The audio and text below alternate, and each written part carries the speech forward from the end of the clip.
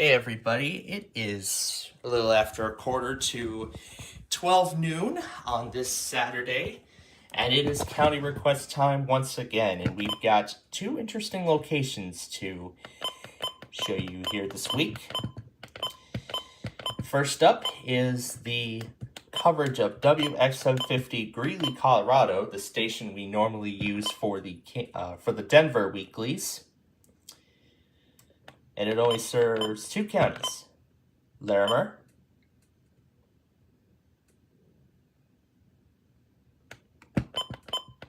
and Weld. Yep, just those two. And lastly, XLN647 out of Charlottetown, Prince Edward Island, Canada.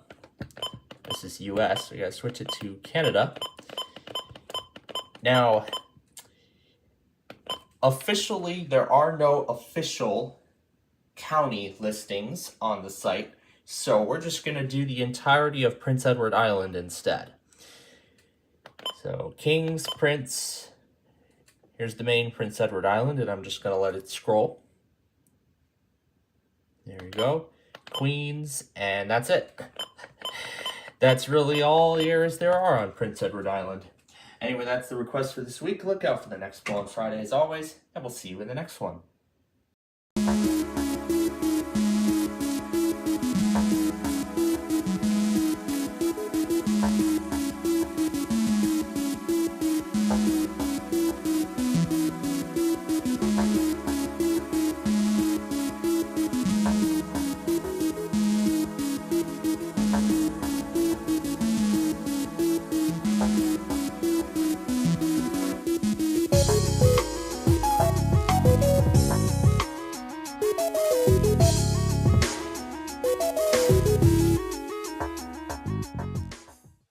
Hey everybody, it is nostalgia time once again, and I've got another dozen Acer machines that we're going to be taking a look at their installs of.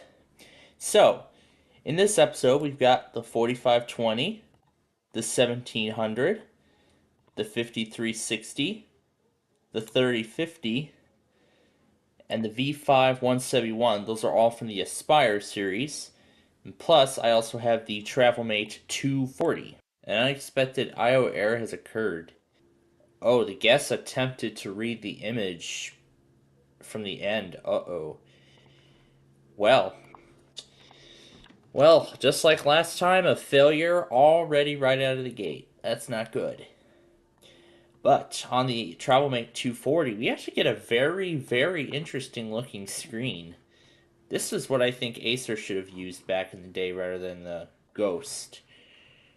So it says, please select your language. However, I don't see a cursor. It doesn't give me like options like the keyboard or mouse or anything like that. I can hit tab, but nothing happens. All it just does is shows this weirdly decorated picture. But I don't get any mouse input or anything. Can't even click exit. The unknown status for CD-ROM 696. So the 3050 is off and running.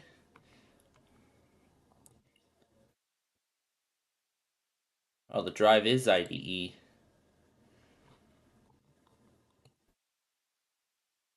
Let me try changing it to SATA and see what happens. Now we get a different error. It's E00D. Yeah, I don't think we're going to end up with any sort of response from this one. So just like in that other episode, 3 Acer discs failed out of 6. Definitely not a sight I want to see. So, we're going to let the other discs do their thing, and we'll take a look at their installs once they're done.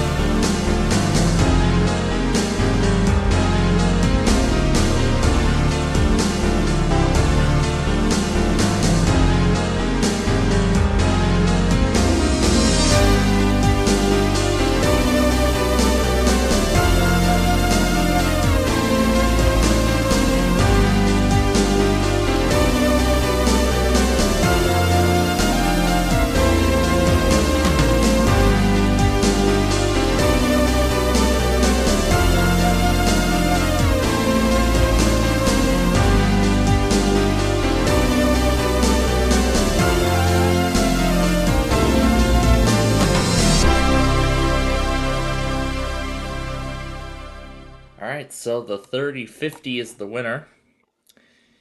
It is going to its out-of-box experience.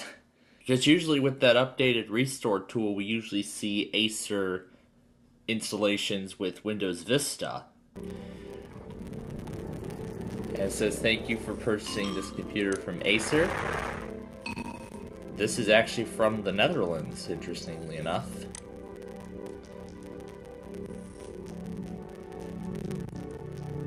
It actually translated a lot of the time zones very well. This is interesting because it also came pre-installed with XP Media Center Edition 2005. So we'll skip the computer name for now.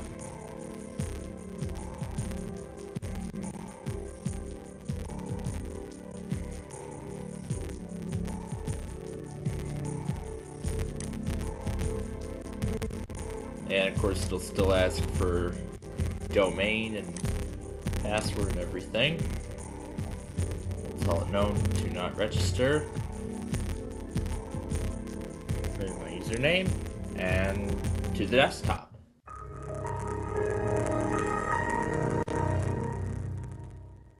I can tell already that this is the Media Center Edition because of the custom variant of the Luna theme, which is included by default on XP.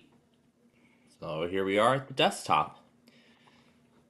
So now it's got to go through the launch tool while it finishes installing all remaining software.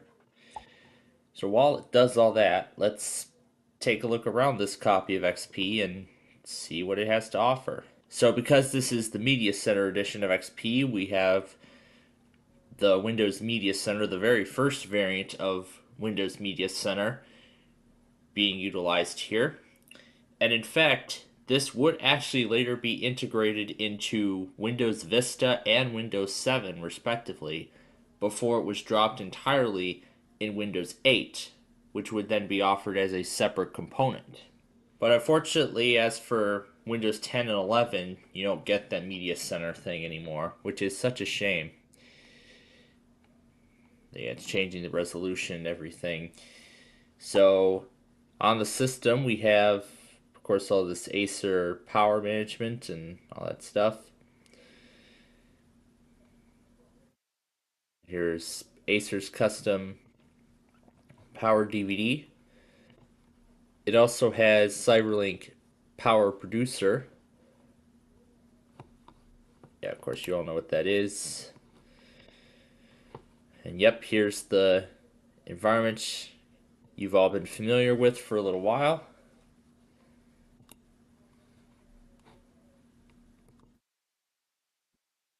NTI-CD DVD Maker 7 is on here. Norton Antivirus is actually installed already on the system rather than being provided on a separate CD. And then the Empowering Technologies opens up this bar with, of course, all these options, which we've seen many times before. And it also comes with some Plus Digital Media Edition extras, such as Windows Dancer and Party Mode.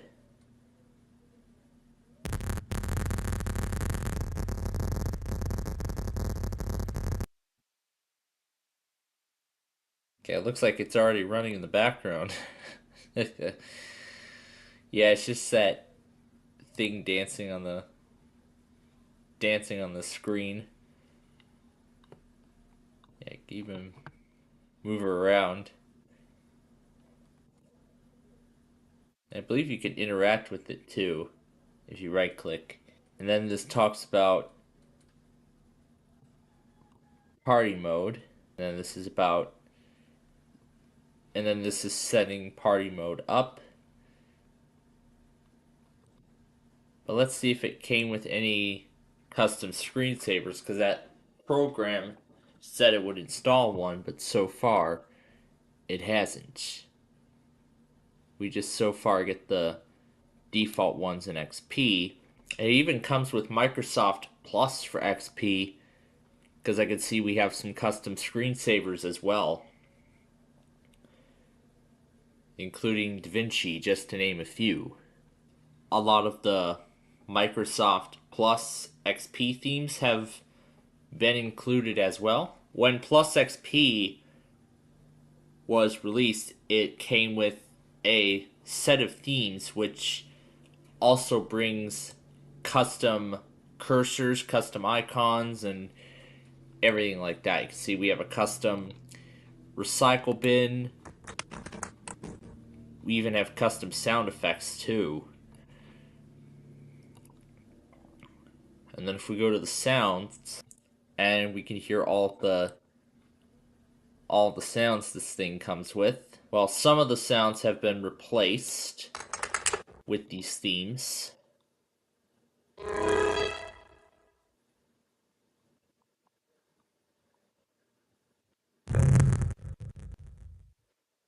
However, some of the default ones remain.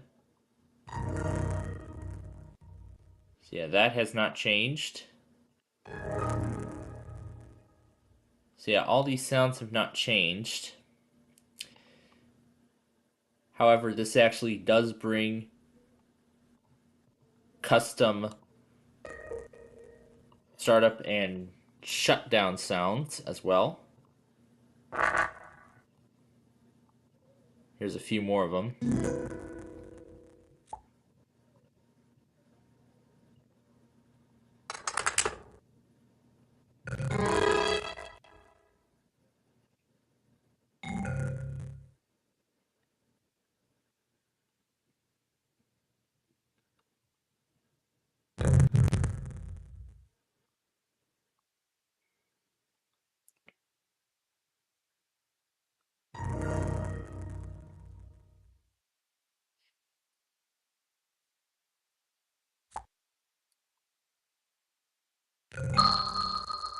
I suppose this is the same sound where that Fitness Gram Pacer cue is from.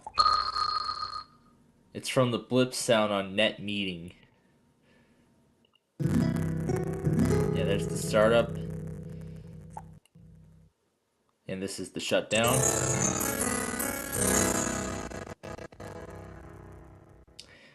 And then, of course, there's several other ones too. And if I go back to the properties menu, this is space right here. Each of these plus themes are unique in their own way. They have their own skew of window designs.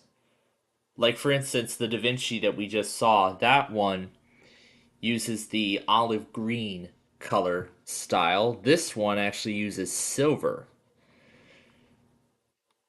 And it even has its own custom background as well. You can see it's a picture of the Earth. The cursor is a spaceship. The recycle bin is a crescent moon. And I believe it makes some changes to the Explorer as well, with some custom icons there. And it doesn't look like it does that in this case. But then again, I believe it adjusts the sounds as well. So of course they all have their own sound. You know what? I would really like to end it with this one. So, oh yeah, and it's got Adobe Reader 7 as well. But let me show the complete list of all the apps that are installed. So there's the Digital Media Edition that came pre-installed. There's all the standard games, Backup Now 4. There's Norton.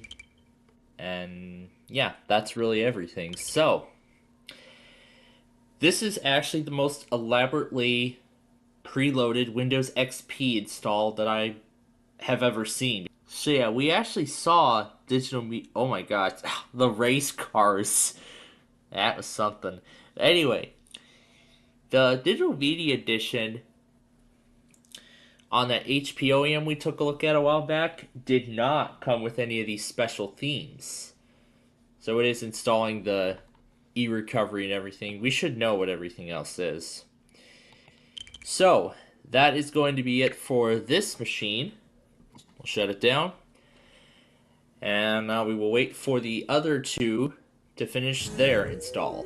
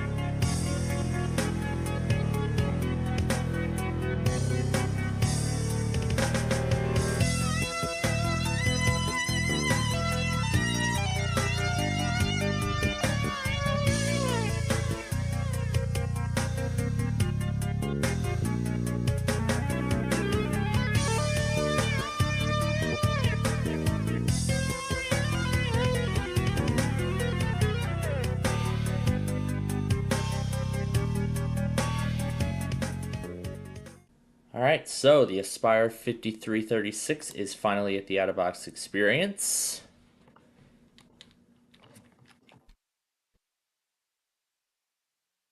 Aspire 5336.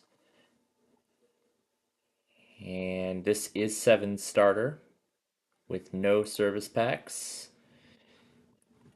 And now to the desktop. Alright, and like before, we'll skip the registration card and we'll activate the Trial of McAfee. And there is the same Aspire wallpaper that we saw when we installed an Acer of similar nature like this. So here we finally are at the desktop. I ended up creating a new user account, leaving it the default keyboard layout in this specific version. So let's take a look at what it has. So these are all the games it's got. There's that spin and win game that we saw in the last episode, where I was telling you about that ladder mode, one of the money ladder modes in there. And it's got Spell Jam too. Poker Pop, I wonder what this is. I'm thinking this is poker, but we'll take a look at it. There's the Acer recovery stuff, the backup manager. These are all the Game Zone games. There's the Acer user guide, Esabi, the WinLocker. This is an Intel machine. There's Norton, and there's the installer for Skype. And that's really all there is to see. And considering that that was a new install, now even though that was an updated installer, this is still 7 starter RTM, because we do not get the option to change backgrounds or anything like that. Alright, let's actually see what this Poker Pop game is.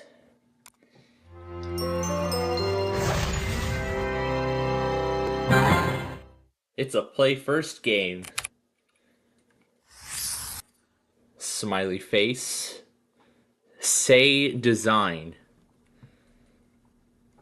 And there's Obarian, the same people that are responsible for distributing the game. You are about to embark on the voyage of a lifetime.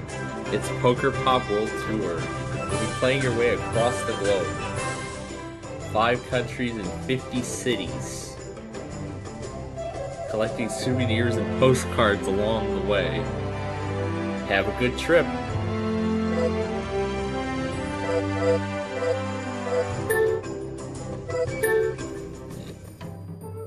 Learning Poker Pop is easy. You will need to create certain poker hands. Here's how to do it.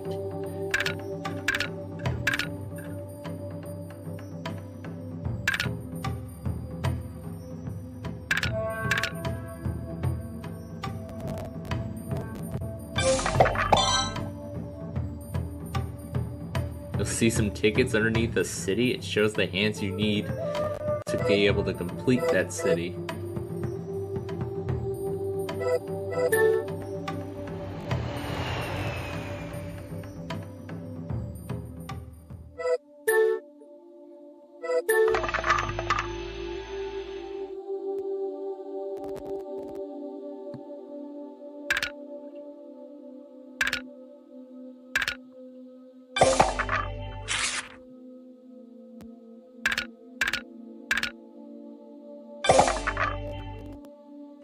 So yeah, basically you gotta make poker hands.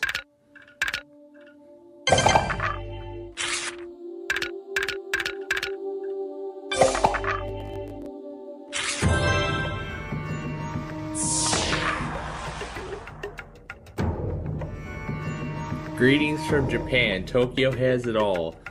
A raging nightlife, delicious sushi bars, trendy karaoke joints, and more vending machines than any city in the world. Oh gosh, what a great place to start the world tour.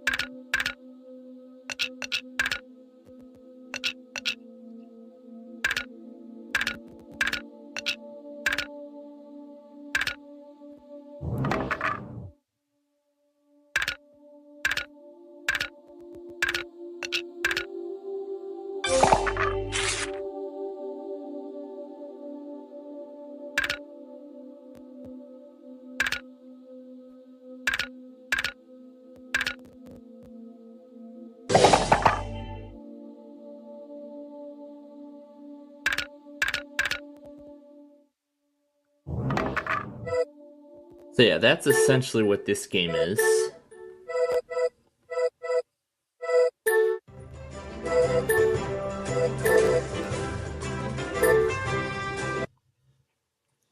So yeah, that's actually a really interesting game for what it is. So, and I'm guessing it's going to come with live essentials and all that other stuff that we've seen in previous installs. So the V5171 is actually just about done, so we'll wait for that to finish and then we will look at its install.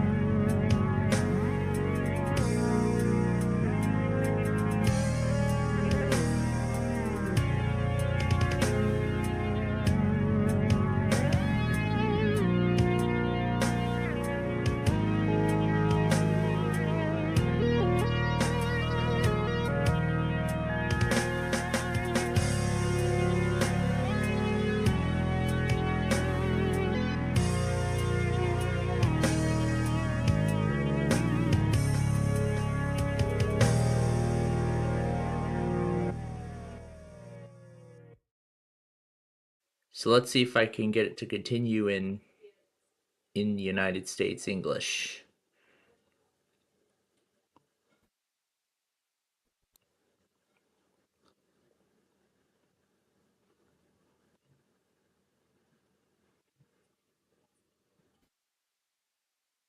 Oh, looks like I can continue in English.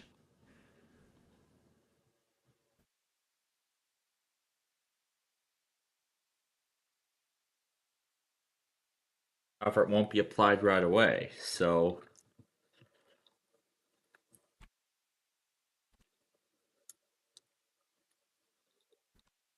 that's okay. This is Service Pack 1 of 7 Home Premium. We'll keep the time as it is. And now to the desktop. So there's what the logon screen looks like in Dutch, German. I'm guessing that's German. So here we are at the desktop. So right away we have a couple of ClearFi programs. We have ClearFi Media, which I'm guessing is a media player. And then this photo thing is a photo viewer. But then, of course, there's the recycle bin, Acer's games, the registration card. We haven't seen what it looked like in Dutch yet, so let's see what it looks like in that language. But anyway, there's McAfee and then the full version of Skype, which is already pre-installed. So look at what else we've got. There's Adobe Reader 10 and that Foos Kits program that we took a look at already. It's also got Office 2010, which I suppose is a trial of Office Starter. And there's all of Windows Live Essentials. And then there's Acer's tools, including that ClearFi thing. There's their backup manager. And then this is the user guide. That's the startup folder. I've never seen CyberLink Media Expresso, and it has its own gadget. Yeah, that's the registration card. So, yeah, that CyberLink program even comes with its own gadget. But while that finishes loading, there's WinLocker. We know Evernote requires a sign-in. And there's McAfee. There's Silverlight. There's that News Expresso. And then Norton's Online Backup. And then the remaining ones are the usual stuff. Here's all the games Acer chose for this machine.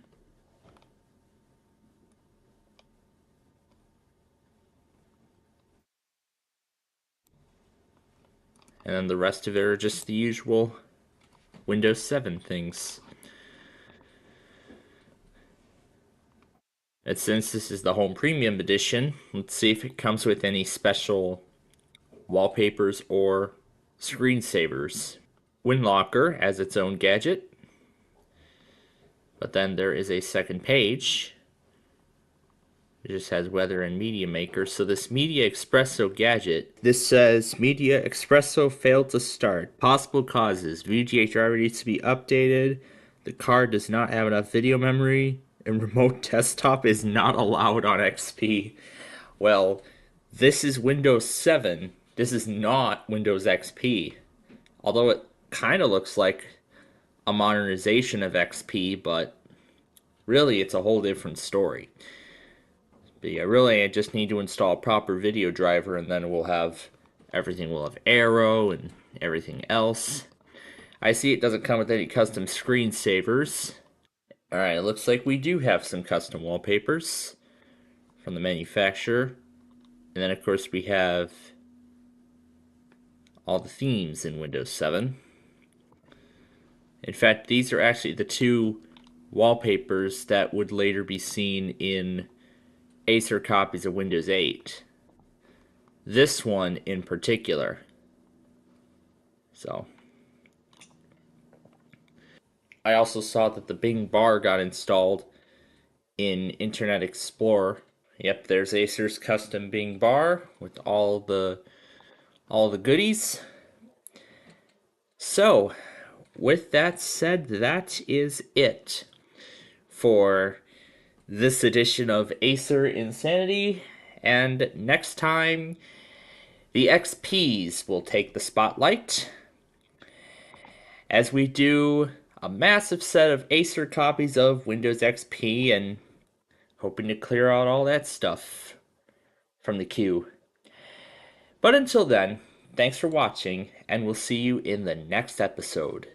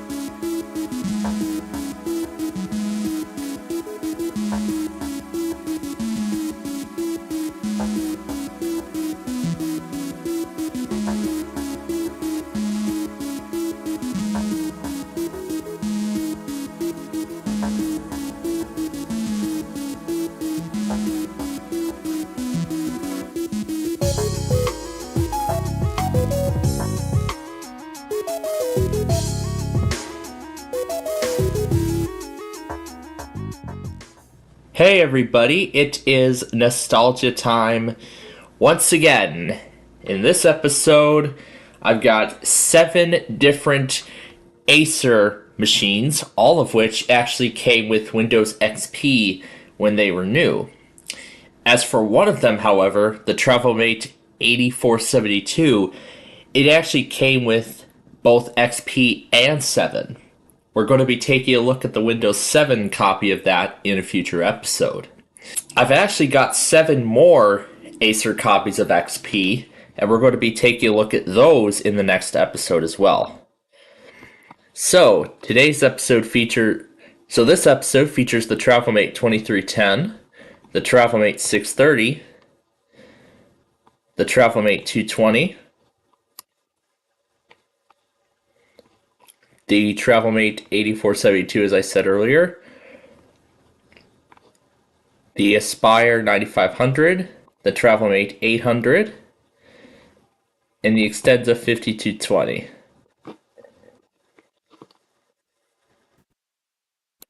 So now let's get the restore started.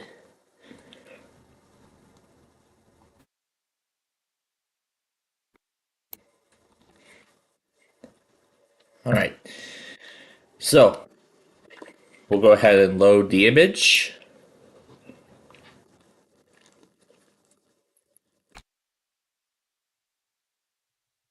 Here's the system CD, but we need to insert disk 1.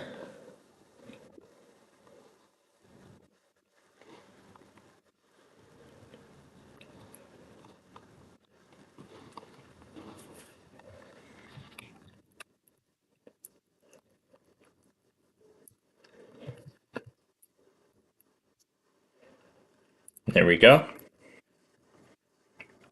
We'll scan for images. We'll open the folder, and there it is.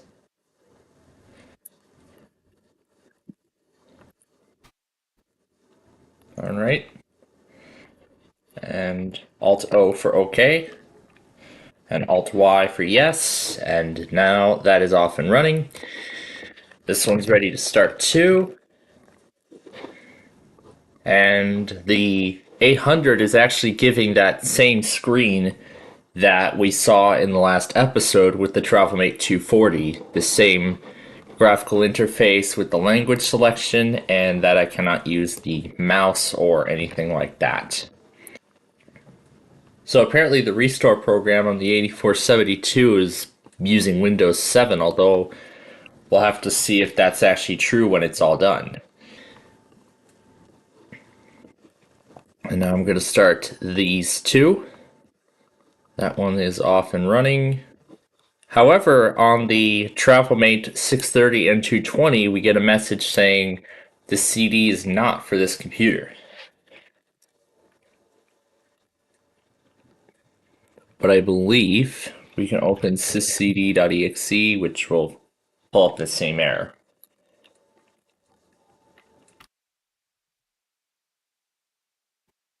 So let's see what we can do with this. Cannot access disk 1. Cannot reach sector of disk 0.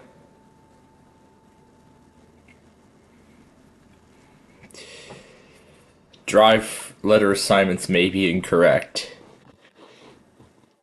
Alright, so I replaced it with a SATA disk. Now it shows the drives and partitions. We really can't do much here, so unfortunately, these two are failures. So we're in this case down to 4 already.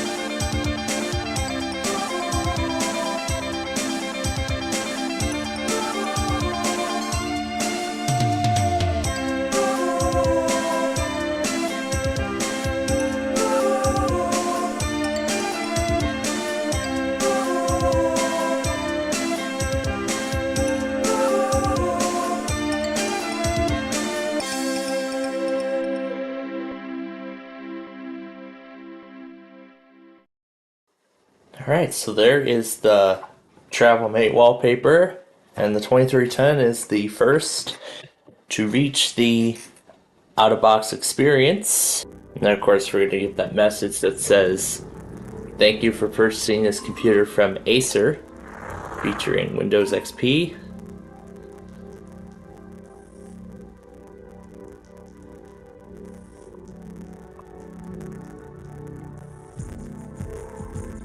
I'm going to assume this is United States.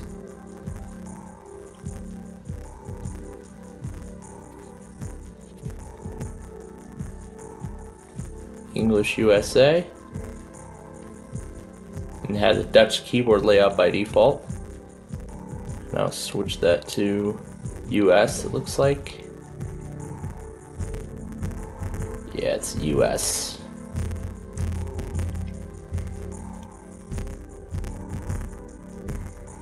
And it has mentions of some of the central cities. Comes with XP Home Edition. Say yes to automatic updates, even though they don't work. We will skip the computer name for now. We'll skip the internet connection. No, we will not register. We will use this machine. And we'll hit finish and head off to the desktop. Alright, here comes the TravelMate's desktop, as the 8472 is now restoring the system from the newly created recovery partition. The 9500 is almost done. Alright, so let's take a look at this TravelMate install. So we have Adobe Reader 6. We got that Acer eManager. We also have the custom Power DVD. And then there's NTI DVD Maker 7. Of course, Acer wants to restart it again. We didn't even need to go into Falcon 4 and update the drivers after all. That's great. But anyway, let's take a look at this install and see what it's got.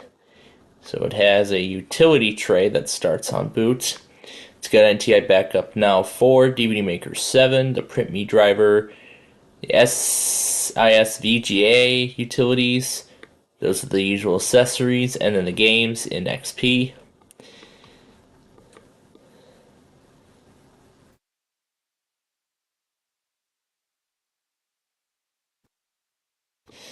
Then we also have Adobe Reader 6, Norton Antivirus, which requires that separate CD.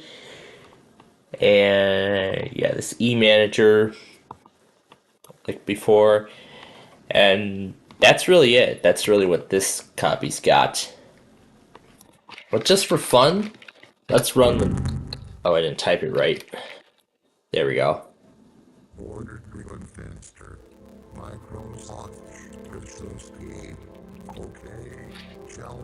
And this Acer is actually in English.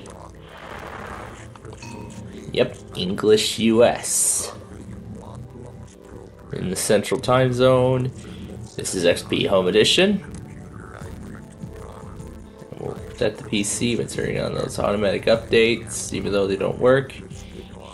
And the 8472 is done, but let's verify that this is XP. And we'll hit no. And yep, that is indeed XP. Wow, this is lovely. AZ Mixer Cell.exe has closed unexpectedly. Well, that's lovely. So, I can already tell what it's got installed. It's got Adobe Reader 7. We have Acer Arcade, which of course was exclusive to these Aspire machines, which we know that it looks like a custom variation of Windows Media Center, which was included in XP Media Center Edition that we took a look at in the last episode on another Acer Aspire installation. We got CyberLink Power Producer, which we know what that is, NTI Backup Now 4 and CD DVD Maker 7.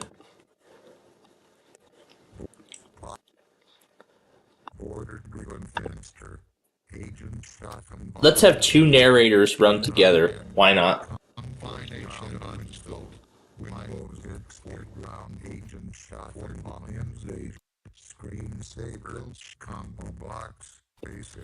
Yeah, here's the screensaver on both of them. They're both pretty much identical the except the ending background is different. There's one for the Aspire, and then there's one for the Travel Mate.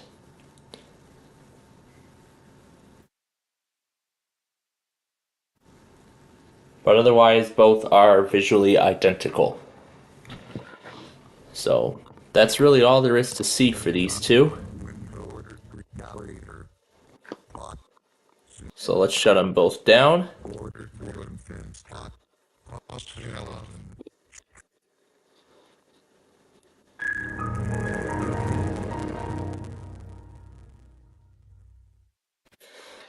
Alright, now we're at the out-of-box experience on the 8472, which is also in English.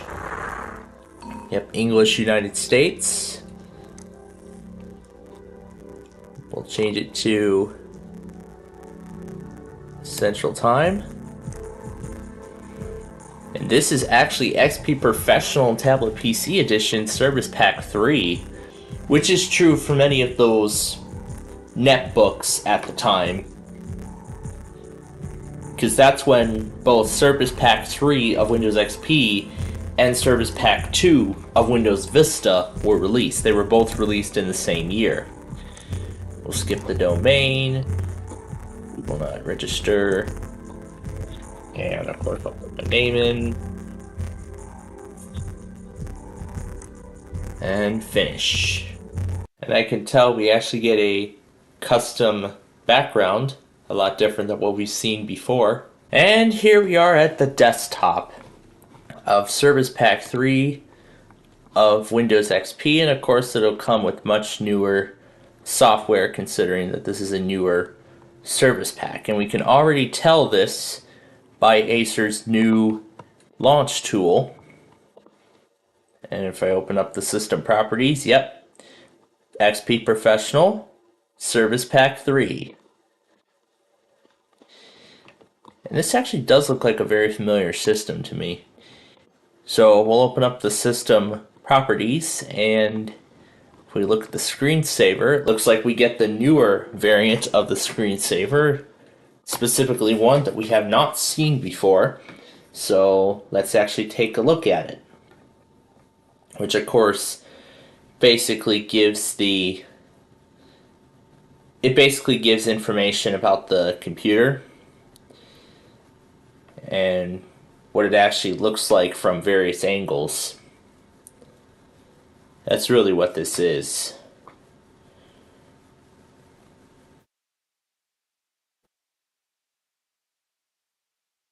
So that's really all this screensaver is. It just shows the back of the laptop, and then it shows it in various angles. Halfway open and then fully open. So Acer included Windows 7, I believe, pre-installed, but then allowed the user the option to downgrade it to XP, which,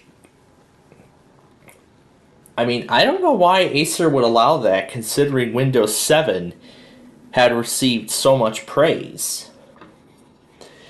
But then again, so let's take a look at what is actually installed. And we've actually got newer versions of apps that we've seen. So we have the updated eRecovery. There's that backup manager, and there's the eSabi. And in fact, all of these are actually what we will see when we install the Windows 7 copy later on. So there's the Intel Rapid Storage, there's the Launch Manager, there's McAfee, and it has the 60-day trial of Microsoft Office 2007. It's got SQL Server 2005, Norton Backup, NTF Backup Now 5, Media Maker 8, the installer for Skype. And I did not know XP was compatible with Live Essentials. It doesn't have Movie Maker because Windows XP already has one. but we've also got an Acrobat Reader version 9, and we don't get any special games on this one because XP already has some preloaded. So this is Internet Explorer 8. We have Acer's Google Bar and this McAfee toolbar as well. So yeah, so that's really it for this TravelMate. And that's going to essentially do it for this round of Windows XP Acer OEM installs. As I mentioned, I've got 7 more of these, and we're going to do them all next time. But until then, thanks for watching, and we'll see you in the next episode.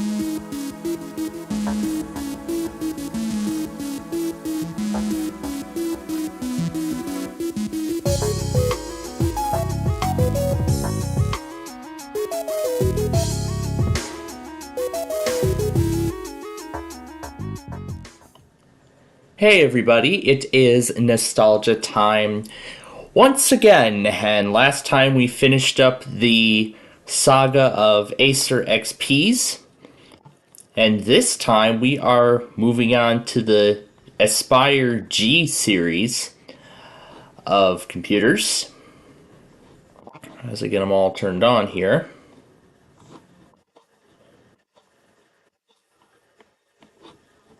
So 2 of them failed to start.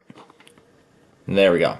So, in this episode we got the Aspire 5520, 5551, 5745, 6935, and 5741 series of laptop computers.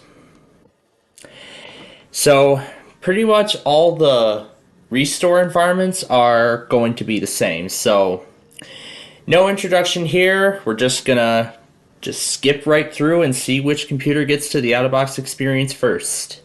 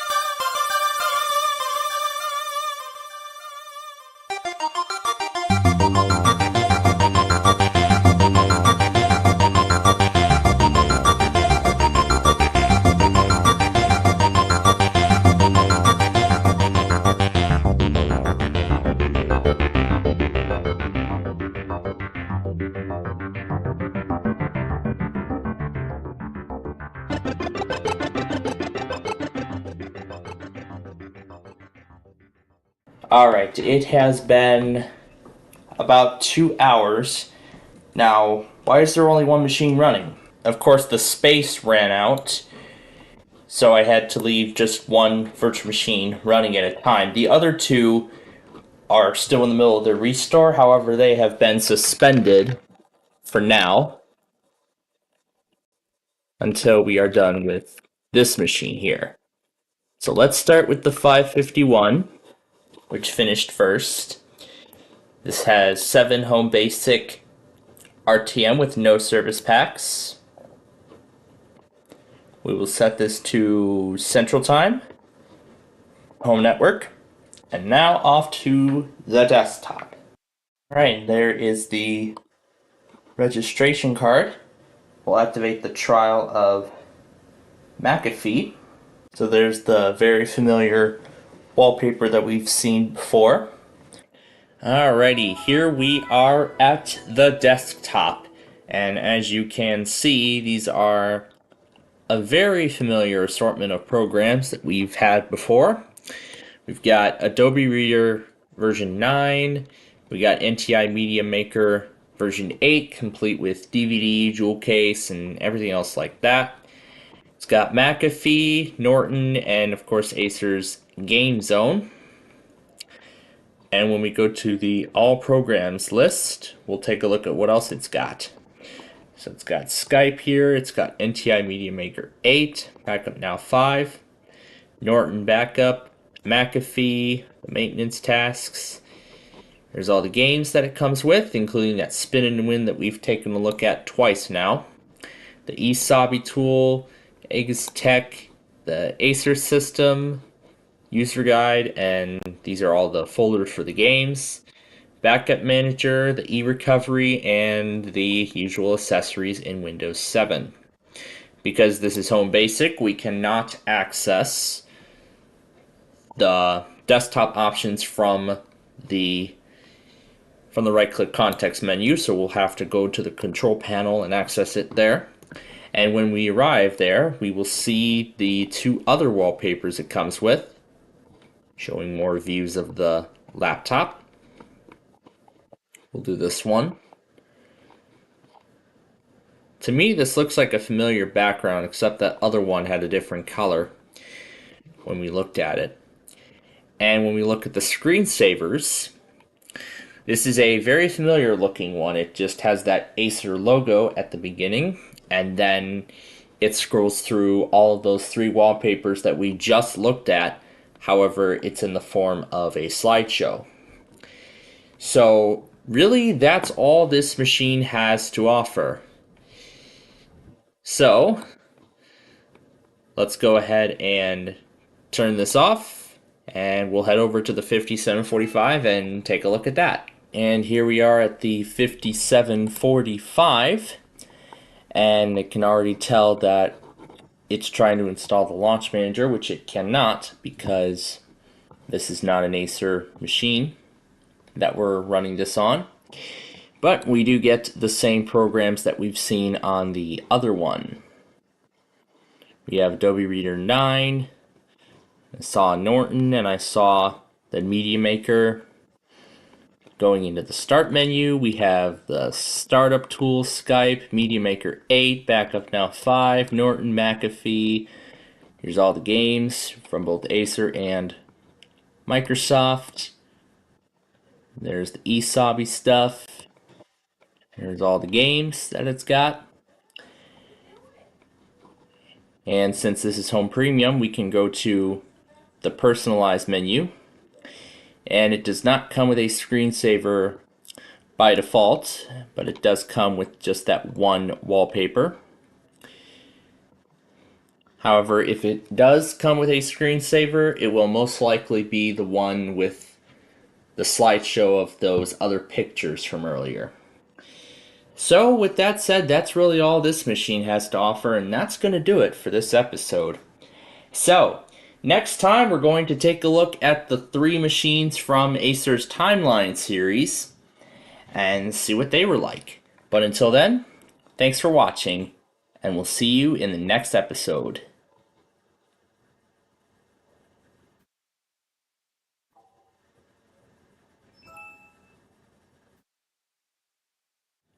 So that's really about it for the G lineup of Acer computers.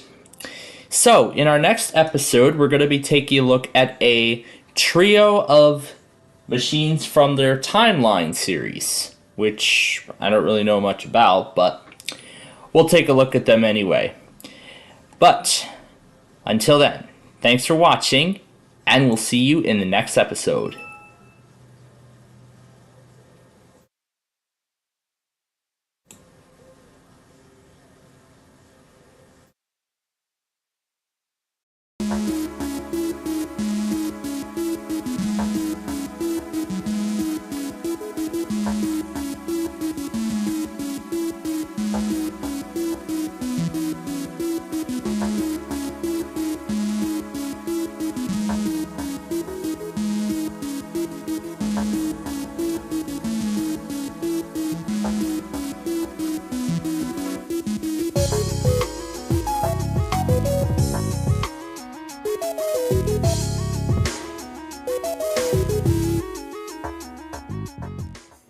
Hey everybody, it is nostalgia time once again, and we have just finished the Acer G series, and this time we're going to be taking a look at the Timeline series of laptops that Acer produced. So, in this episode, we're going to be taking a look at the Timeline 3810 TG, the 3830 TG, and the 5820 TG. All of these computers actually came with Windows 7 Home Premium. 2 of them came with 764, the other came with 732, 32-bit. Now, considering that this is going to be Windows 7, all of the restore screens are going to be the exact same, and the process is going to be very similar. So, with that being considered, let's just skip right to the time lapse and see which one gets to the out of box first.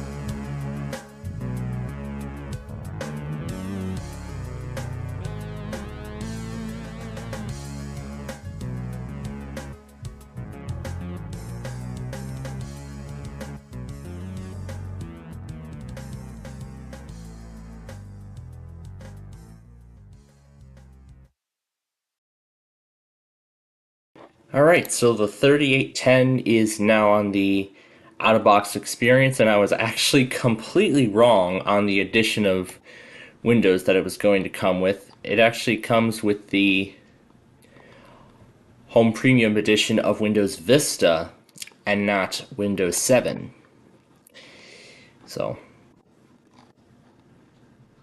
I guess we can only continue with this kind of setup, but let's see if I can set it to English US.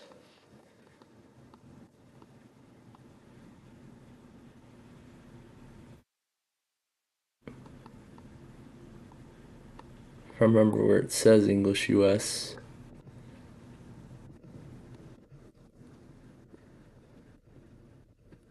Yeah, let's just continue like that. This is Vista Home Basic and Home Premium Service Pack 1. And I'm going to change the keyboard layout to English. That was English US. And we'll skip the password. Okay. Timeline 3810. I guess that's as far as it'll let me go. Okay. So I see we have some custom backgrounds already. So here's the first one. This is actually what the computer looked like. Here's what it looks like with it open. And then here's a backside view. Let's do this one. Why not? We'll use recommended settings even though it doesn't even work. And this is the offer about McAfee. Yeah, sure. Why not? Let's activate it. Let's activate McAfee anyway. So, because this is Vista, it's going to check the system performance, and then we will be at the desktop.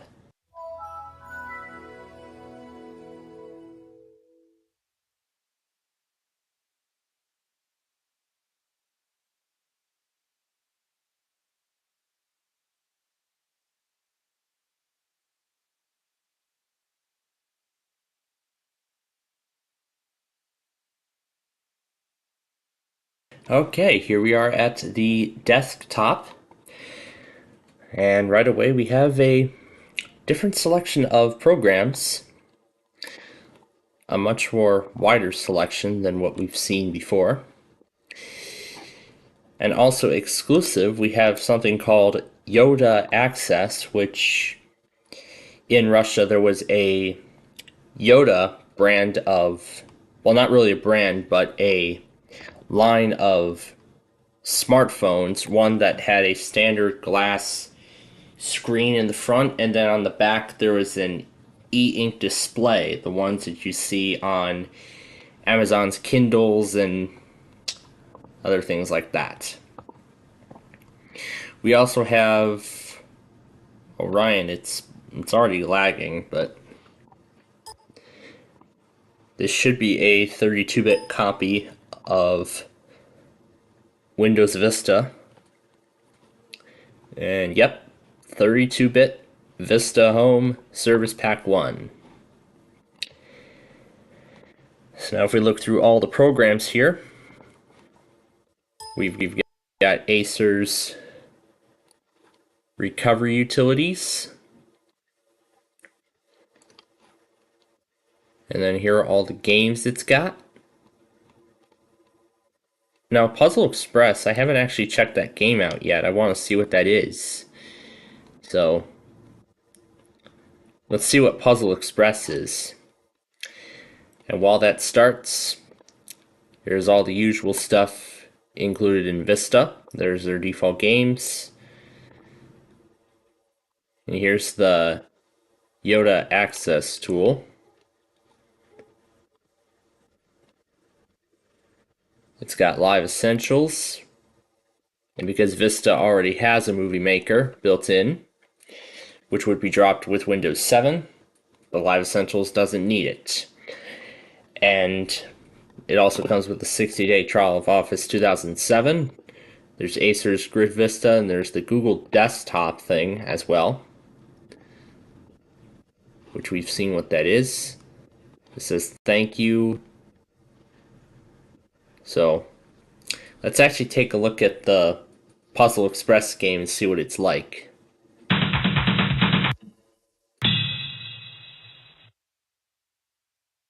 Well, that's an interesting animation for a logo.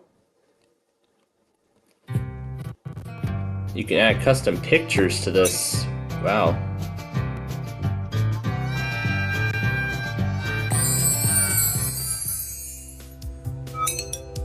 So you have to fill trains. Pick pieces from the conveyor belt by left clicking and then rotate into the desired position. This reminds me of Tetris already. Alright, let's start the game.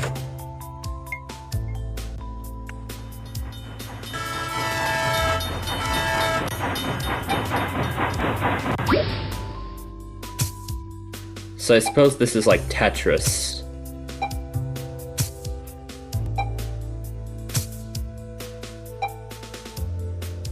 Yeah, this is Tetris essentially.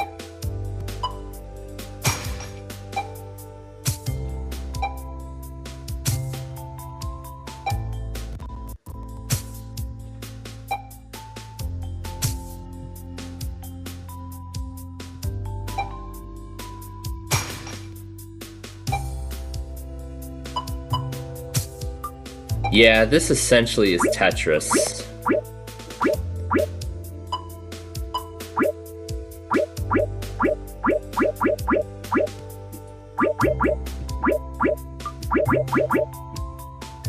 Yeah, really that's what this is, so I'll click exit to Windows, meaning it will go back to the desktop here. Modem not detected, it says. It also translated Aspire to Safflower as Safflower Timelines. That is so weird. But then there's that WinLocker, and there's Microsoft Works. And it's got McAfee and that Matrix thing. So yeah, that's really all this machine comes with. So let's go ahead and turn it off. And now we'll wait for the other.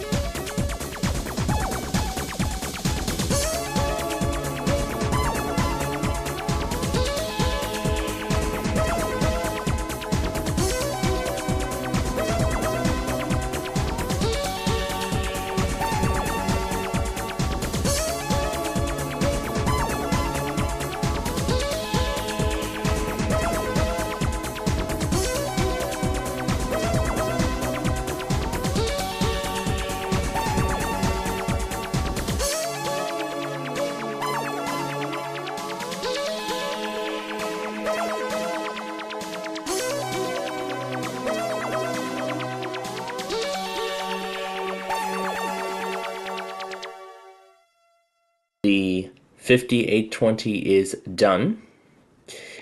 Here is its out-of-box experience. We'll actually just name this timeline 5820.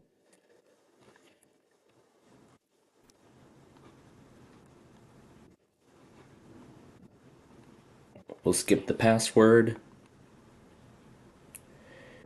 And this is the agreement for both Home Premium, RTM with no service packs, and Acer. We'll use the recommended coordinated universal time. We want central. And to a home network. And now off to the desktop. And the other timeline is now in its out-of-box experience. It's just the same as the other one. It'll be interesting seeing what both of these look like together. So once again, RTM Home Premium, no service packs, Central Time Zone, and this is on a home network, and now that one is off to the desktop. However, interestingly, on the 5820, the registration card is not showing up, which usually appears right after the out-of-box experience. And we can see by default, it has set the background to what the actual computer looks like when open from an angle. Alright, so I had to shut down the other machine because it was very unresponsive. So we'll get back to that in just a moment. But anyway, here we are at the desktop of the Aspire timeline, and right away we see we've got some very familiar looking apps. We've seen these before. Got Adobe Reader 9, Media Maker 8, and the Game Zone. Of course, we have the 60-day trial of Office 2007. Here's all the accessories in Windows 7. And here's all the games that Acer included with this one, including that Spelljam. There's the WinLocker, Esabi. This is the complete game lineup. There's the Intel stuff, McAfee, that Trial of Office, Norton Online Backup, Media Maker 5 for Backup Now 5, and then Media Maker 8, the Skype installer, and then VCM in the startup folder. Now if we look at the system properties, this is a 64-bit RTM edition of Windows 7 Home Premium that is. Now if we go to the backgrounds folder, well, now if we look at the desktop background section of the control panel, here's all the backgrounds we get. There are actually 2 more backgrounds that are included as well. Here's another model. This one looks to be in black. And here it is with the lid closed. And this, I believe, is that same model, but yet all these backgrounds are actually the same model and they show different angles. So that's what that is. And now if we look at the screensaver, it does not come with any. However, if it does end up coming with a screensaver, then it'll most likely be the one with the slideshows of all these images that we just saw. So now we're going to turn this one off and we're going to go back to the other one now and take a look at that. Here we are at the desktop of the 3830, and we again have some very similar programs. We have the Acer Games tool, and then we have that registration card. But this is something I have not seen before. Yeah, so I actually created a second account so that way I can let one do the software installation, then let the other one is so I can take a look at it. So here's Acer's USB Charge Manager tool that's exclusive to this specific computer. When the notebook is actually plugged into power, you can actually charge your phone or tablet from the computer even when it's turned off. That's very revolutionary. I do not think any other computers even have this technology.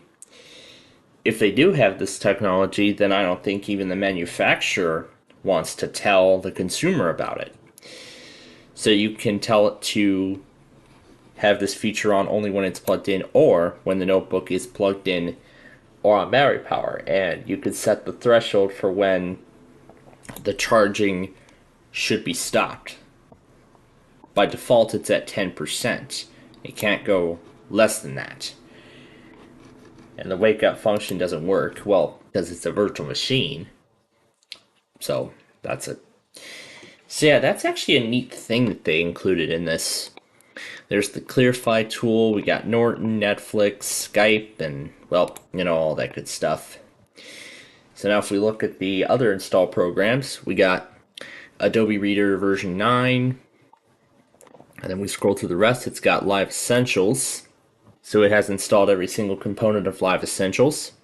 There's VCM in the startup folder, the Skype installer, Norton Online Backup, Silverlight. This is an Intel machine, so of course there's Intel stuff. And now here is the complete list of games, both what Acer has included and the usual ones in Windows 7. It's even got Namco's Pac-Man on here, which actually is a special edition. I think this is like a Namco museum kind of component. Yes, because there is actually a Namco museum game for the Nintendo DS. I don't know if there's one for the Nintendo Wii or on any other platform, but that's all I know of right now. In fact, I've had that game for a long time. I haven't touched my Nintendo DS since, but I do still have the game. So anyway, here's the rest of it. The user's guide. We haven't looked at the user's guide, haven't we? Yeah, let's take a look. So, of course, this is where you back up your files. So here's all the games it's got. So of course those files will be extracted for the first time. And here is the user's guide for the Acer notebook from 2011. It says it's from 2011, so this is actually an early 2011 machine because this was just before the release of Windows 7 Service Pack 1. So of course it is 64-bit. And now if we go to the background settings, we can actually see what kind of backgrounds it includes. But what I find interesting about this is that it actually has the default background from the starter edition.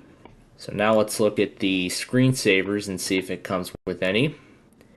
And it does not look like it does. However, it has included a special Windows Live Photo Gallery slideshow screensaver. However, there are no pictures, so, well, no pictures other than the default ones. If we go to there, yep, there's the sample photos. So yeah, no other pictures other than the sample photos. So I guess it usually looks in the root of the pictures folder in order for the slideshow to work. So let's move the sample photos out of that folder, and now when I go to screensaver and go to the photo gallery, there we go. So now the pictures display. So it's looking in the root of the pictures folder and not in the sample photos. So that's what this is like. So yeah, with that said, that's it then for the Acer Timeline series of laptops. So in the next episode, we're going to be taking a look at a pair of Veriton machines that were released during this time, as it was more suited towards businesses. So it's going to be interesting to see what that looks like. But until then, thanks for watching, and we'll see you in the next episode.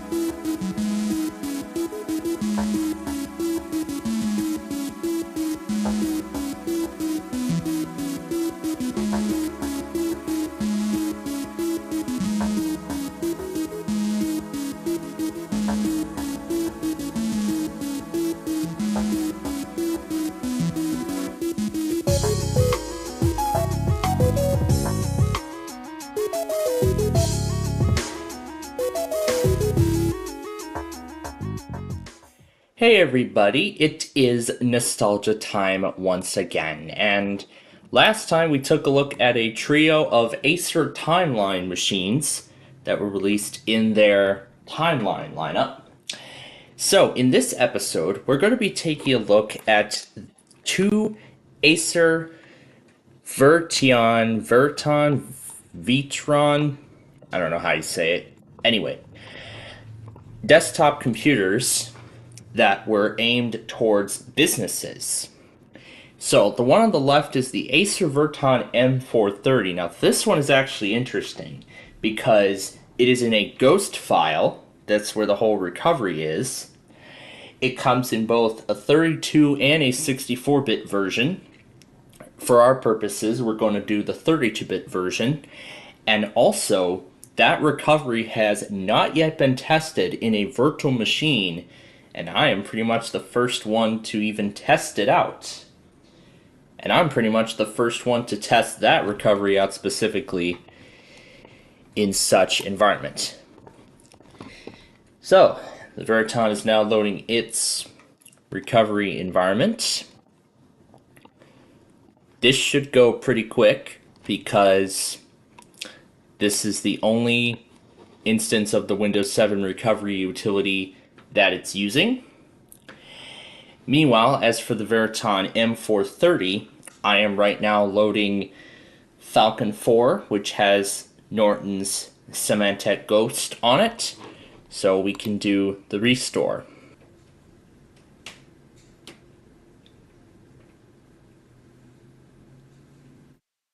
Yeah, as I figured, it's not going to work. Okay, so what I'm going to do right now is I'm going to let this other one go. I'm going to grab a system disk, and then we'll come back to it when I have that ready. What I'm going to do now is put in the flash drive that I have also plugged in. I've got two flash drives. One has the disks for the X275 and the other has the ghost file for the M430.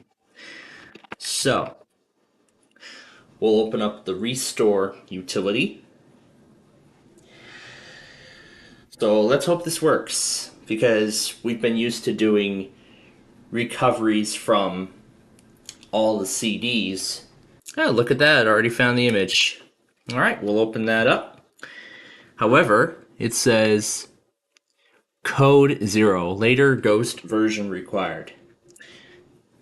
Okay, so what this means then is that this is an older version of Symantec Ghost. We probably needed Falcon 4.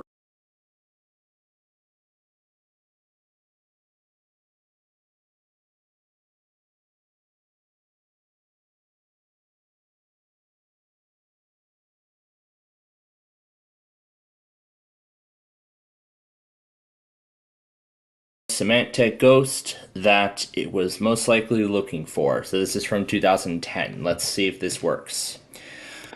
So I can actually use the cursor since we're on a boot disk. Nope, it does not seem to have appeared. So let's try reconnecting it. So we'll wait and see if the boot disk eventually recognizes the flash drive. But until then, the other Veriton is ready to go. Well, almost ready to go. It's right now finalizing its setup task. It's preparing devices.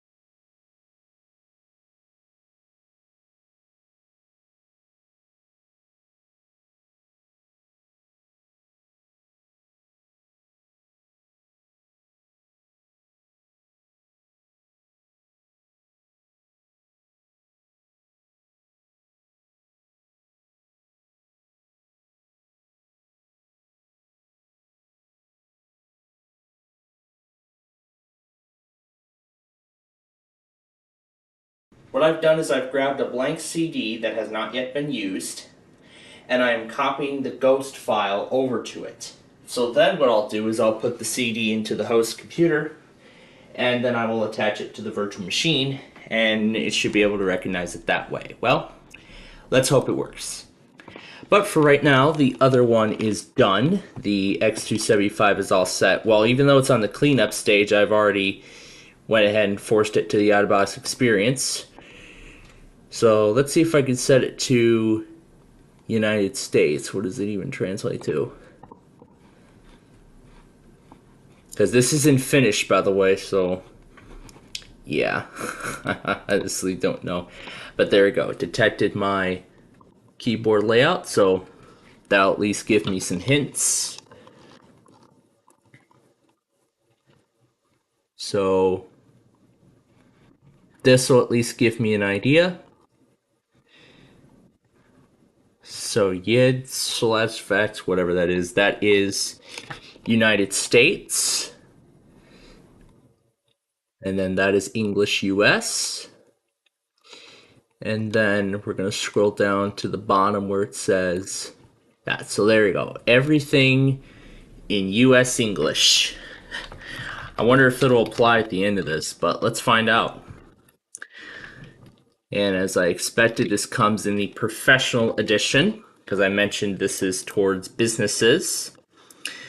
And this is RTM with no service packs. We will use the recommended settings, and let's see where Chicago is. Mexico City, Monterey. That is Central Time. And now off to the desktop. So what I'm trying now is I'm burning the ghost file to the CD, and it should hopefully work, but we'll find out. For right now though, here we are at the desktop of the Veriton X275. It almost looks like a very familiar setup, but considering that this is a business-based machine, it comes, as I've mentioned, with Windows 7 Professional. The launch tool with the software came up before the out-of-box experience, which usually happens with Service Pack 1. But interestingly, this is happening with the RTM edition. So, interesting. But we also have a different program on here. It's called the Veriton Control Center. which I suppose is a control panel for the computer. Yep. So basically, this has options for, power saving measures, configuring smart boot, which I suppose is a tool that helps minimize the boot time. And then quick migration is a data transfer tool. And then we know what e-settings and e-lock and everything else is. So I'll just tell it no. But let's take a look at the rest. So we've also got Adobe Reader 9. We have Office 2010 because it was just released at that period of time. And then of course we have Windows Update and all that stuff. And because this is the professional edition of Windows 7, we get the Windows Virtual PC program preloaded. So let's just type in the... Here, let's see if I can... Do I have to put a password in? Yeah, I guess so. Just going to do this for the purposes of this episode.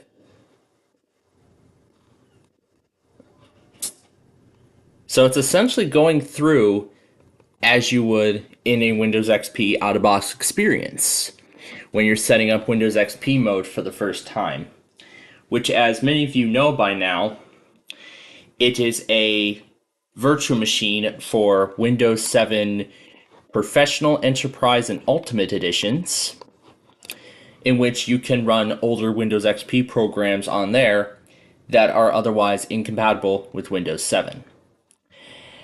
So now that I've burned the CD, let's go back over here, and there's our image.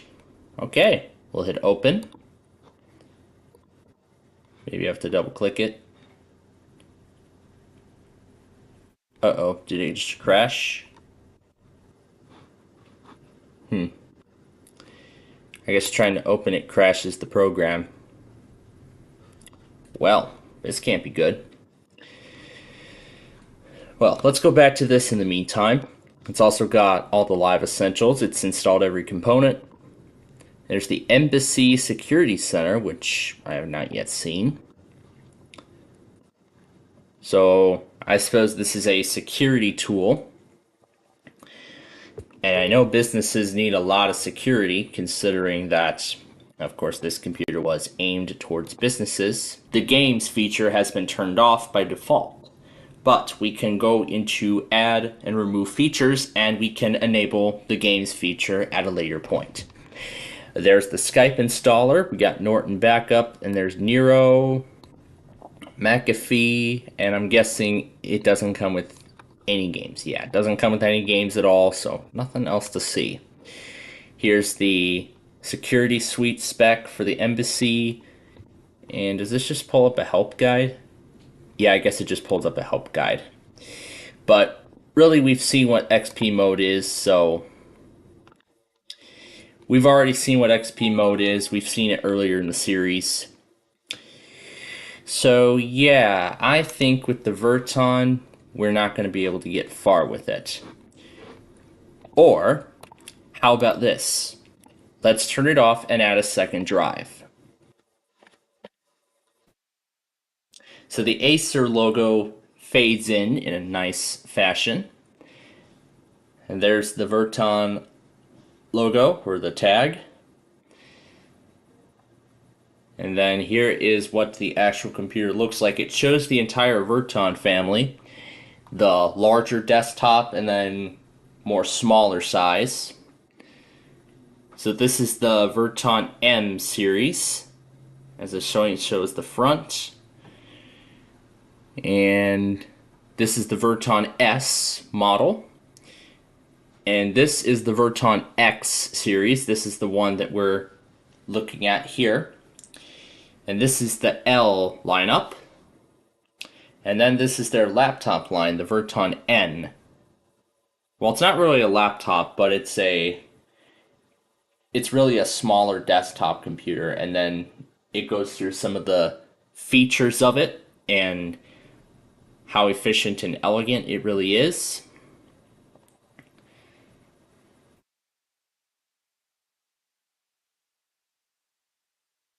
So, so basically, this screensaver talks about the Verton family of Acer machines.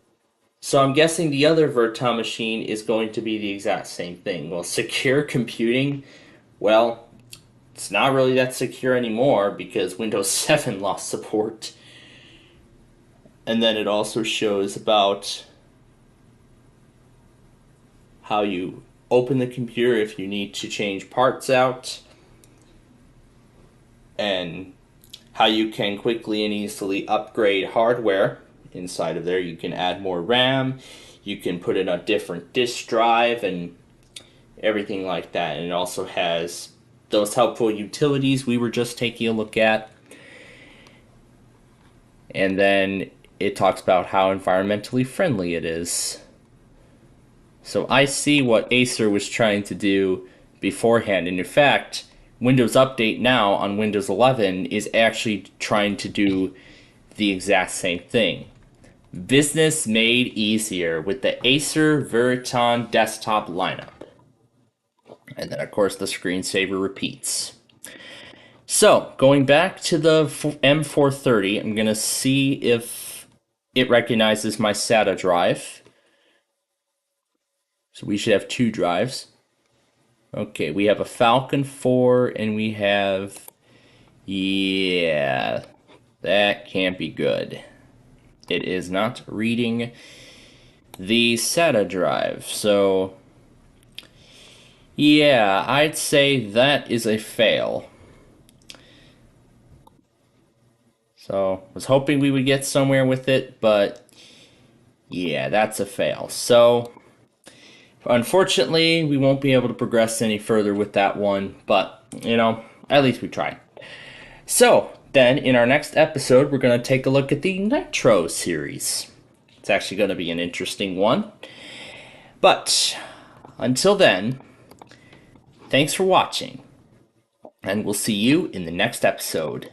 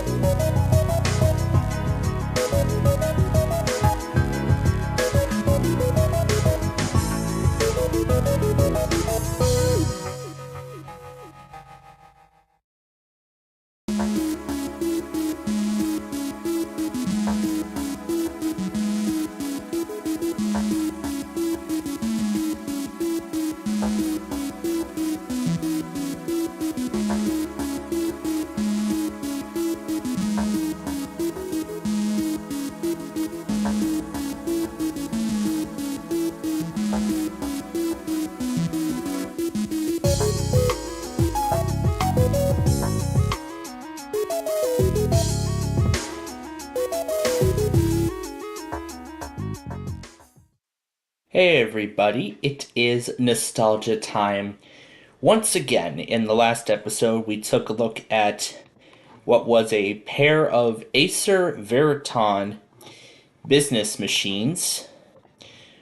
Well, mainly those were business computers designed for professional environments. Now we're going to go back to the consumer side of Acers, and we're actually going to take a look at a pair of Acer Nitros. We have the Acer Nitro 5 and the Acer Nitro 7. The Nitro 5 was created with a third-party backup tool. However, as for the Nitro 7, a virtual machine has already been prepared for us. So that's good. So now all we just need to do is let it boot, and then we will take a look at it.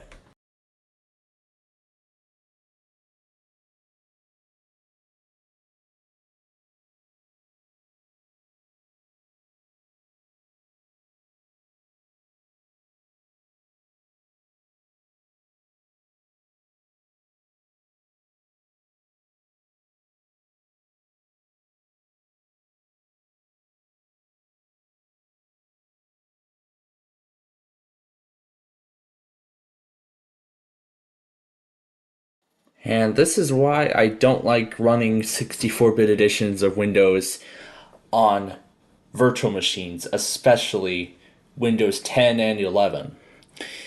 So here we are at the desktop, and it looks like a user had already been created for us, so we didn't even need to go through the out-of-box experience. Isn't that nice? But anyway, the first thing we see is this warning. I guess it's a warning for one of the drivers. Well, because this is not an Acer machine. And there was the network panel. So what we're looking at here is actually a Polish copy of Windows 10 Home, the Home Edition. It looks like it's one of the 19H2 editions, but we'll take a look at what it actually is. So first let's take a look at the start menu. Well, sort of the new style start menu in Windows 10. And yep, we can see the elements of Windows 7 and Windows 8 coming together. And we can see there's all the Windows 10 apps. There's the newer icons for Office. And then there is the Mail app that is actually being depreciated, as later this year Microsoft is actually going to be discontinuing both the Windows 10 Mail and Calendar apps and merging them into a new dedicated Outlook app for Windows. And in fact, the classic Outlook is actually also participating in this change. However, it will not be fully depreciated until 2029, from what I've heard. So, there's a lot of stuff here to take a look at. So, let's see. So, this is going to be a bit different from those Windows 7s that we've seen many times before. So, we have Acer's Network Optimizer. Well, really it's what it is. It's just optimizing stuff. And these are all the usual accessories in Windows 10. The media player, which is now Media Player Legacy. There is actually a new media player in Windows 11. And WordPad, which unfortunately is being completely removed from Windows, which has been a staple of the operating system probably since the beginning, I guess. But anyway, what are we here for? We're here to look at the system, but let's go ahead and start up the Network Optimizer and take a look at what it is, see what it's about.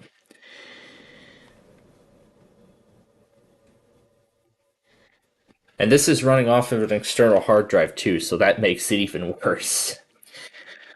So, let's see if I can launch WinVerse so we can take a look at the version of Windows 10 that it comes with.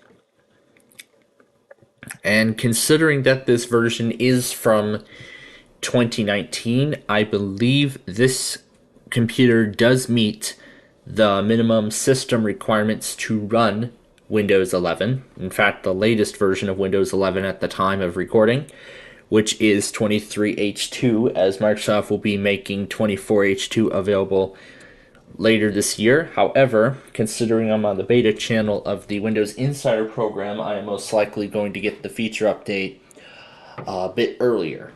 So other than some Acer things, I believe the rest of them are just typical Windows 10 stuff. This is Photos, which is now called Photos Legacy, as there is a new Photos app in Windows 11 that was also rolled out to Windows 10.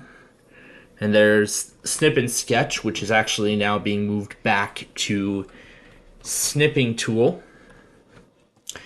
And then we have the PowerShell and the Command Prompt, which is actually now merged as Windows Terminal.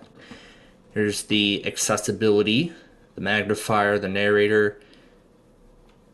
I wonder if the narrator on Windows 10 is translated in Polish, just like we saw with Windows XP. I don't think we tried it with Windows 7.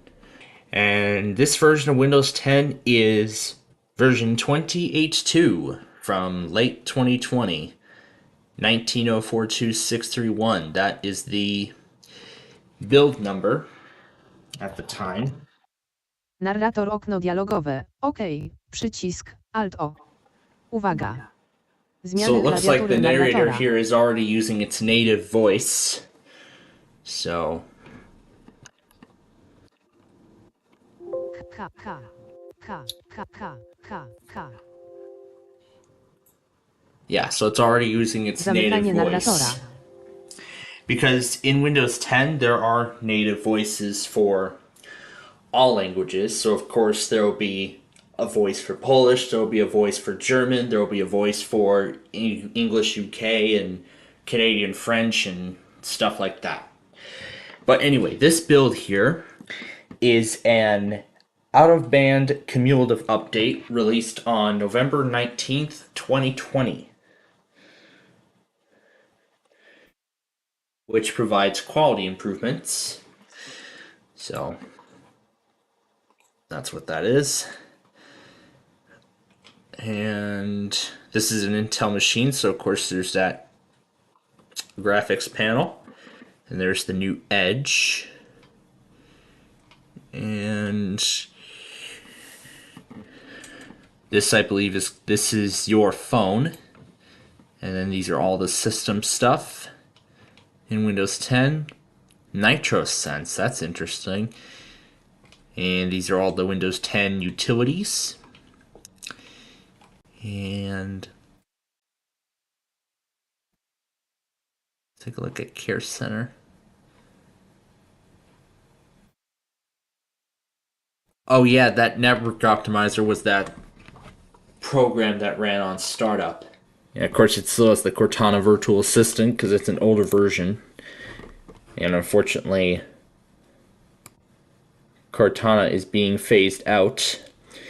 In fact, Cortana is actually no longer available on Windows 11. It's actually now being replaced by Copilot AI, which is actually kind of starting to become a virtual assistant of its own.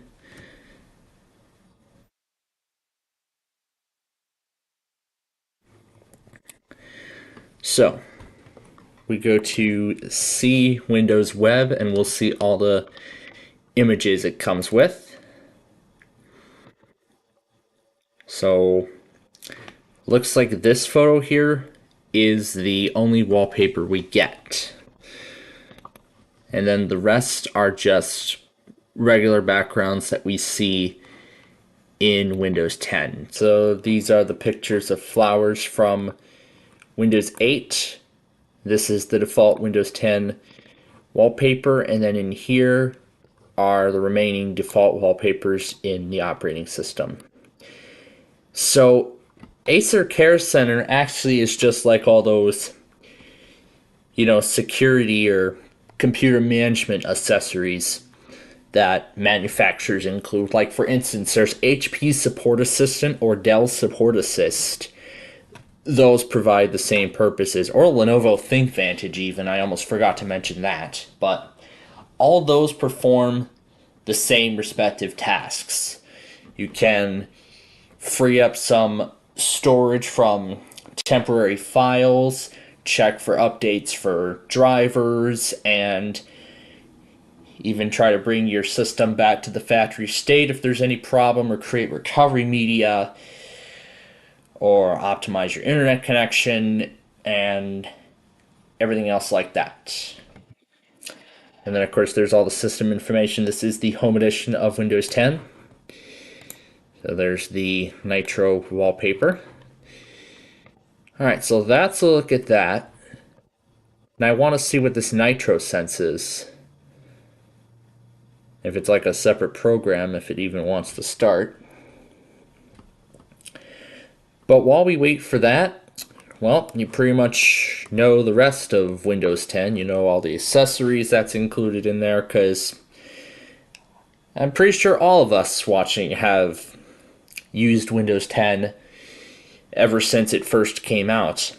I mean, I actually was not introduced to Windows 10 until Christmas of 2015, when I got that Inspiron 5755 laptop that I showed earlier in the series. In fact, I did not know it came with Windows 10. I was expecting Windows 8. You know, when I opened that thing up and I turned it on for the first time, I did not expect it to come with Windows 10. I expected Windows 8 out of it, but that was only when I then knew. And then, of course, as I had it for like 5 years, it actually got up to this version, 20H2. And then after that, that was it. Then that was when I got a brand new computer, and I actually let that run on the two editions of Windows 10 after that, specifically 20H2 and then 21H1, then 21H2. And then, of course, I updated that along with my old desktop computer to Windows 11, as both did not pull up the 22H2 feature update for Windows 10. As of now, my Dell Vostro and ThinkPad are both doing just fine on Windows 10, as very, very soon Windows 10 will be losing support, meaning no more security updates. And that's going to be a big problem for all those millions of computers out there. Especially for old ones like those two that can't even run Windows 11. But then again. So, that's basically a look at this machine here. So the rest are just the typical stuff. The Groove Music, the Movies and TV, Calendar, the Windows 10 calculator, the old calculator, as this hasn't gotten any app updates. And then, of course, there's your Solitaire collection, Mahjong, and yeah, there's going to be all this Candy Crush stuff. And all the stuff that the OS likes to install without your consent. That's why many people criticized Windows 10 for lack of privacy. And then there's the news thing, which is actually merged into an entire widget now. And then there's Microsoft To Do, and yeah, that's really everything for this machine, that is. So I'm still setting up the other Nitro, and once that is all set, then we will move on to that one.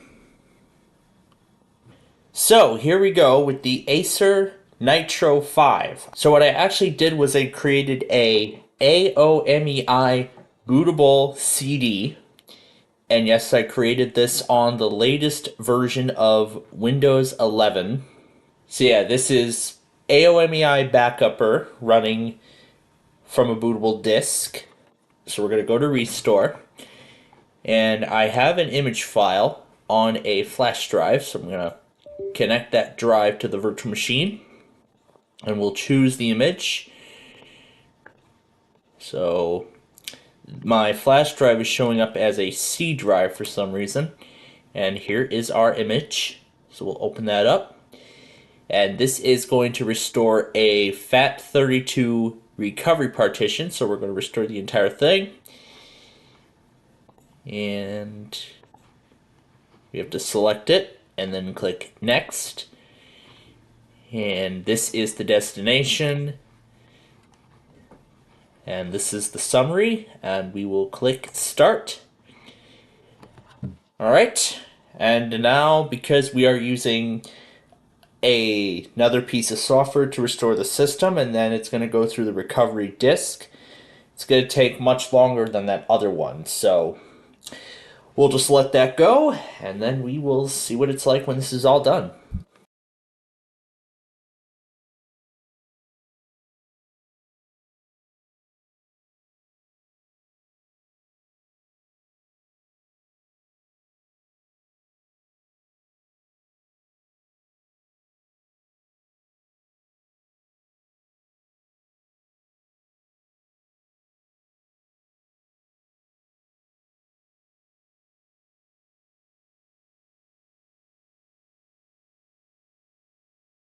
Okay, so while the recovery partition did restore, however, now it doesn't look like there's an option to actually restore the system. But let's take a look. You can see literally in the X drive, this is everything right here. See? There's the program files. There's the x86. So look, the entire operating system was actually already installed. However, the C drive is actually a separate recovery partition, which I find weird. See, this C drive is the recovery partition, and this is the USB that I use to make that boot image. And then here's the AOMEI disk. But look, this boot X file here, this is the entire Windows installation.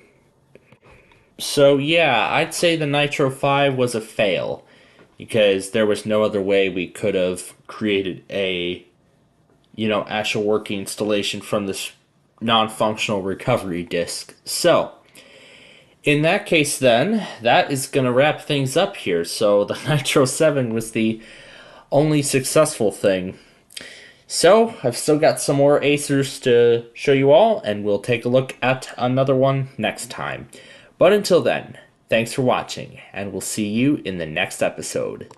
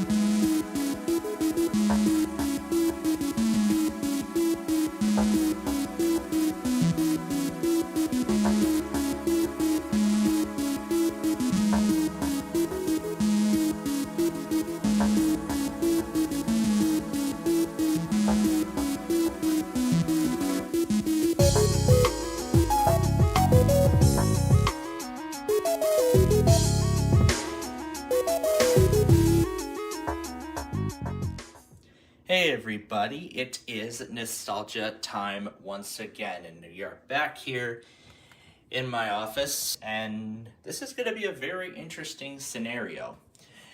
So, in this episode, we're going to be taking a look at the Acer E-series of machines, the E5573, the E5773G, and the E5574G. So, we'll just watch them all boot. And it looks like this one failed. So on this disc here, we get the choose keyboard layout.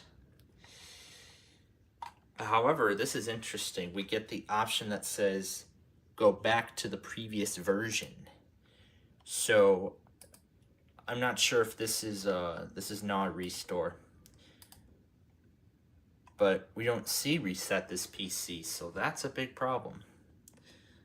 So I guess this is just a Windows repair disk and not a bootable CD. Well, there's no operating system, so it's not going to work. So yeah, command prompt does nothing, system image, and the firmware settings, well, yeah, we really can't do much with this one. We actually had the same problem with the Acer Nitro 5 in the last episode. Now, however, this says that there's no disk drive found. And it just... I believe the hard disk is not in the proper compatibility settings, so let's see if TrueImage detects a disk now so we can start. And meanwhile, this thinks that this other disk is unbootable. Oh, this thing I'm using is VMware Player. This is not Workstation, which gives additional options.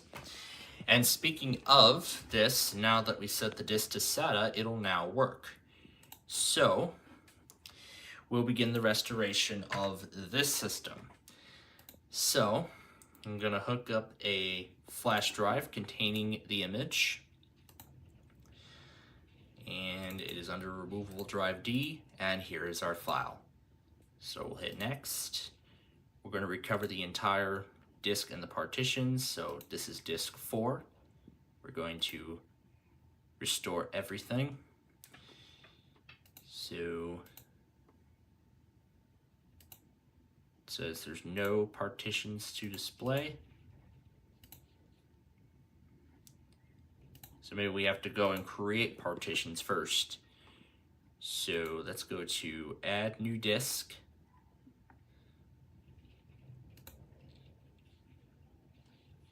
So we're going to have to add a new disk first. We're going to initialize in the master boot record. And now we will proceed with creation. And now we'll be able to restore the disk. And now we'll select the entire disk. And there is now our unallocated space. So we'll hit accept. We'll hit next. We're going to restore to this drive here, the unallocated space, and proceed. Okay. And as soon as the operation finishes, reboot. But wait, let's try the other one. But you know what? Let's try this one as well. Let's see if setting it to SATA will allow it to go. As maybe that was the mistake I made in those other disks. So let's boot it up and try again, and let's see what result we get on this one. While that boots, we still do not have an option. So that tells me that this is a repair disk and it's not intended for recovery. And yes, indeed, that other disk is unbootable. So now we are just left with this computer. So we'll just head over to that and we'll take it from there.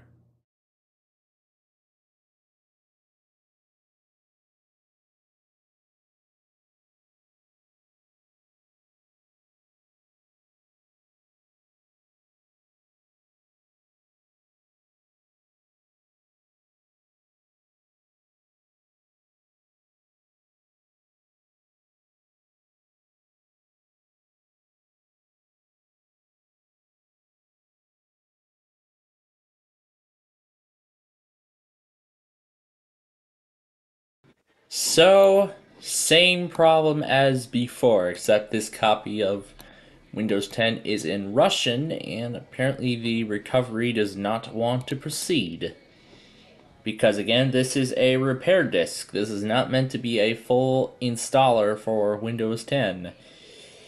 So, yeah, that's the stark reality of Acers nowadays. So, well, we're going to try it again with the ES series next time, so we'll see how that goes. But until then, thanks for watching, and we'll see you in the next episode.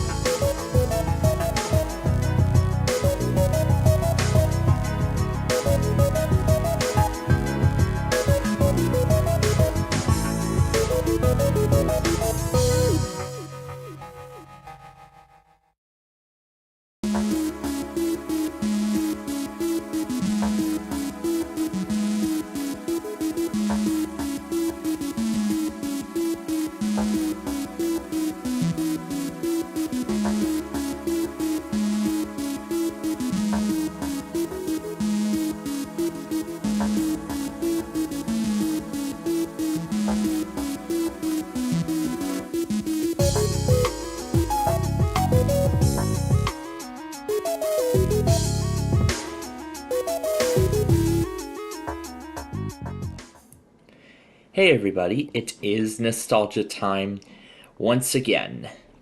So in the last episode, we tried to install 3 separate Acer E5 machines. However, all of those had many problems.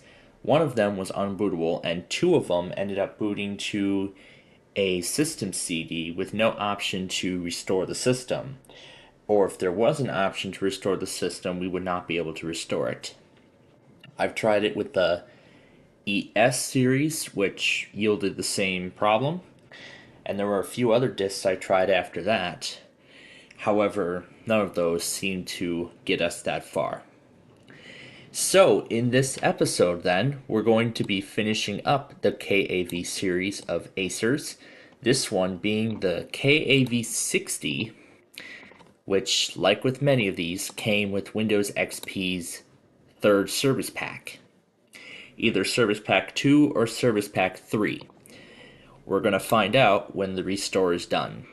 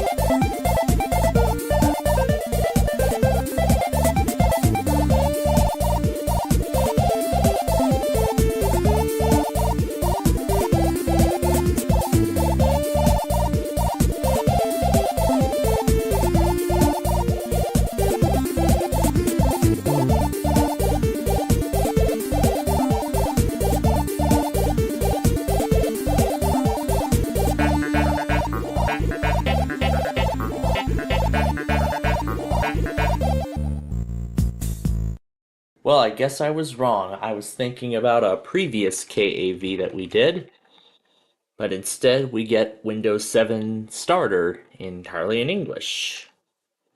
So I'll name this Aspire 1 KAV60. We'll skip the password. This is 7 Starter RTM with no service packs. We'll set it to Central Time, of course, and now to the desktop. And yep, here's the same registration card and McAfee message that we've been used to seeing. Alright, here we are at the desktop. And right away, of course, these are the same programs that we've been used to seeing throughout all these Acers. This is Acer's newer games tool. We also have Acer Assist, well, we know what that is already. Adobe Reader version 9 is included here. We've also got, of course, Acer's recovery stuff, the user guide. Here's the WinLocker, the Isabi, and these are the games from both Acer and Microsoft. This one's also got Wheel of Fortune 2 and Scrabble pre-installed. The Bob the Builder and Dora. We were going to try and play both of those games, but we never got that far. There's the Matrix console, and, well, the rest of them are just the usual stuff. Games as low as $6.99 when you pay with the Wild Tanget Wows Club.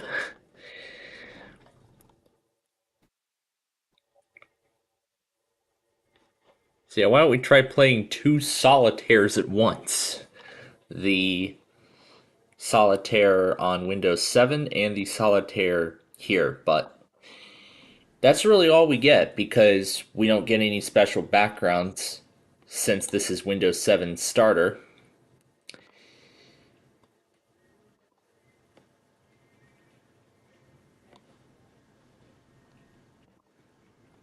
Then if we look at screensaver, I suppose we will not get any special ones. Yep, as I figured. Or maybe it hasn't installed it yet. But just out of curiosity, let's just see if any other backgrounds are included, even though this is starter. And yes, indeed, we do not get any special backgrounds since this is Windows 7 Starter Edition. But while we are here, I'm going to actually adjust the resolution a little bit.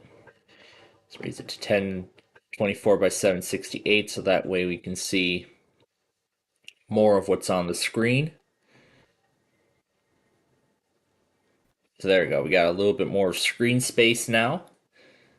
So we'll go into the standard Windows 7 games and we'll open up the solitaire tool. And of course this is giving an error because we don't have a proper video driver on the system. I win. Yes, those people. I can't even click anything because the mouse is just going haywire. Yeah, I can't even really do anything with it because it's just so bad.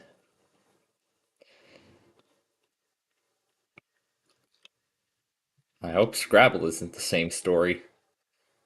Because we did try to play that game earlier on in the series.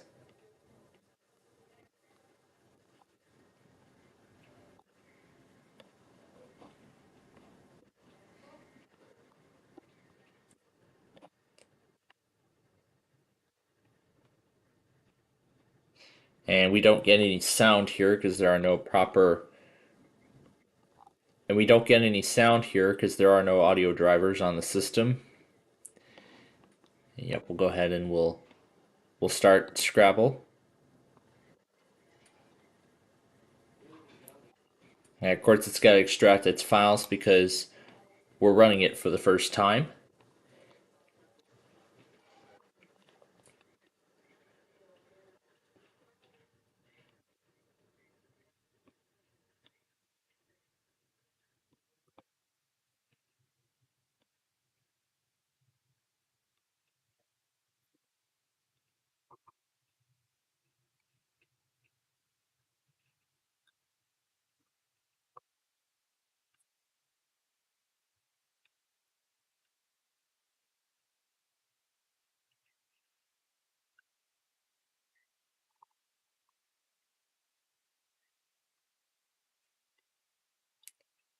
So essentially now it's just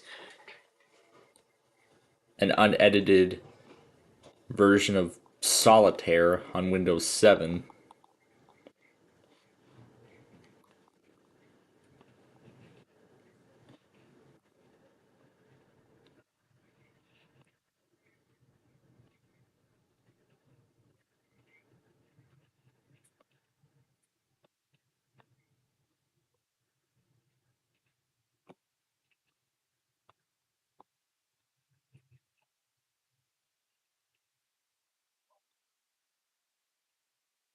Yeah, this is already going very, very slow.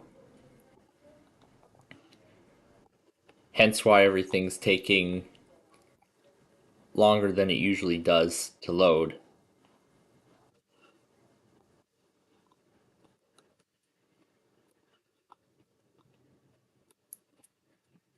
And I see Scrabble is all ready for us.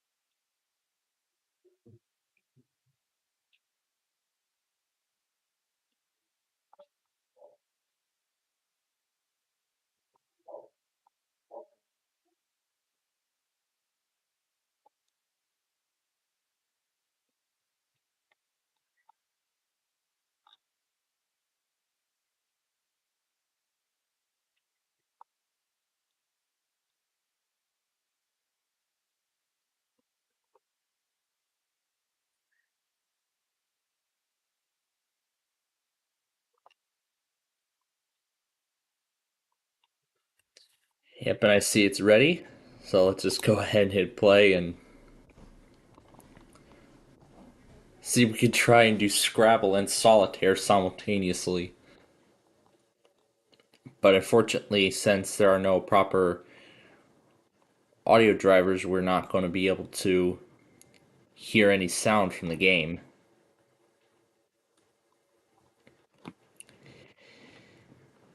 But yeah, let me show you that this is Windows 7 Starter. And yep, there it is. 7 Starter RTM.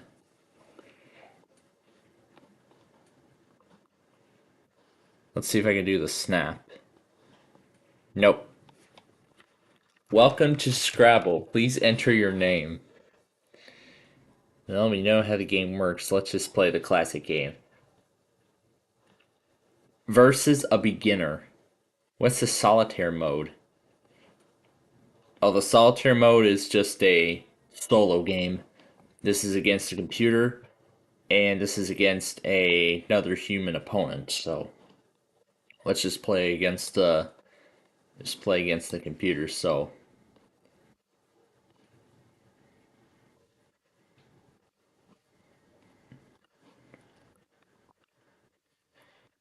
no, you cannot. So technically, it is possible to play Scrabble and Solitaire both simultaneously. However, the game only can. However, for Scrabble, it'll only play when you're inside the window. If you're outside the window, then the game is paused and it cannot continue until you go back and acknowledge it.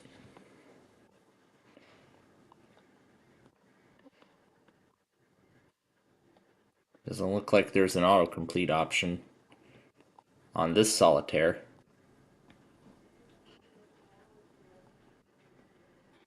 But I think we've pretty much finished up the whole thing.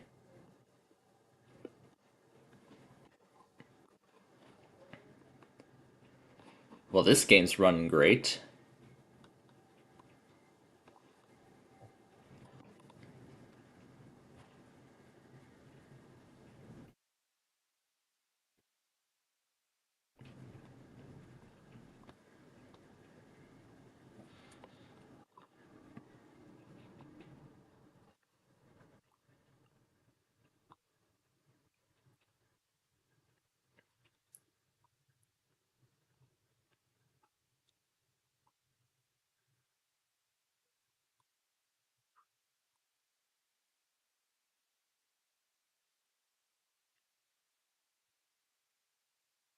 I didn't want to move the jack.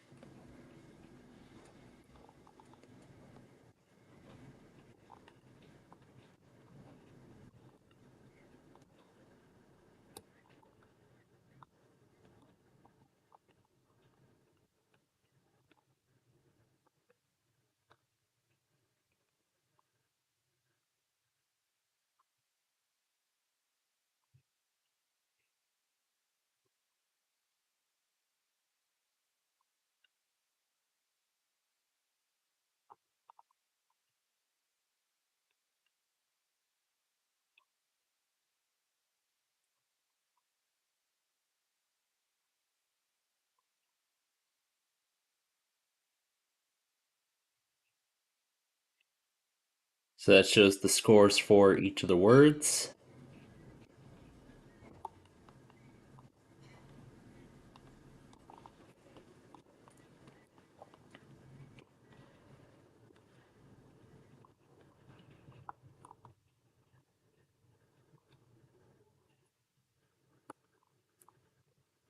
So that's essentially Solitaire on the, I guess, medium difficulty.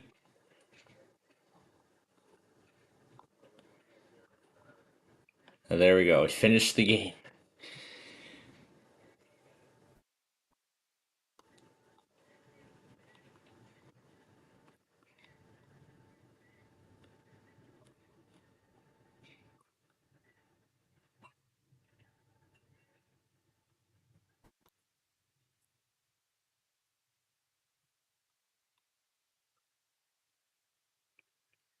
Rav is not in the dictionary.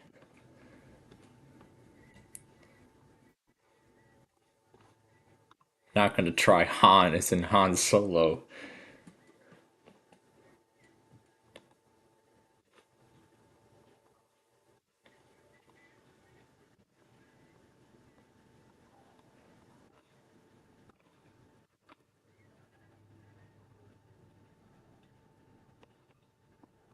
So yeah, that's essentially what Scrabble is. So, well, that's basically it. So, and we already know what live essentials are going to be included in this. So yeah, that's it. So in our next episode, we're going to take a look at the Aspire X series of machines. But until then, thanks for watching, and we'll see you in the next episode.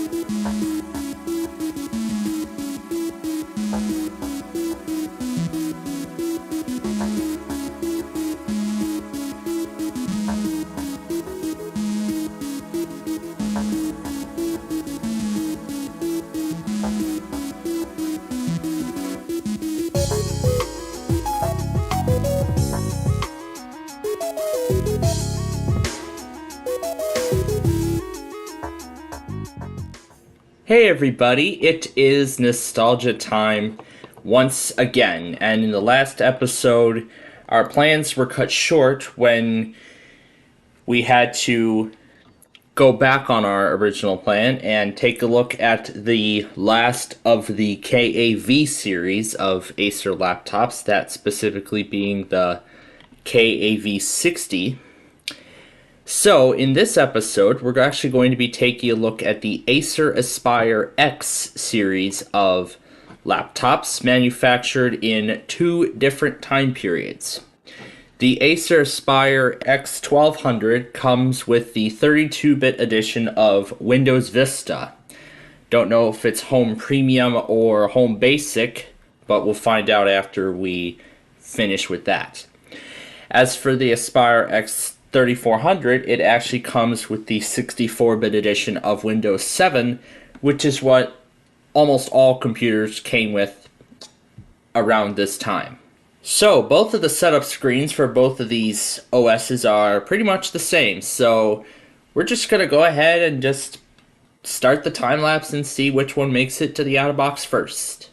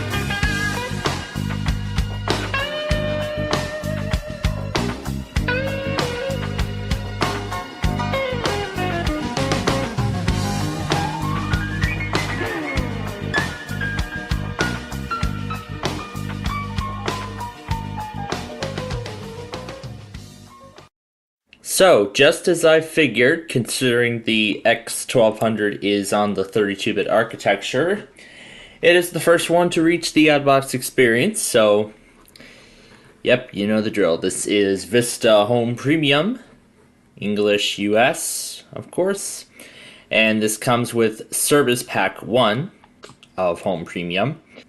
Meanwhile, the X3400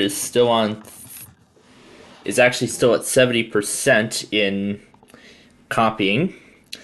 And yep, all these backgrounds are the same ones that we've seen for quite a while, so let's actually do this background this time. And those are the default backgrounds that comes with the machine. So let's change the time because that is not correct. There we go. We are on a home network, and then here's all the stuff that you can set up. So I guess you can only choose one here. You can set up Net Zero, Earthlink, or McAfee. So you can choose from one of these, and then once it finishes preparing the desktop, then the sign-up process will automatically begin. So we don't need any of the internet stuff because we're just going to utilize VMware's internet driver, or maybe not if Acer's driver is already included, which I'm pretty sure it is, or if VMware's driver will override it. Well, now we will just let this thing assess the performance, and then we will be at the desktop. So, as the desktop continues to prepare, here is the sign-up window that appears alongside the personalized settings setup dialog. So this explains about setting up McAfee. However, there's the agreement, and then there's our country and region. Let's just accept it. It's asking for it a second time. And then this is about the McAfee account, which I believe was a thing at the time. Here's the desktop. It's about what we saw in that other Acer with Vista, the last Acer Vista that we took a look at. So the Acer Arcade, we already know what that looks like. That looks like sort of a companion to Windows Media Center. I wonder if the Acer Arcade is actually linked to that. So let's just hit close to disregard.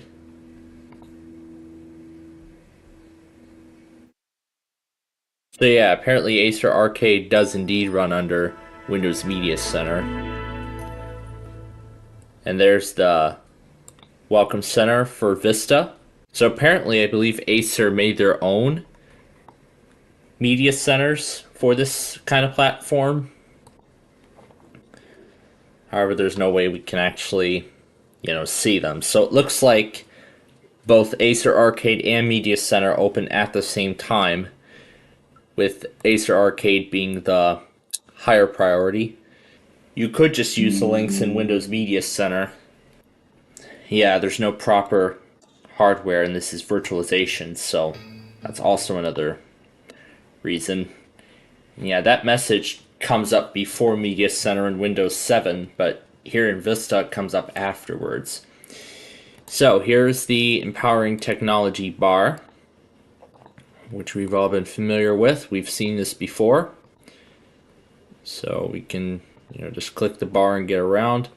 So there's the eData security. There is more to it. So there's even more stuff to it, but those will be added on later. So we have, of course, Acer Assist. There's Adobe Reader 8. And then there's the Net Zero and all the other stuff that it comes with. The NVIDIA drivers, which caused the majority of crashes in Vista upon its release. And then there's Media Maker 8 and Backup Now 5. It has Microsoft Works and the 60-day trial of Office 2007, which was released at the same time as Vista, or just a bit after. And then it's also got Google Desktop, and it has its own sidebar. which apparently the Windows sidebar does not come up by default here. So then just clicking the sidebar just opens up the Google Desktop installer, which is where you can choose selected features you want installed, but I don't need that because we know what that looks like. So now we'll go through the rest of them. No special games from Acer on this list. These are the ones from Vista. And if we go to Game Zone, these are the games that Acer includes. So now we've got like 3 different variants of Solitaire. There's Mystery Solitaire, and then Flow on the Go.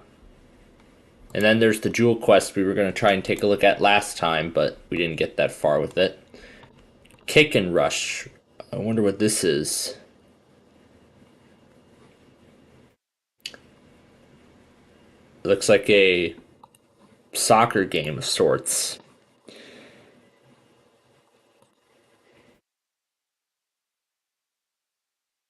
But then I've always been wondering about what Flipwords is.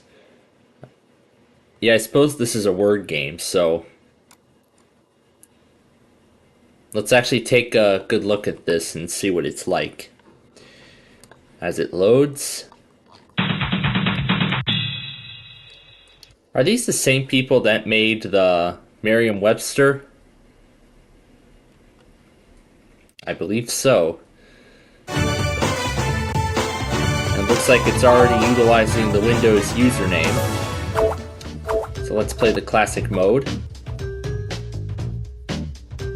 Round 1, 20 turns.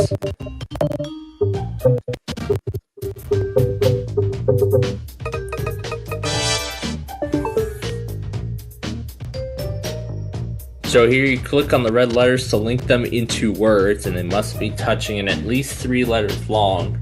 Then you click submit word, or click the last letter in your word twice to submit it.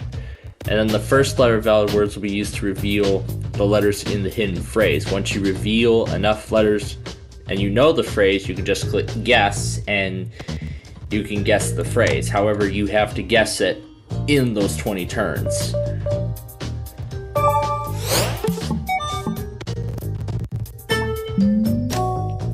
So essentially, this is a combination of Hangman and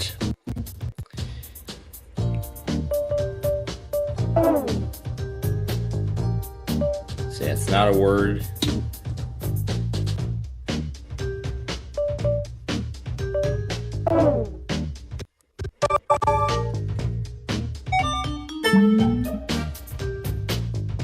So the extra turn meter will fill with each letter, and then if a letter appears in the word, then well, that's really how that game works. So looking at the screensaver, yeah, it's just as identical as that other one we saw. It talks about Acer's eye care things, so yeah, that's really what that's about. And I actually forgot to mention too that all these phrases were actually submitted by actual users, so I guess what they did was they must have came up with their own phrase of sorts to be used in the game. And then I suppose somebody who created this game had to approve of it. So yeah, that's essentially what Flipwords 2 is, and of course we all know what the rest of these are, what the Acer store is, and we know what eSobby is because we've seen it many times before. So there's McAfee's Site Advisor and Google's Bar. So that's a look at this machine. So now let's wait for the 3400 to reach the out-of-box experience. In fact, it is just about done copying its files. And then we will look at that. Okay, here we are at the out-of-box experience on the X3400. This is the 64-bit edition of Windows 7 Home. Home Premium, that is. Let's call this Aspire X3400. And this should be RTM with no service packs. We'll of course use the recommended settings. The time is incorrect. And we'll set it to a home network. And now to the desktop. So there is the registration card, and we'll activate the McAfee trial. Here we are at the desktop, and of course McAfee's activation failed. So looking at the desktop, yeah, this is the same background that we've seen in previous episodes. So again, we have that Skype installer and then the game zone, and that's the only background we get by default, unless there's any more. There's Adobe Reader 9. This has NVIDIA drivers as well. There's Norton's Online Backup, Silverlight. Here's all the games from both Acer and Microsoft. And there's the Spin and Win game that we've been seeing many times. There's the Isabi, the Shredder Windlocker. Yeah, the Windlocker. And then there's all the other games. The Poker Pop. I've never seen this one before, but I'm guessing this is a poker themed game. So we'll go to personalize and take a look and see if there's any backgrounds. So we actually get many more backgrounds after that. There's actually 6 of them in total. Here's the second one. Here's the third, which is in a different color scheme. Here's the fourth. That one looks pretty.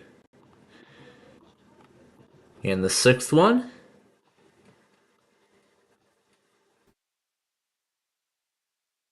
Also looks nice.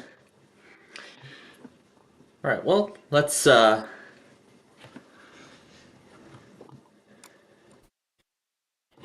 I believe the screensaver should be just about the same as all the other ones that we've seen. Yep, there's the animation at the start, and then it'll just cycle through all those wallpapers. Well, except we get different ones this time around. But otherwise very similar to those other Acers that we've seen, so that's pretty much it. So in our next episode, we're going to begin wrapping up the Acer series. We're going to take a look at another Aspire model. And until we get to that, we will see you in the next episode.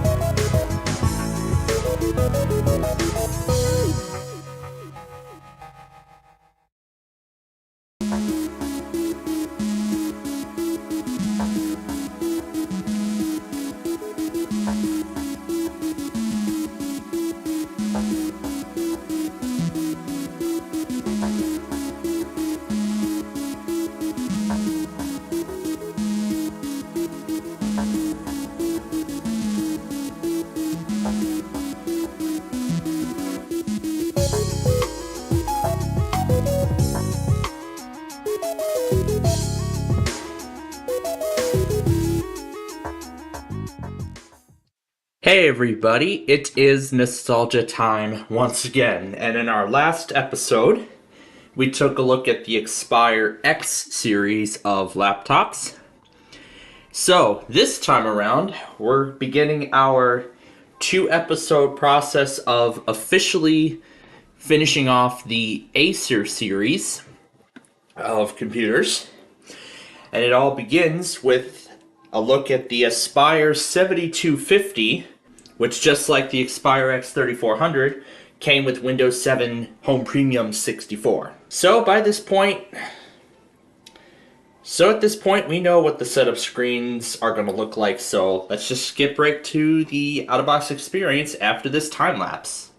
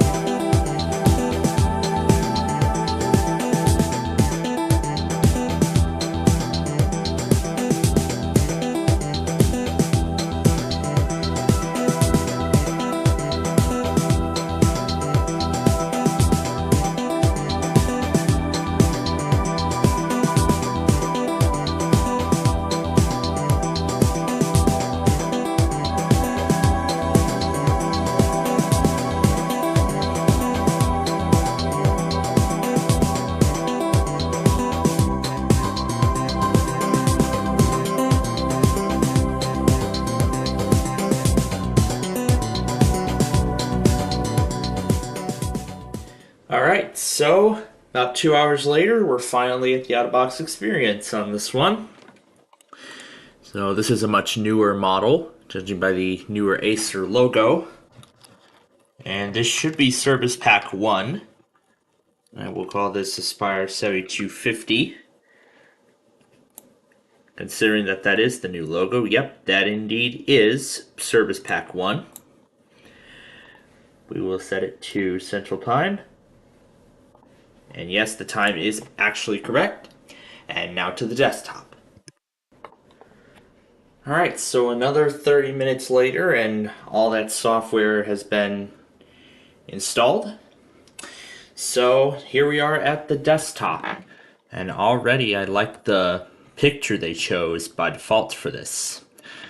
So pretty much these are the same exact programs that we've been seeing on all those other Acers. Like this Netflix shortcut here, ClearFi, all the games. Speaking of the games, let's see what they have included. There's Adobe Reader 10, and there's Foos Kids, which we actually took a look at earlier in the series. We tried to take a look at it, but unfortunately their servers are long dead. And there's all the Live Essentials that comes pre-installed. I believe the version of Live Essentials on here is 2012. Or is this still Live Essentials 2011? Well, we'll find out when it actually starts. But until then, let's take a look elsewhere. Oh yeah, that's right. We don't have the proper video driver. But no big deal. There's Windows Live stuff. As I said earlier, we got the full version of Skype. It looks like NTI Backup Now is no longer included. We now have NTI Media Maker version 9 included on this. There's Norton's Online Backup. There's the News Espresso, McAfee's Family Protection. And then these are all the games that are included both from Acer and what is included by default in Windows 7. So there's Virtual Villagers and Zuma and Wedding Dash and Slingo and all that good stuff. Dual Match 3, I believe that is... Doesn't look like it wants to show a description, but I'm guessing it's one of the many Match 3 games that are out there, like Candy Crush and etc. Well, Candy Crush, just to name one of them. It's got to look for an update before that tool launches for the first time. There's Evernote, which requires a sign-in. There's the WinLocker, ClearFi. Here's the user guide for the system. So why don't we take a look at that user guide. So there's Adobe Reader 10 from 2011. First, let's look at the screensaver it installed to the system. So there's the spinning Acer logo, and then it shows the slideshow of the backgrounds. Essentially, these are actually the same ones that came with the machine. Yeah, this is why I don't like emulating 64-bit OSs on virtual machines. I prefer the 32-bit architecture. But nonetheless, so it looks like it does come with 2 other wallpapers, and I believe we have seen many of them already. And we gotta accept the terms and conditions in order to view that document. And here's the third one, which is in black.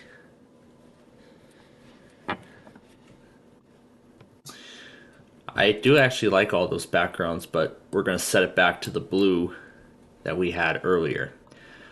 So here is the user guide for the system. It looks like it does show it in multiple languages. It shows it in English, French, Spanish. It talks about replacing the battery pack,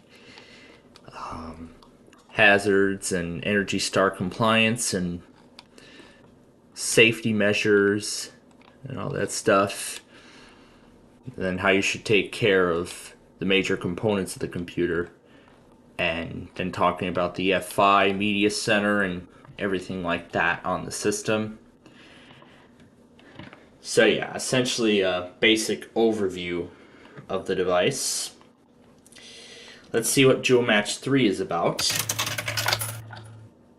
And I can tell that this is an updated Wild Tanget menu, considering that this is 2011.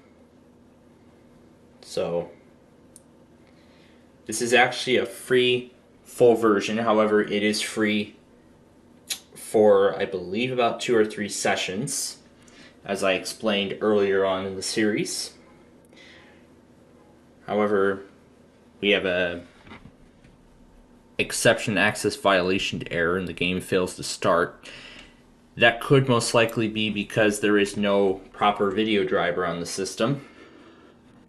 And once a proper video driver is installed, then we will be able to run the game. So unfortunately, we can't take a look at that, but that's alright. Because that brings this episode to a close. So, in our next episode, we are going to officially conclude the massive series of Acers that began back in like episode 27. So that was a long time ago when we last started this whole thing, and we're finally nearing the end. So, until then, thanks for watching, and we'll see you in the next episode.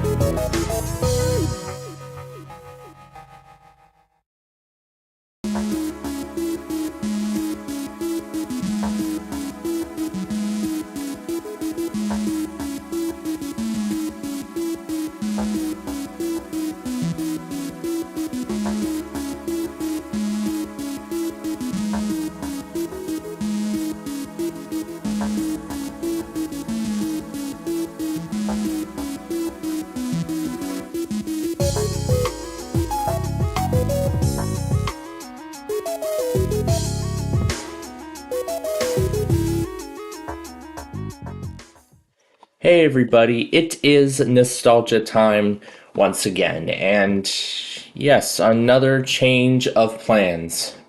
So, in our last episode, we took a look at what actually is the last of the Acer series of computers on our list. Now, that is because there was actually another Acer after that, which interestingly came with the original release to manufacturing build of Windows 11. However, when doing the actual restore, it only got to 1%, and then it got stuck on the patch file, and it didn't say insert disk 1, disk 2, then disk 3, then insert language pack, and stuff like that. It didn't say any of that. It just got stuck there and didn't let me continue any farther. So, instead, in this episode, we're actually going to be taking a look at an interesting revolutionary device for the time. This is the Samsung SUR40 tablet. It was actually a table tablet computer that was made between 2011 and 2012, judging by the edition that it came pre-installed with. This is Windows 7 Professional, and it looks like a user had already been set up for us. So I guess this must be Microsoft's first implementation of the Surface before they made Windows 8 for it. So let's take a look around this operating system and take a look at its features. So first of all, this is Windows 7 Professional, Service Pack 1, the SUR40, manufactured by Samsung. So everything here has already been set up for us, so we don't need to go through the out-of-box experience or anything like that, other than that it needs to refresh the Windows Experience Index. I like how they customized the arrow colors to pink. I specifically noticed it on this window here. So,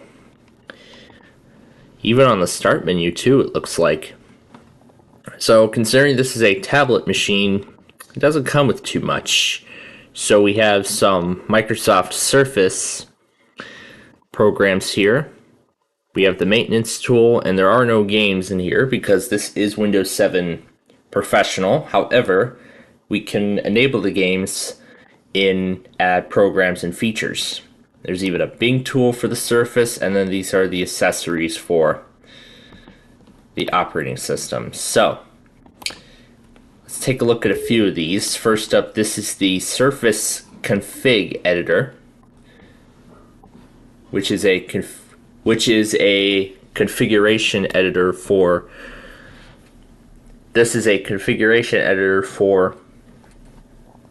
this specific hardware.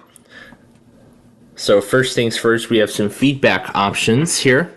We can tell it to send reports automatically to Microsoft should there be any problems, and if you want to be a part of their improvement program, then you can do that. And then this is where you'd adjust the appearance. You can use the default background image.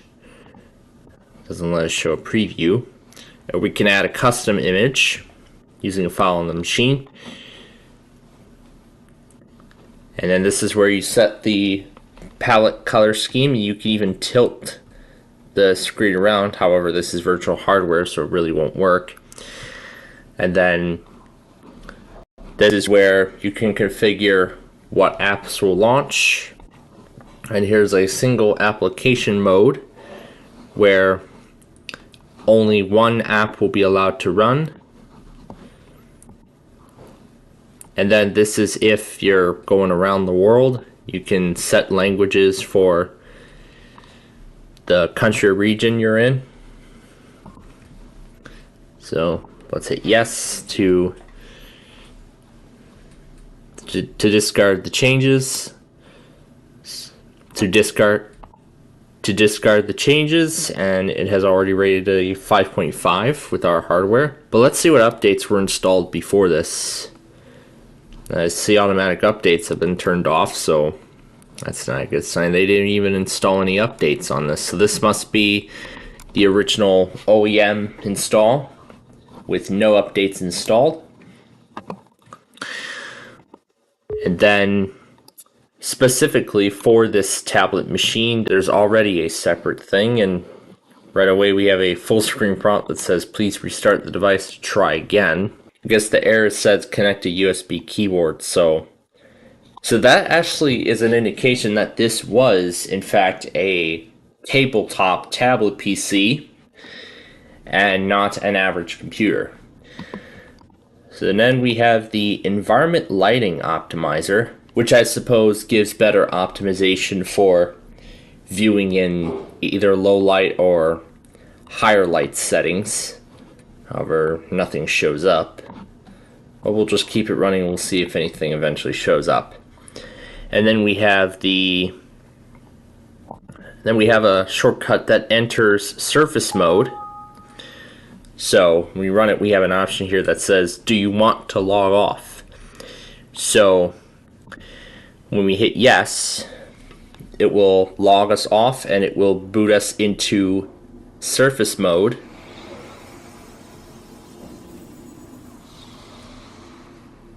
Which begins with this lovely animation.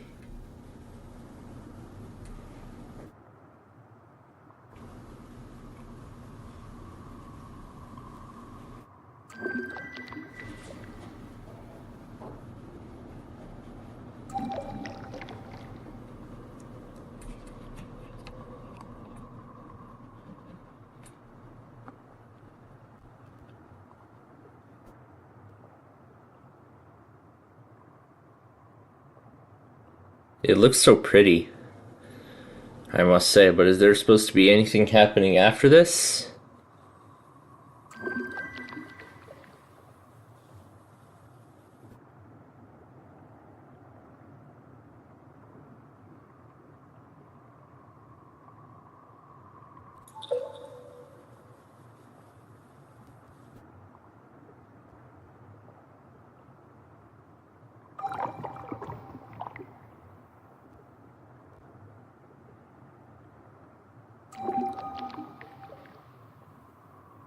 I guess something is supposed to be happening after this, but it doesn't look to be.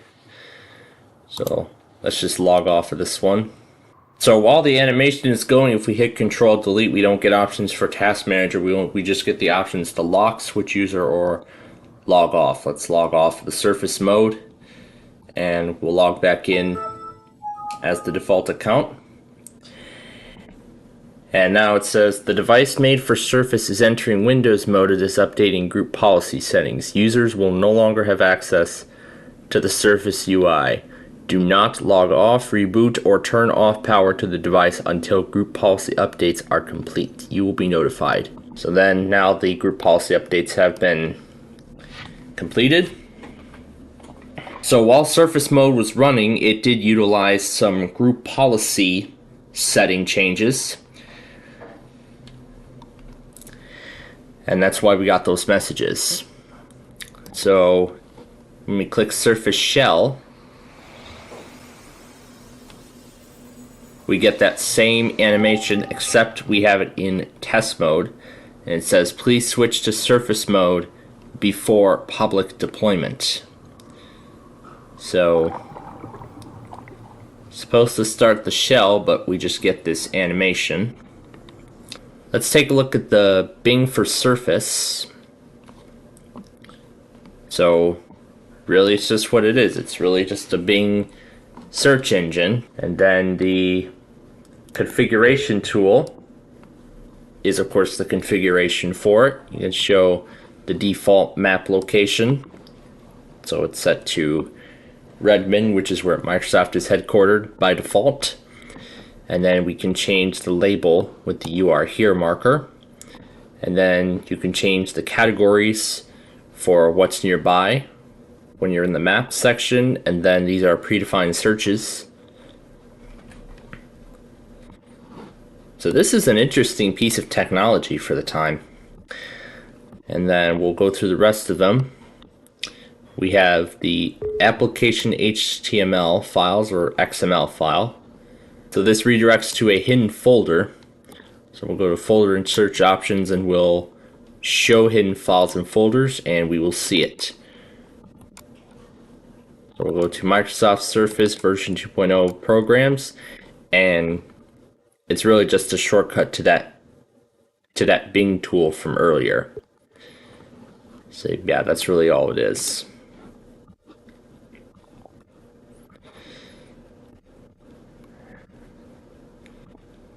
And then we have input visualizer. So basically here you can change the visuals for when you tap the screen. So you can either freeze or unfreeze the input, or you can even turn on trails and even tilt the monitor too, which is pretty unique.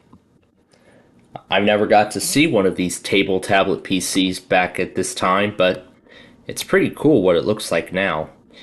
And then we have, and then the rest of the stuff is just the administration center and the guide.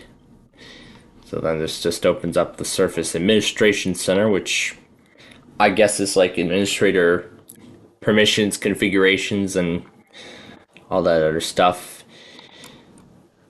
But other than this wallpaper, let's see if it comes with anything else. We'll go to Web, Wallpaper, and no, other than the Surface background, it doesn't look like we get anything else. We just have the standard default backgrounds in Windows 7.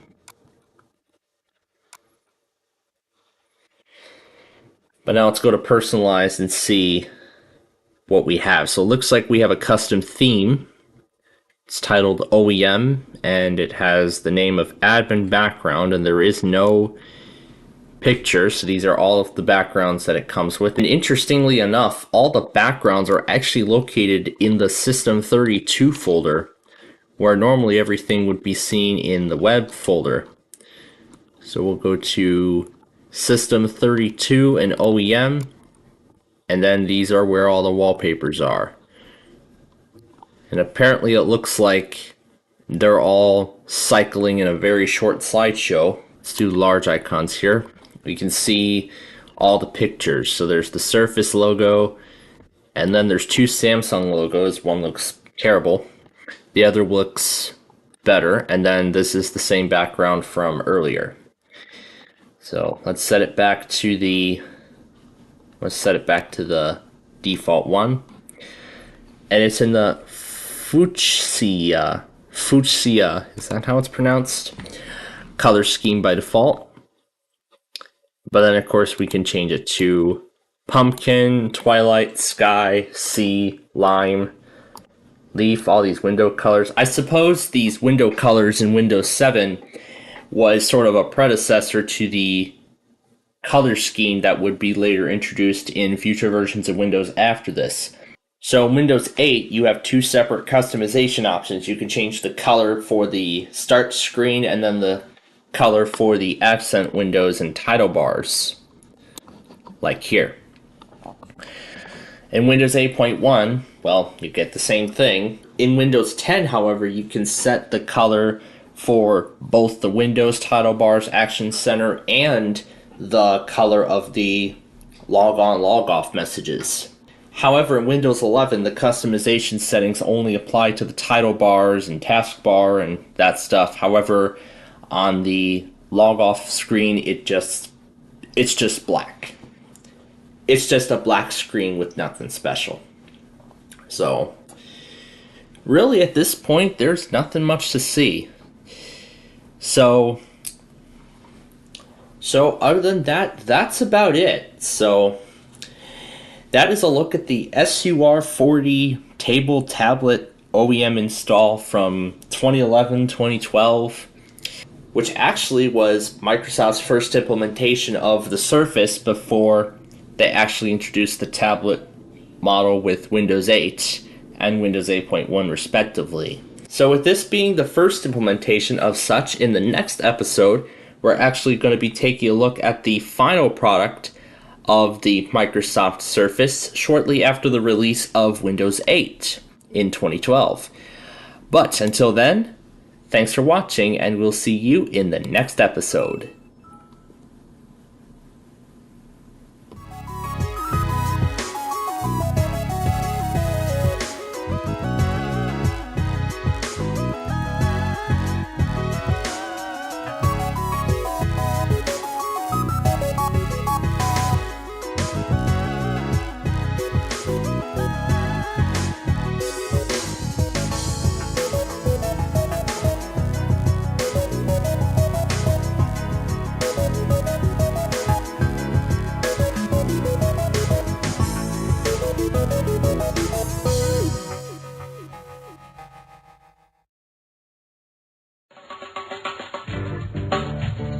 Welcome to Tuesday night here at the Meal or No Meal restaurant, and we're gonna do number 8 as our platter today, or tonight I should say.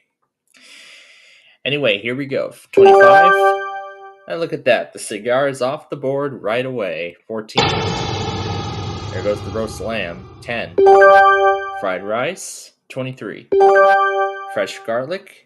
3, intestines. And 24 is the cake. The penny gone on the first pick, and the million gone on pick number 6. First offer is no. I would like lasagna at a discount, but not at a place like this. 16. Juicy peaches. 20. Mushrooms. 18. Banana surprise. 2. Puffy fish. And 22. The oysters. Alright. Let's see what his next offer is. This creamy thing. No. As much as I would like it. 6. Daikon. 21. Bunny cake. 26. Eggs and toast. Ooh. And 5. The eyeless fish. And a red blue platter bonus. Ooh.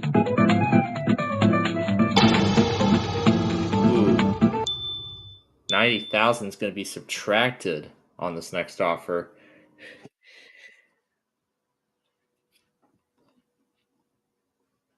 So let's see. The original offer was 128. No, that was 100,000. So 118,000 was the original offer. So no, 9. There are the meatballs, 15. The red onions, and 13. Oh my goodness, that yummy chili Philly cheesesteak is gone off the board. So no cheesesteak tonight. Semifredo, yeah, this was what the offer was originally, but no thank you. There's the wing stew and 1. The tomato pizza. That would have been delicious. All right, next offer. Oh, the Semifredo again. Still no thanks. 19. The cinnamon bun. I love that cinnamon. Anyway, what's the next offer? Napoleon Dynamite. No thanks.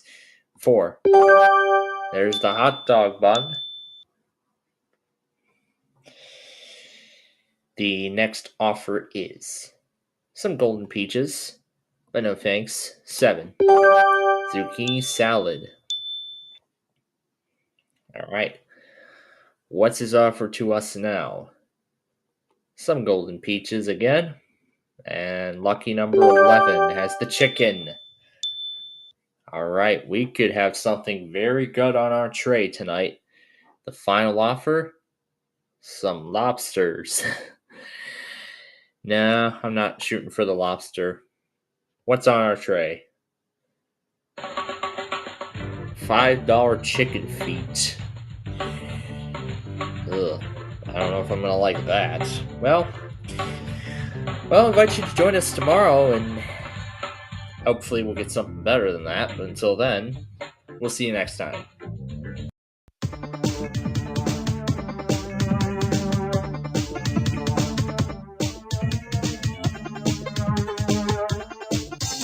Alright, welcome to Tuesday.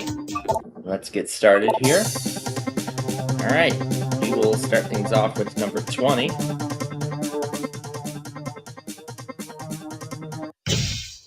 Alright, let's do the right side. There's $1 million. There's $4 on the other side. Alright, number 6.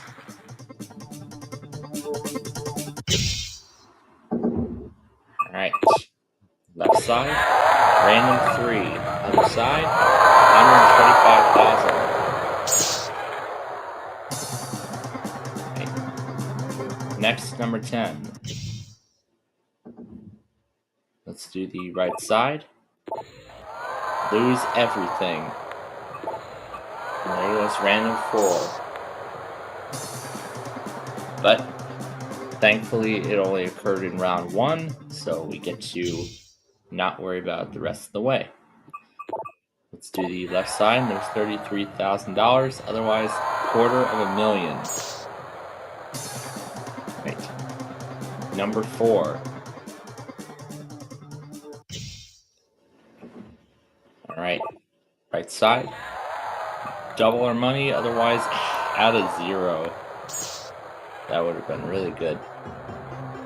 All right. 21.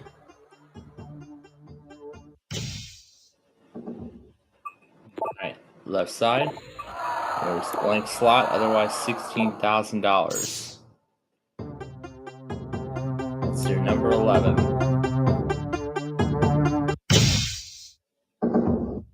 Alright, right side. $4,000, otherwise $64. Alright, number 5. Alright, left side. Random 2, otherwise nothing.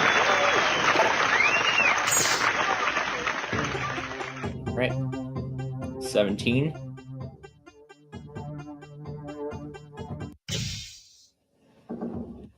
Alright, right side.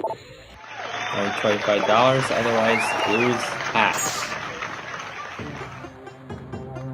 Let's look at 16.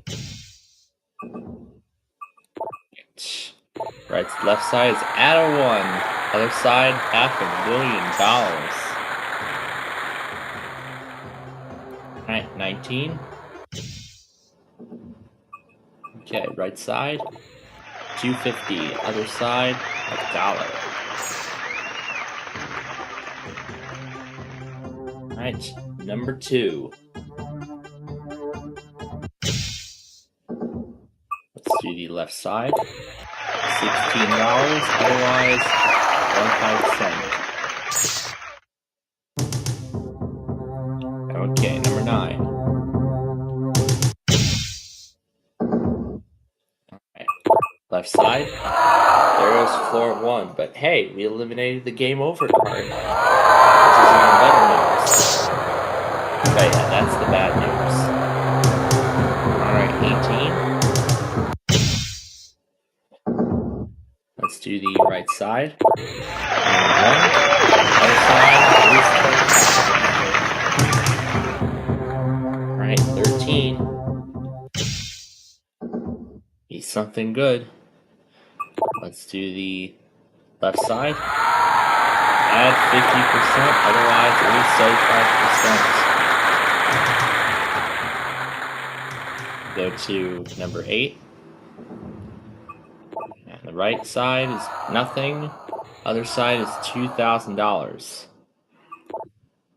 Alright, there are 4 floors remaining. We got a good amount of money so far. So 14. $1,000, otherwise 66,000. 3. Let's do the left side.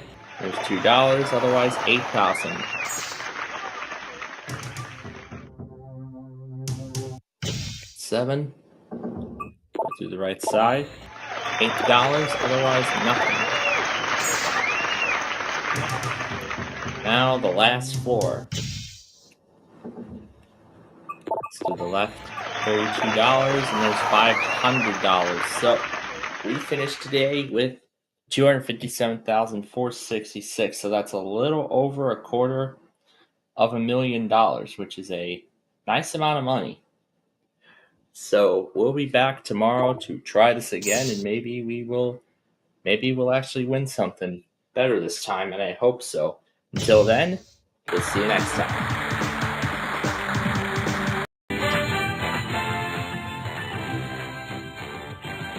All right, let's get rolling here at the big numbers. We'll start with an 11. We will do the 8, 2, and 1. And there's that. Let's do the next roll. It's a 9. Let's do the 5 and the 4. And there they go. Next roll is a 4. So next roll, and it's a 9. All right. And then the next roll is a 7. All right, let's see a 9 for 10,000. And there's a 7. Unfortunately. All right. Well, let's go again. Maybe we have better luck. I sure hope we do. First roll is an 11. We'll do 9 and 2 off the board. All right, next roll is a 7. And we'll do just that, get the 7 off the board. Next roll, it's a 9. We'll do the 8 and the 1. There they go. Next roll. And it's a 2, but we get to roll again. And there's a 7. Do the 4 and the 3.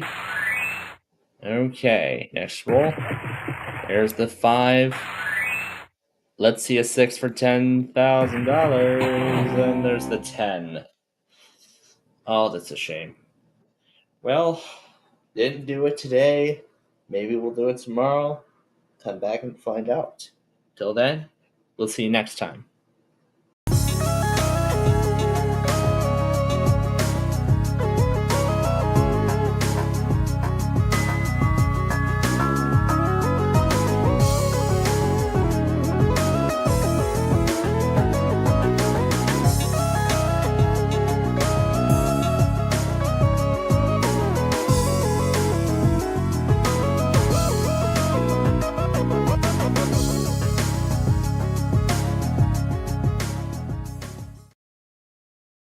It can only help her get what she wants. Oh boy. Okay, let's flip our weather scan people here. Okay. Good afternoon, ladies and gentlemen. I hope you're all having a good Tuesday so far. Hope it's been enjoyable. I hope it's been enjoyable for all of you. So anyway, we're gonna get started with our Roblox show in just a matter of minutes, but right now I'm still in the process of taping a sorry episode. Now I'm gonna wait. Now because we're in the middle of the taping and I don't want to stop it. And I mean, it's already like half an hour in. What I'm actually gonna do is just let the episode go through. I'm gonna let it finish, and once it is finished, we will get started here today.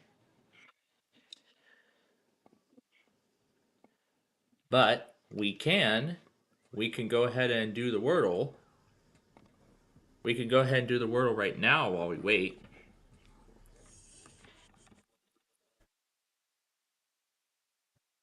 We can go ahead and do the Wordle right now while we wait for the episode to complete.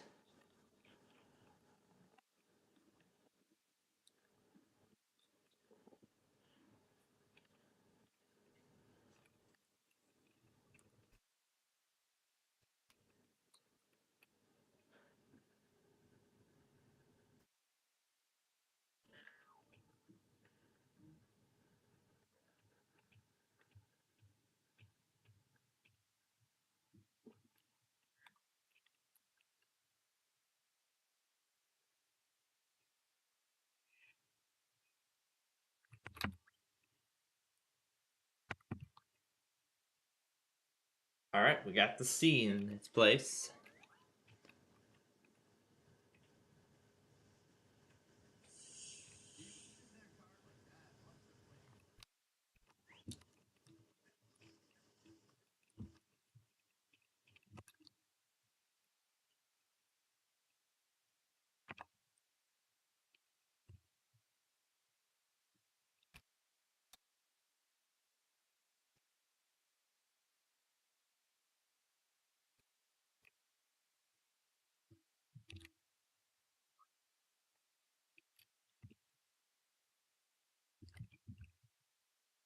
That was rough.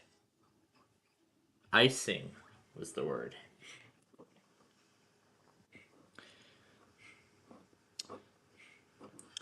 Yeah, today's word was icing.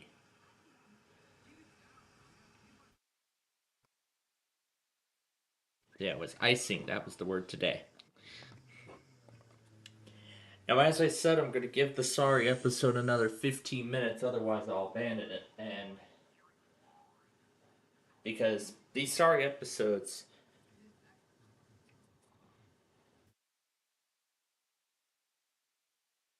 well, actually, I think we might be getting close to the end here.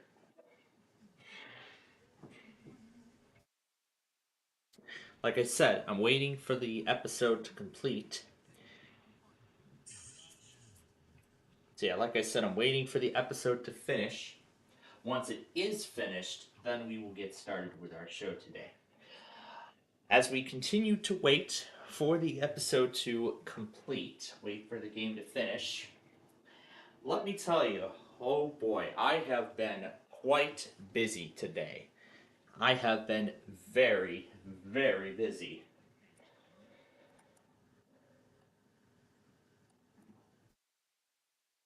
with a whole lot of things, in fact. So, of course, got caught up on a whole lot of stuff this morning.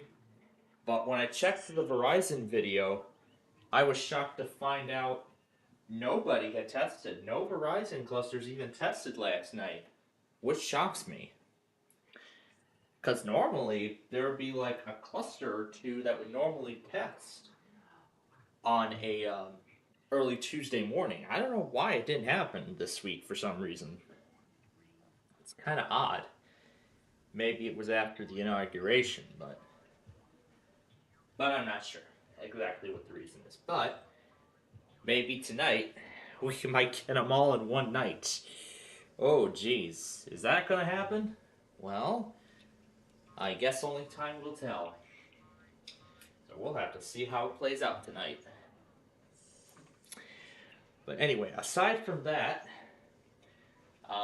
this is when Missouri normally does their monthly test. And for some reason, they did not go today, like they normally do.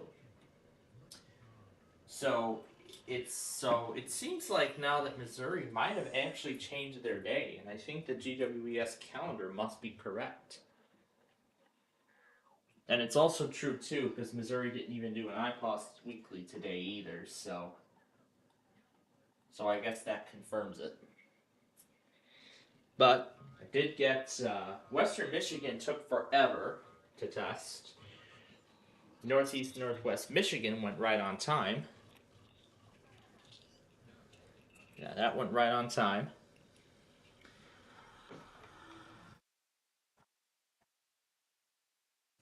Who else went today? And I think that was it. But then there were also a whole bunch of, a few of our locals actually went today as well. WBZ went at 10:39 this morning. FMT went just before 1 o'clock. YCA actually went just before we got on the air here, about a few minutes before Jeopardy started. Then in terms of other stuff, I took care of the notes for my two classes that I am taking at the moment. So I took care of that. And that lasted through the whole day. And in addition to that, I also finally got caught up on all of those shows that I had missed, along with today's Dino Bone programs. So, took care of today's 25 words or less Pictionary and Person, Place, or Thing. And then after that, I went back on the other recordings from ABC and tried to see if if Wheel of Fortune eventually aired. Well, it did not air in this market from further confirmation. I checked my 50, or I shouldn't say my 50 anymore. I checked Fox Chicago Plus's two other recordings to see if 25 words or less or Pictionary eventually aired. And in fact, yes, both of those shows did eventually air. The Martin Luther King service went through the 3 o'clock hour, eliminating Person, Place, or Thing. Both of them. But 25 words or less and Pictionary both did eventually air. So now, the only thing I just need to make up when the time comes is Person, Place, or Thing episode 87. So that's the only episode I need to get caught up on now in terms of that, and then that's the end of it. And in addition to that, Hollywood Squares aired on Sunday while we were doing that play-along show. All right, now the episode is done. I'll go ahead and shut it down and get this party started. So yeah, college notes, catching up on my shows. I had quite a busy day. All of that's right. I must clear my account credentials after I rolled back the system. That's right. Must have cleared out my credentials after I. It must have cleared everything out after I signed out of the system. Yeah, after I signed out of the. Yeah, after I signed out of the system, it must. Well, actually, not signed out. After I rolled back the system, it must have cleared all of the credentials. So, let me get this signed in here. All right, let's see. Yes. There we go. That was very easy. All right. Now let me shut this thing down. And we will go ahead and get started now. Let's play some Cornerstone. I gotta number all the episodes now. So give me a quick moment while I do that.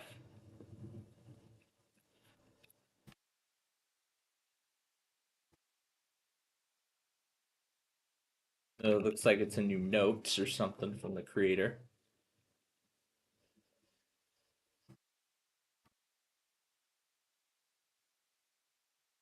So now I just have 10 more episodes left to tape.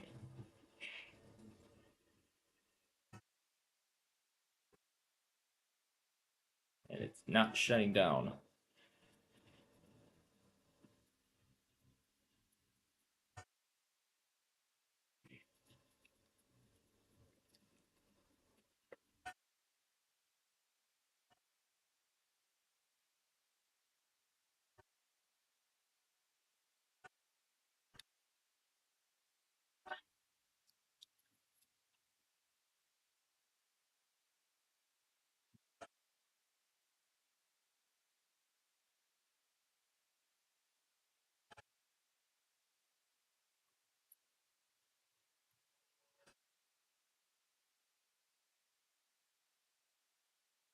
All right.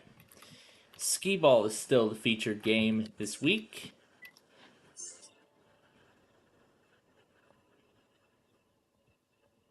We're gonna play the Rollin' 3000 mode.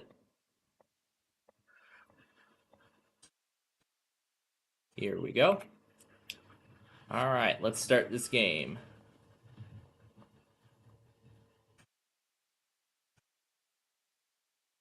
I'm still waiting for that. Still waiting for the VM to shut down.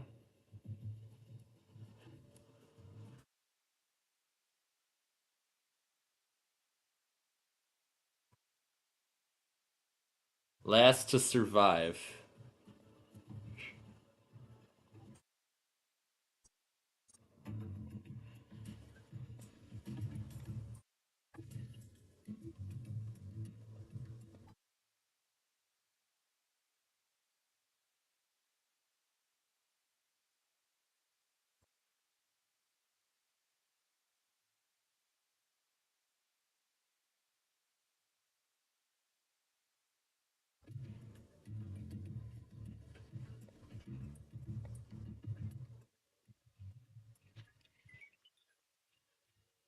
Now let's make sure it's shut down. Or is it still trying with all its might to shut down? It probably still is trying to shut off. So I'm gonna give it a few minutes. Meanwhile, it's time to ring up some more of these machines here.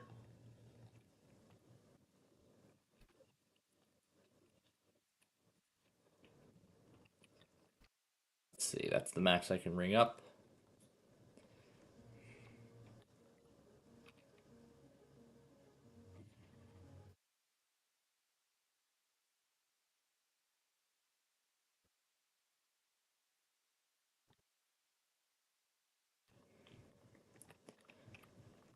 Alright, we're gonna play Task Grid next.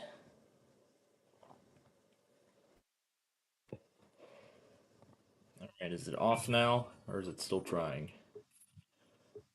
Yeah, it's still trying. I'm gonna give it enough time to shut down.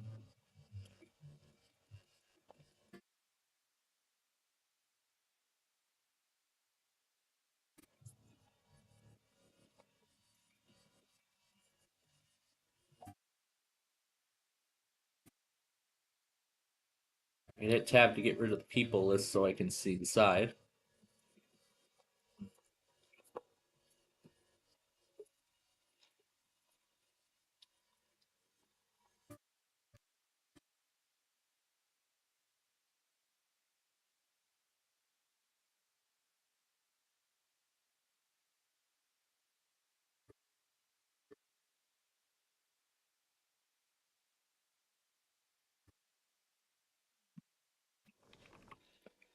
$444.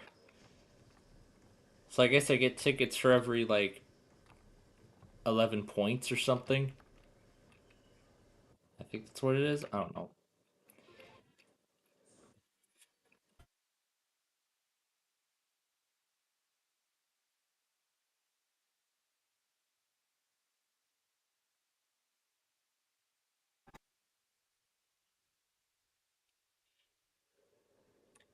Alright, so now we're going to play these two games together here.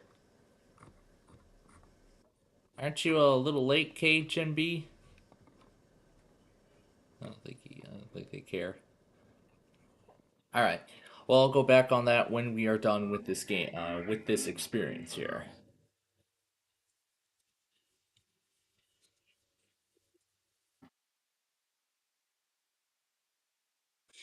But yeah, I'm surprised it's been very, very quiet. I'm surprised it was very quiet last night without any Verizon's testing, so.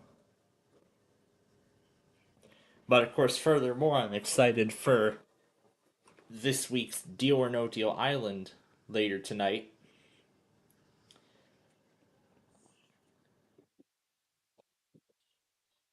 Yeah, I'm excited for this week's Deal or No Deal Island competition, seeing how it all plays out.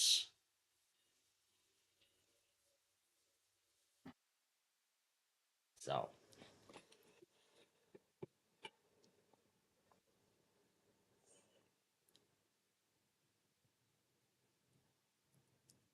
yeah, I'm very excited to see how it all goes.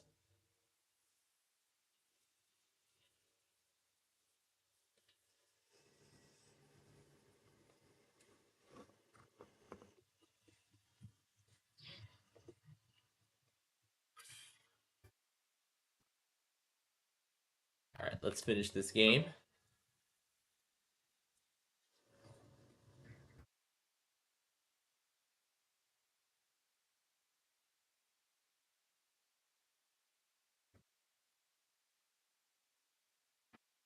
Yeah, I'm gonna join it when we're done here, Drew. Just be patient. I'll join you when we're done.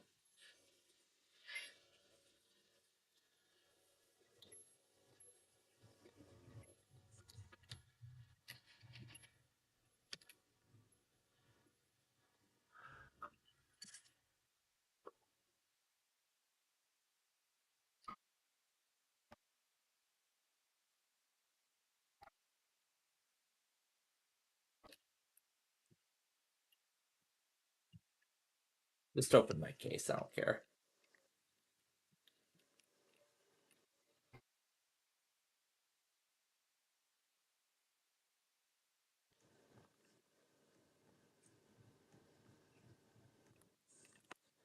All right. Now let's play some Micro Squared.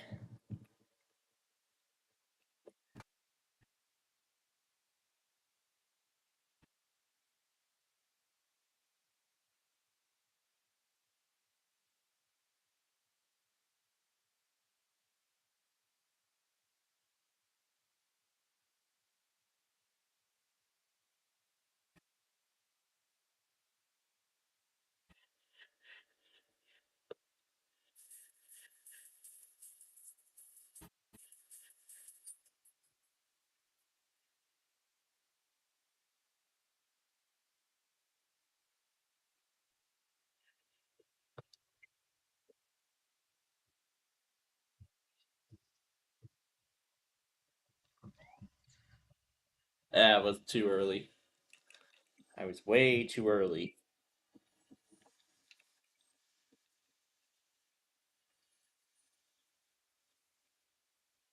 Yeah, too early again.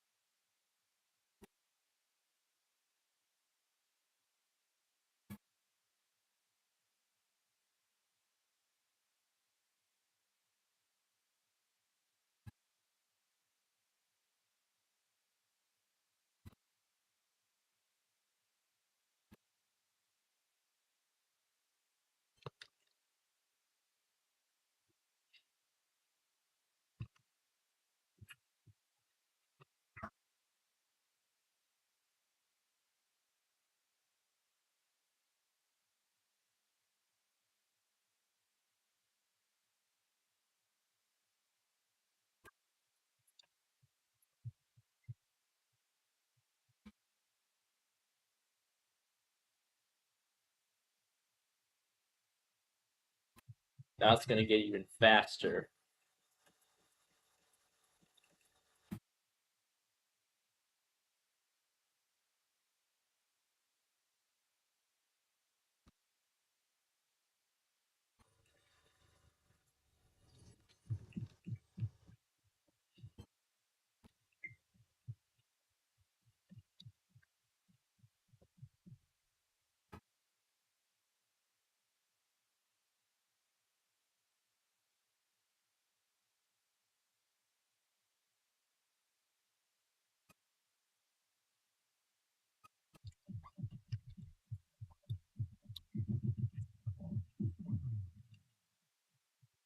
Too early.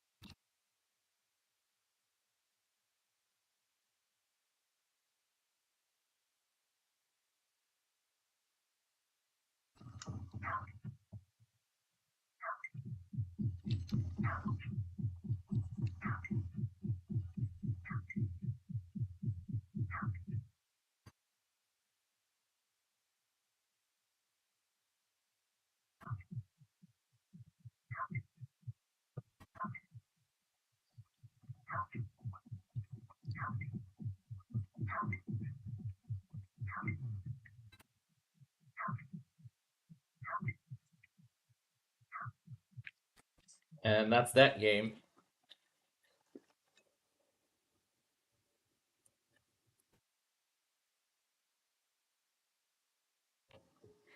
All right, let's play the bingo game now.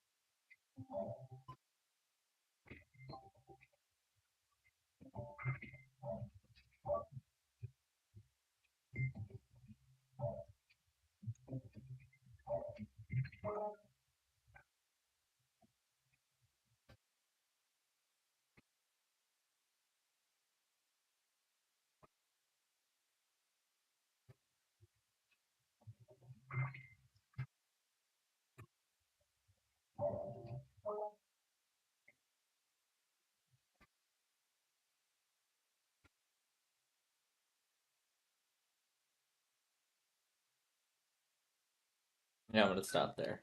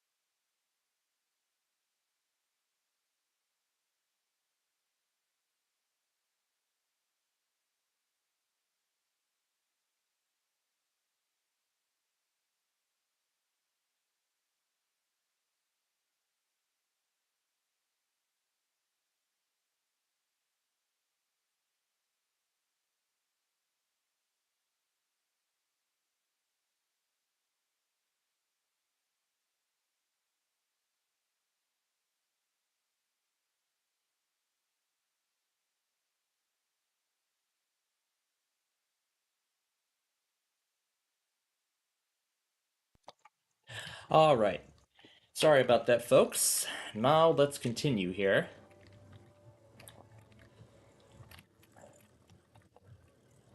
Oh, wow. Wow, that profile looks so much different than last week, if I do remember correctly. Yeah, I'm gonna give everybody else a chance at the wheel now. The game can we play? Let's bring up these three. I see a bunch of tests have also went out too, so I'm gonna take care of them all. I'm gonna take care of them all. Ugh. Once we are done with this experience.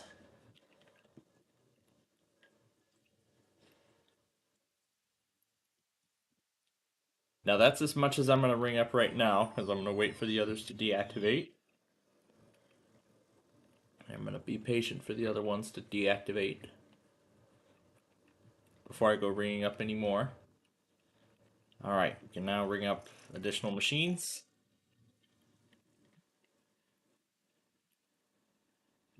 And the Louisville Tuesday test should be happening in a couple minutes. And good thing I saw Chief already, so already on top of today's Chiefs and Zephyrs. Once again, the builder should be resuming service today.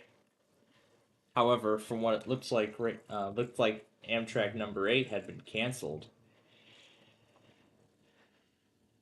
Forgive me, Lord, for I have sinned. My admins ruined my game.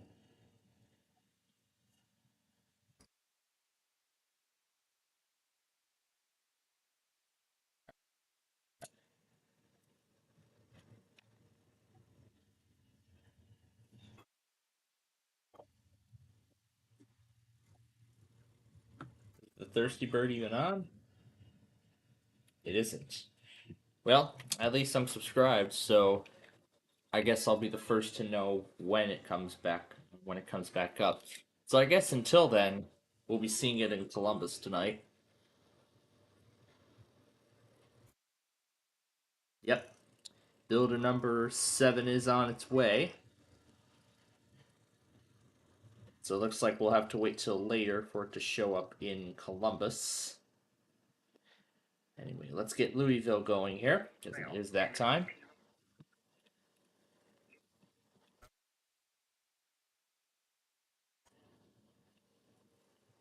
So the builders are back up and running. Let's join in.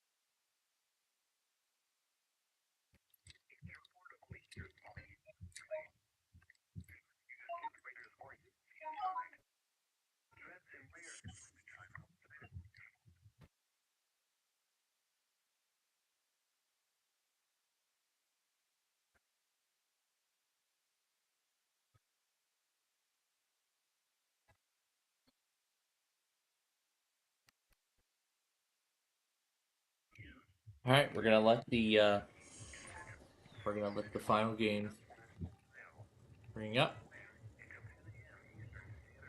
Okay, I think that's it.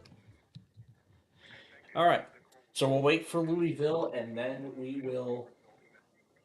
I'll get caught up on the other stuff, and then we will continue.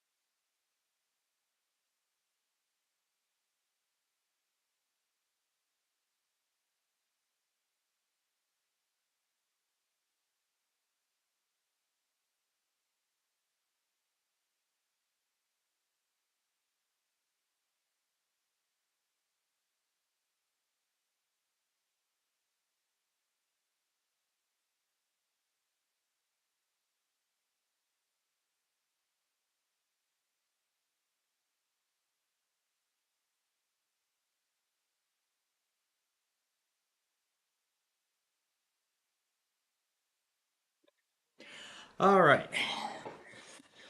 I'm not sure if Drew's on the. Looks like Drew's not on the voice call right now.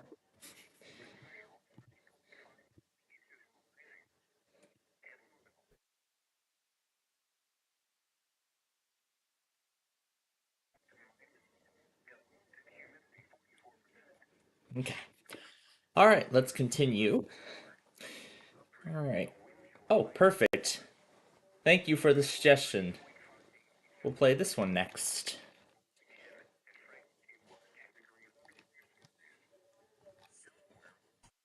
You can see he's going. He's going all over the set.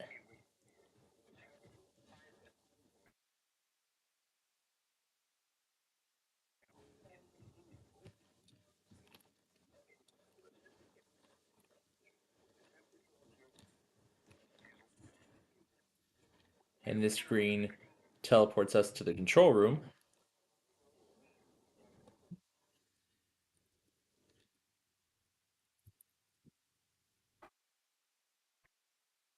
Did he steal that sound effect from the? Did he steal that sound effect from the Wii game? Sounds like they stole it from the Wii game. From the from the Dio Wii game that Andrew Durnall plays a lot. I haven't seen him play the special edition in quite a while. Play the intro.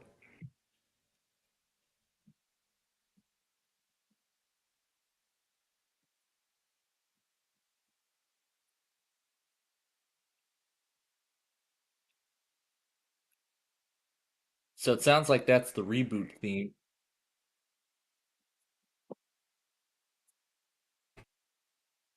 I like that theme better.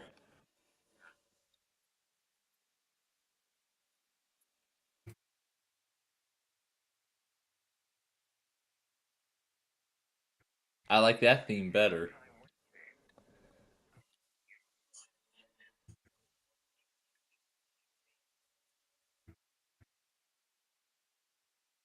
What else we got? Main theme. Win jackpot. Well, we know what that's about. Counter offer. Player chat.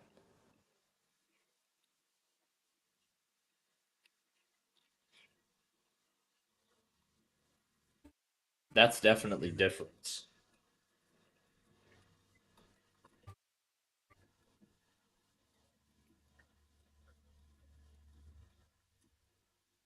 And they're combining one of the old cues.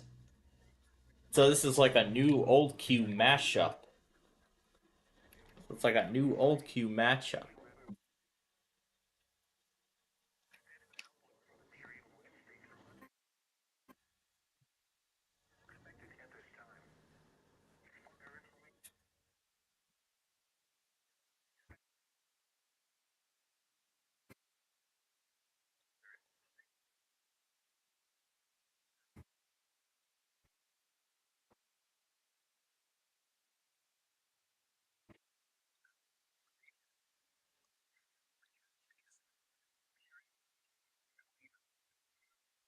Oh, this is the cue in the iWin games,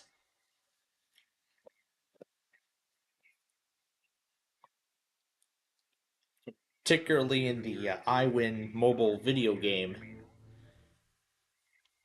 Well, actually, let me rephrase it this way: particularly from the iWin Facebook mobile game.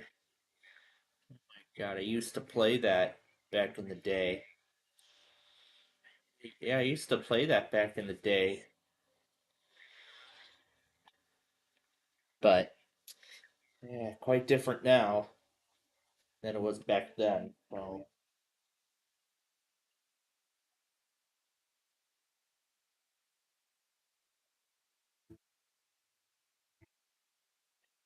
yeah, things were much pleasant back then, but right here we are now. Whole lot different. This is like giving me a callback, like like a callback to the good old days, back when all those games were still compatible with that other iPad that I still have. I don't even know if it even still turns on, considering I haven't touched it for a few weeks. Well, let me actually see if it actually still does, in fact, work. I'm sure it does, but let's see. I haven't even turned it on in a while. Oh, it does still work. I'm impressed. This thing is from like what 2012, and it still works. I'm I'm amazed. I am just amazed at this because my second generation iPad had already bit the dust. Unfortunately, it doesn't turn on anymore. Unfortunately,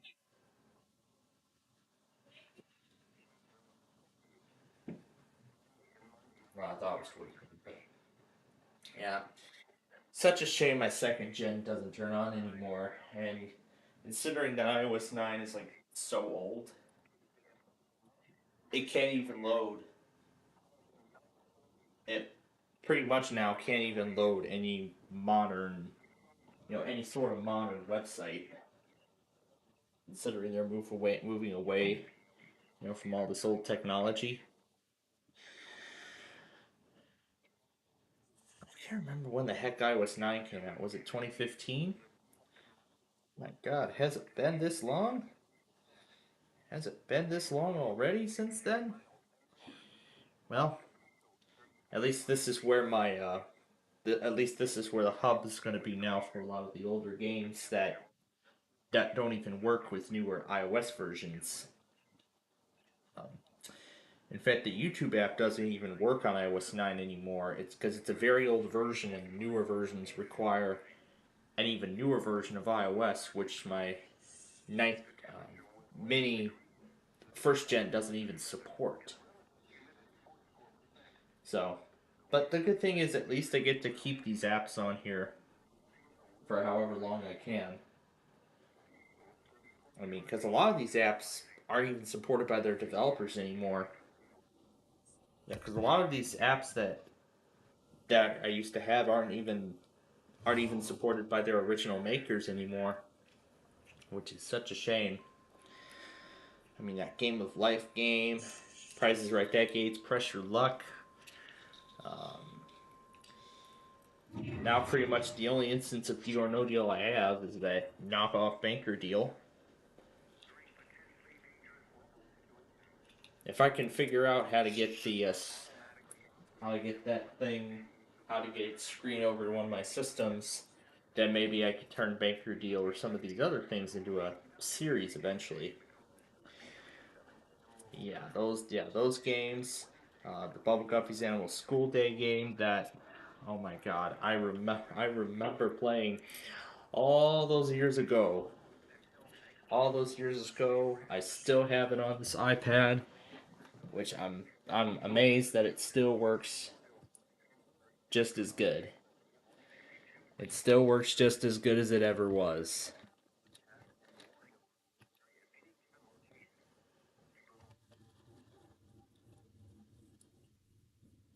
That's just a generic sound effect. Open.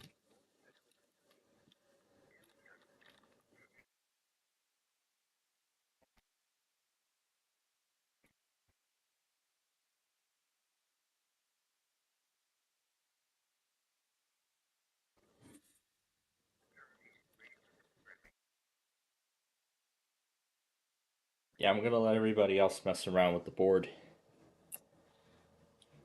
But yeah, all these games. Oh my God, it's sort of like so old. And there's that Uno game. Oh my God, I remember playing it on my iPod Touch back in the day.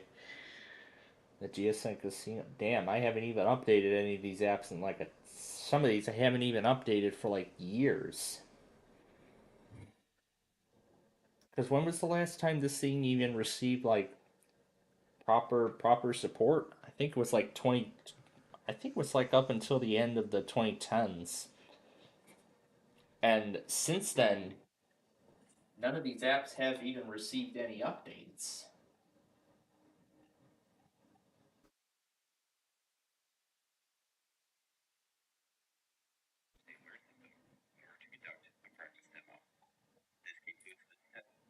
No, I knew we were going to get New Hampshire at some point. But yeah, it still amazes me. So that's what this was. So it amazes me that my first gen mini actually still functions. It still perfectly functions to this day. So at this point, my first generation serves as like a, I guess, a time capsule. Like a little bit of a time capsule of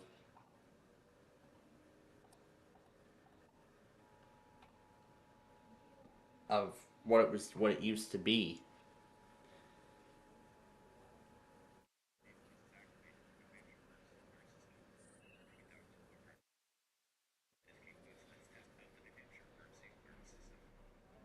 Yeah, particularly all those games I used to play. All those games I used to play when I was a kid. Oh my gosh, I really enjoyed them. I mean, Angry Birds. That was an absolute craze back then.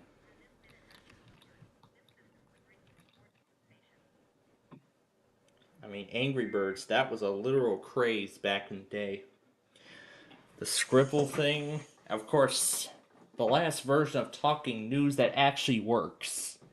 And of course, I still have the last version of Talking News that even properly works. Well, however, it hasn't been working properly. Like it's been freezing up for like 5 minutes at certain points.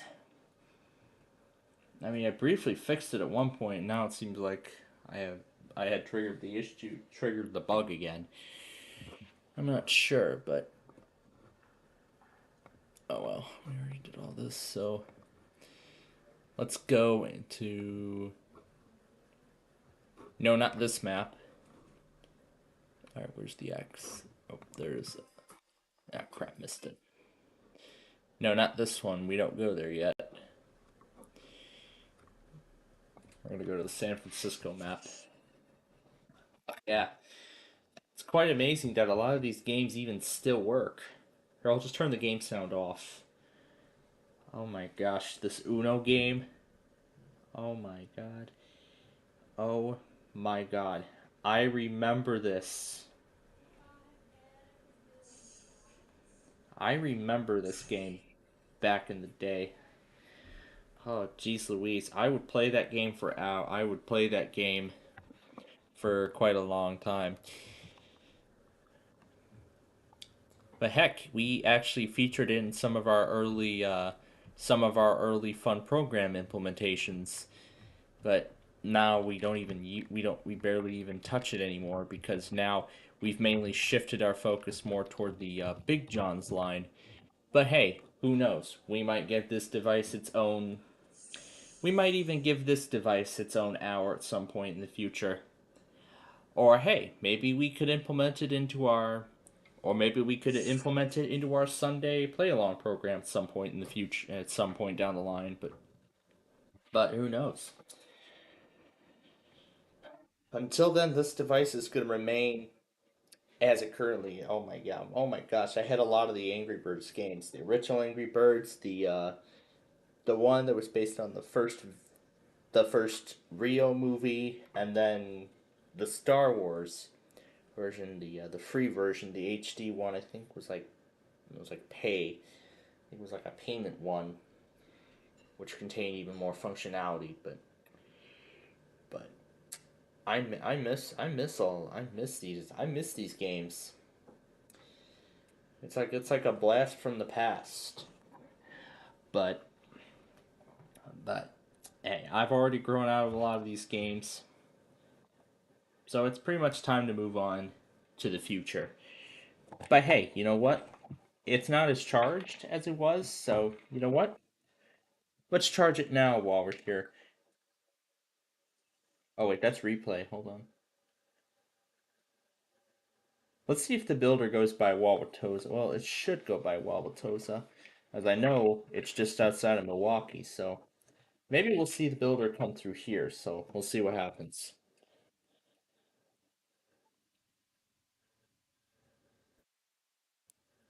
Yeah, I'm not sure if it's something to do with the power cord or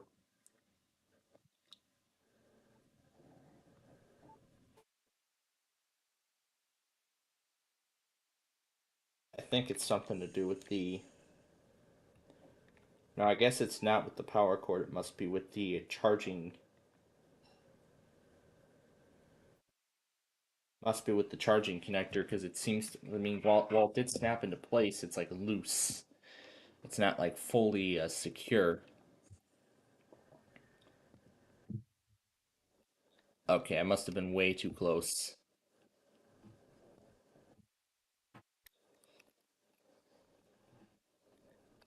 Yeah, I'm too close for comfort.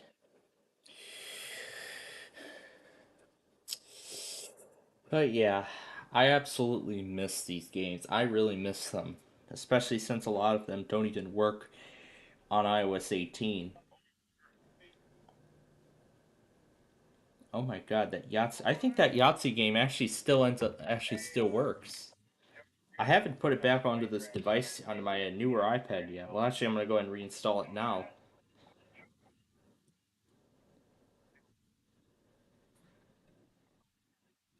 Oh my gosh, a game as old as that. What is it, Thursday, October 16th, 2014? Oh my god. Oh my goodness gracious.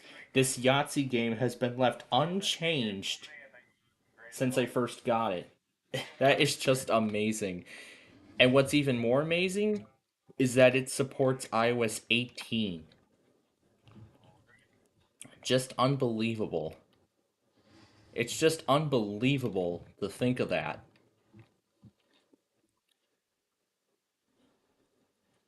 Oh my goodness. I remember playing, especially this mode here, the human versus computer. Yeah, the human against the computer.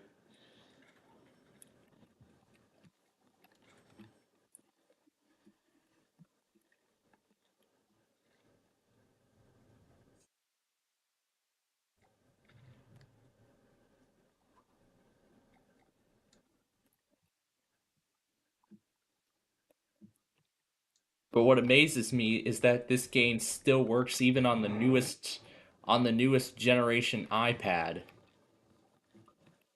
Just amazing considering when did this game come out? I think it came out I think it came out a long time ago. And even to this day it still works great in 2025. But just reliving these apps now, it's it's unbelievable. It's just unbelievable how far we've come and how I remember playing a lot of these games, a lot of these mobile games in fact back in the day. I remember them so much. But I mean, as I've said already, I mean, I've already moved on to a lot of other fun games like Ticket to Ride, and of course the newest one that I just bought that I just got Play 9. So I have the mobile app now. Okay, I must have done too many. But yeah, it's amazing that this game still works perfectly fine even on the latest iOS version. I find that pretty crazy. I find that pretty crazy.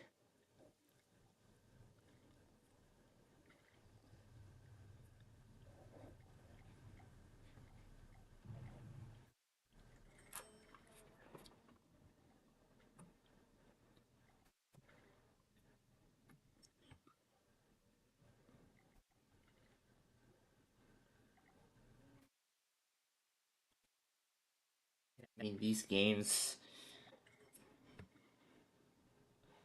as I said, these games were a lot fun to play back in the day.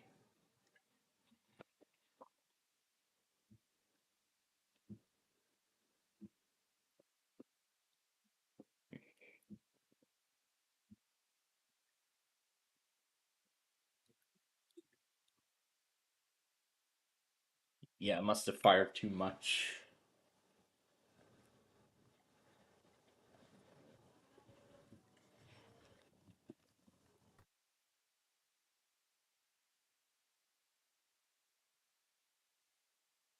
But yeah, I mean, all these games I've owned for years. I think this Yahtzee game is like one of the only original games that actually still works on the newest iOS version. Just unbelievable because a lot of these games aren't even, as I said, a lot of these games aren't even supported by their developers anymore, which is which is very disappointing. Yeah, which I find very disappointing.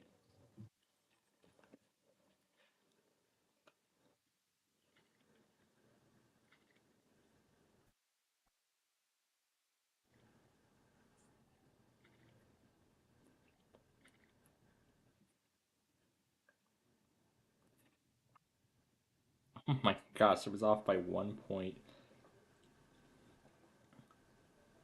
You disabled Game Center. I don't even think the Game Center function on that app even works anymore. The emoji sound that I've had on my other iPad, oh my god, that still works. I'm just in disbelief that a lot of these old games and apps that I used to enjoy when I was younger, those actually still work. They still work on the newest version on it's not even called iOS anymore. It's now called iPad OS. Well, iOS is still the name, however, it's not used on the iPad anymore as it got a whole new name. I believe it started with I think it started with 16. I think it did iPad OS 16, then 17, and so on.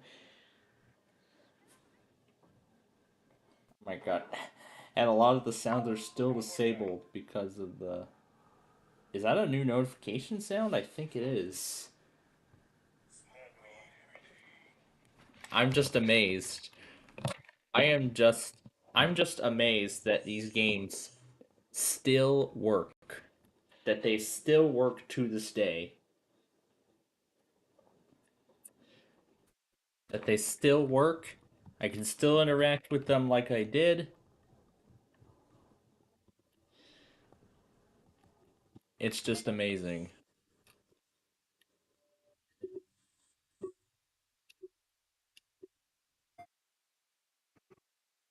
See if I can disarm the system.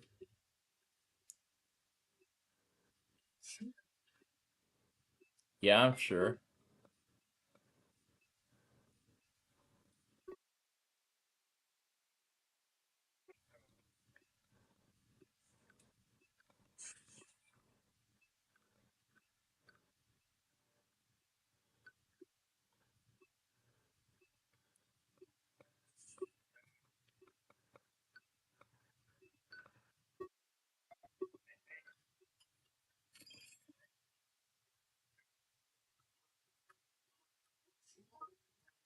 Here we go. He's setting stuff off again.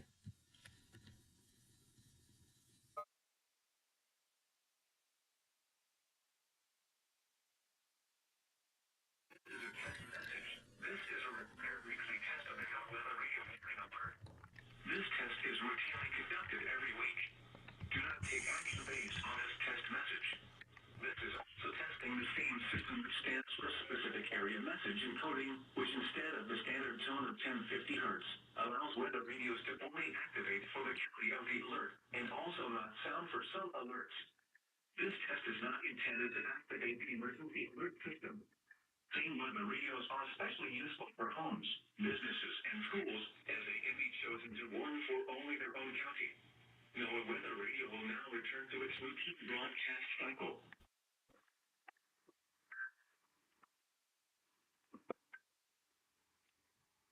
Let's see if I can turn the shower on too.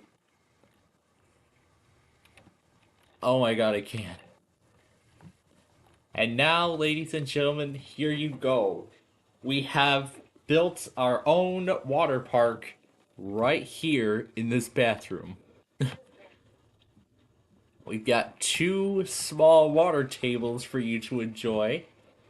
We have a nice jacuzzi for you to relax, and a shower for, well, cleaning, I guess. But yeah, going back to that old iPad, oh my gosh, all these games. I used to play them a lot back in the day. I mean, I told you all about these games already, so.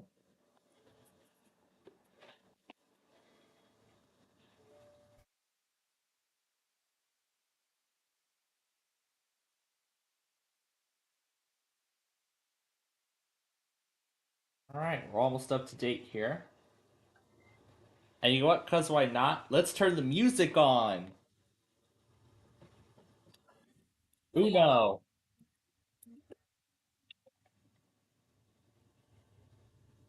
Oh yeah, wait, what?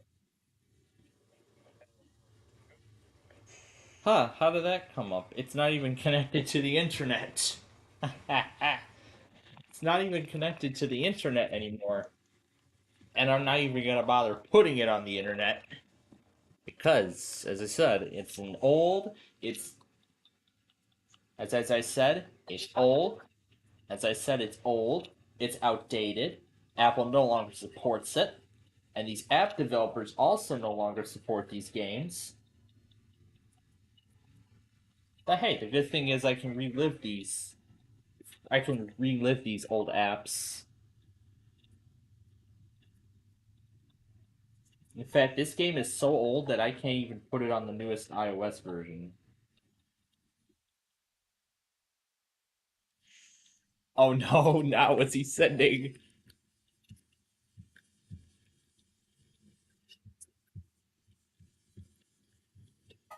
Oh, that reminds me of something else we gotta do this weekend.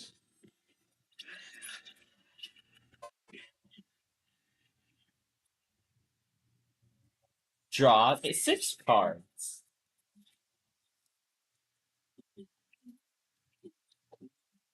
If tomatoes give them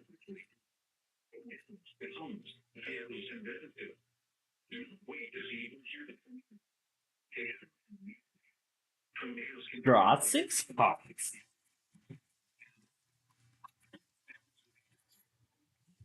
Yeah, I don't think I can install a lot of these older apps now. It's just so sad. And I can go through the entire apps list and look at all of them.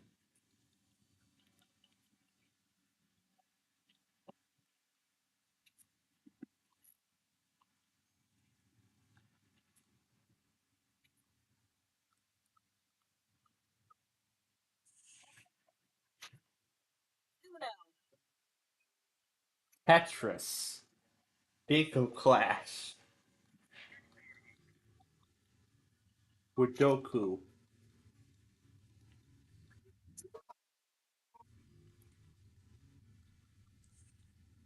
Zoom Workplace.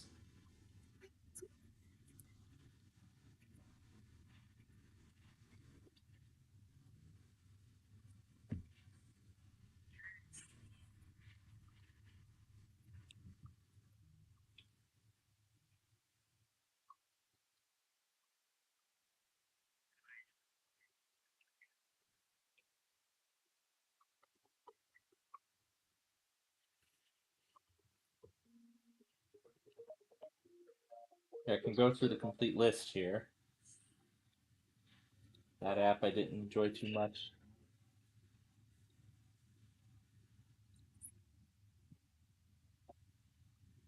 AI Power Flashcards. Uverse. October 2015.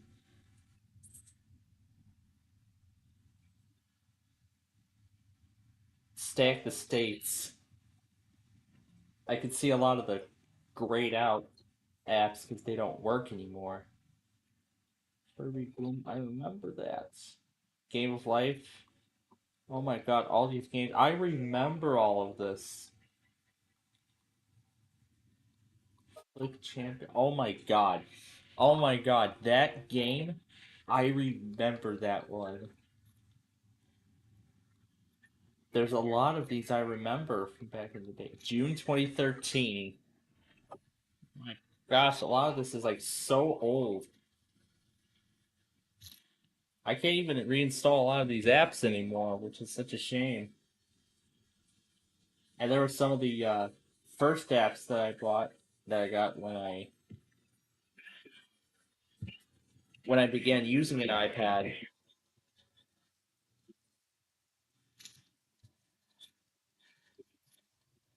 Well, that's what we're usually seeing on the Gulf Coast at this time of year, but for some reason they're getting snow.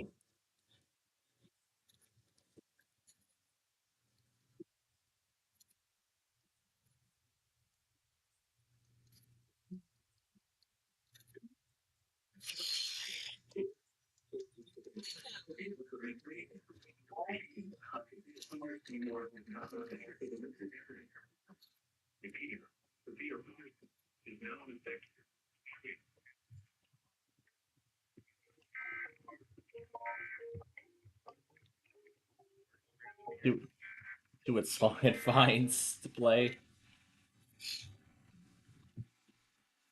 Oh, of course, this one, the song that we had just used for the Street View video from 2 weeks ago. Well, the Street View song, the song from the Street View video we used last week on US 41.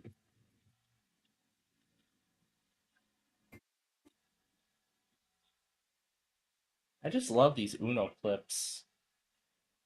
Draw two cards.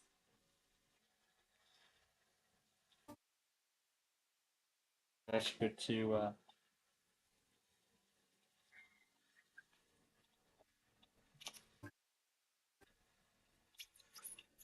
can turn the music off. Now, where's the? Where do I have the audio file of the safeguards? It has to be somewhere. Oh no, it's not this one. It's right here.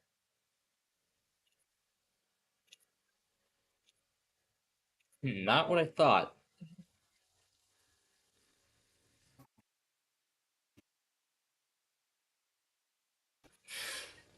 I guess I don't have it. I guess I don't have it. Oh no, here we go, Mendota.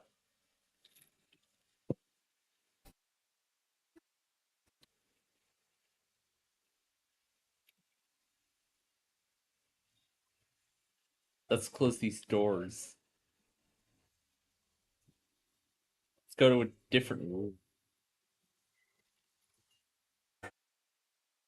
Did I just turn a lock? Oh, that was a lock I just turned.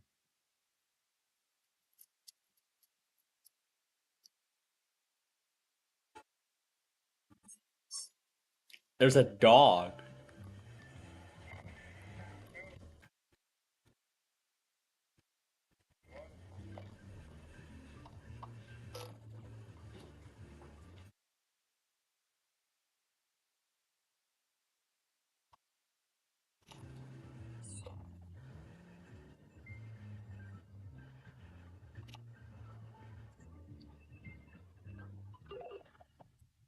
Oh,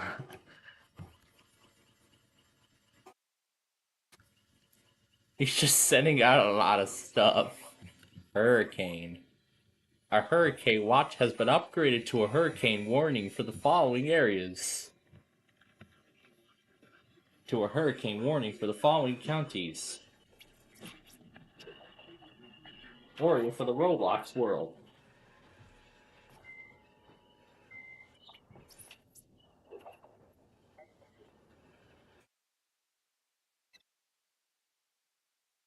Draw 6 cards. And then it plays the same song again. Draw two cards. I was about to challenge.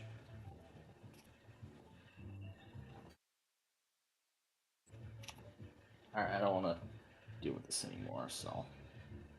I'm gonna turn the music back on and abandon the game. Yes, I want to end this game. Oh, yeah. At a time when iOS didn't have the ability to swipe up to reveal the task view. That's how old it is. I miss it. I miss it really. I miss it really much.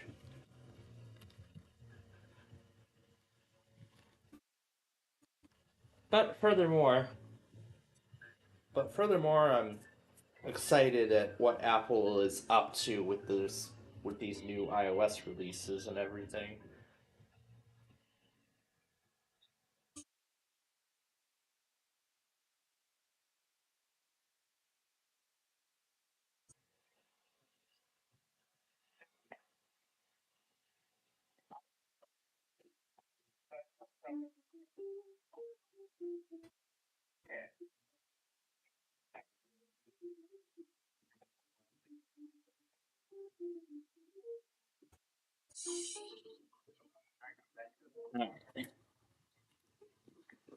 All right, we didn't really do much in the San Francisco map, so let's go back there. Let's go back to the San Francisco map and see what additional devastation we can do there. What were we gonna do? Oh right, oh right. We were gonna we were gonna wreck this bridge out of existence.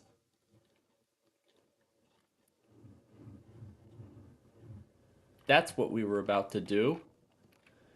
We were about to wreck that bridge. We were about to wreck the western span of the Bay Bridge out of existence. Woo! Oh, oh gosh! I just destroyed the pier. Wow. Oh, I think I messed the aim high. Yeah, too low. There goes the Transamerica Pyramid.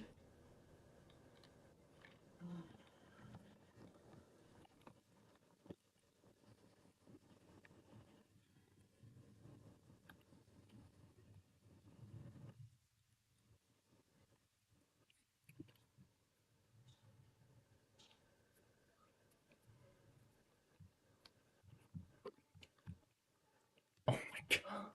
Oh my gosh, we actually managed to sink a lot of the boats.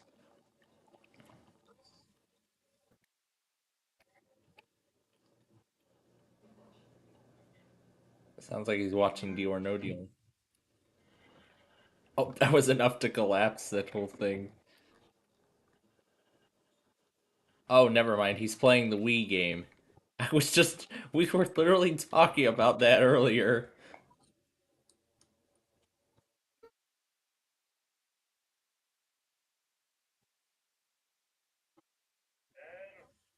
And down it goes. Now that's what I call controlled demolition. Now that's what I call controlled demolition. We just did a controlled demolition of the western span of the Bay Bridge. All from one explosion. All from one explosion. Now let's do it again. Oh, frick, I missed.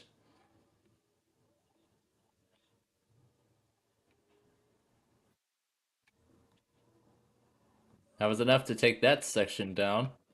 But there's still one section left standing. You know what we need to do?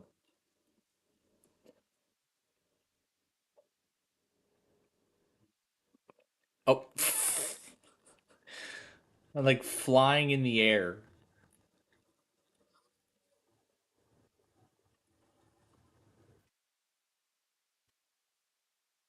Okay, that didn't do any good. You know what we gotta do now? Whoa. Okay. Um, Oh, wait. It's moving. It's moving. The the thing is moving.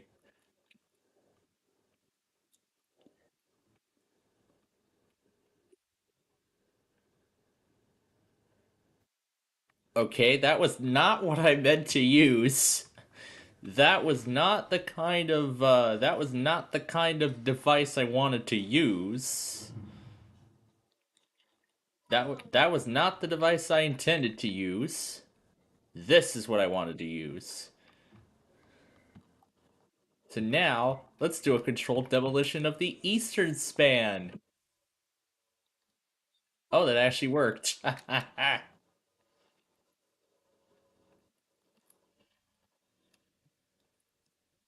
Well, it mostly worked.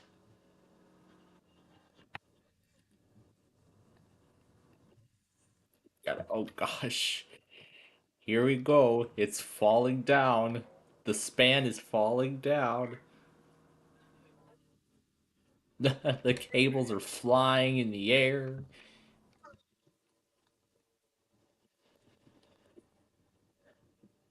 Gotta take down the rest of it.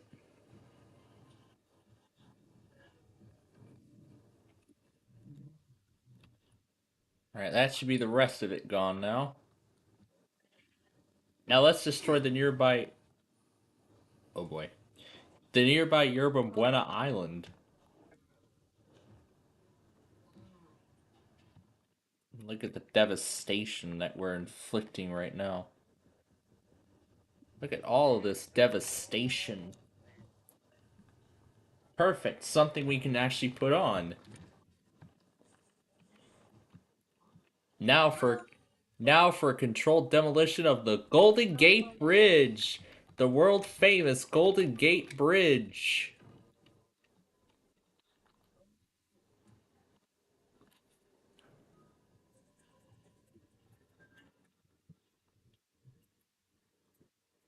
It's a controlled implosion of the Golden Gate Bridge.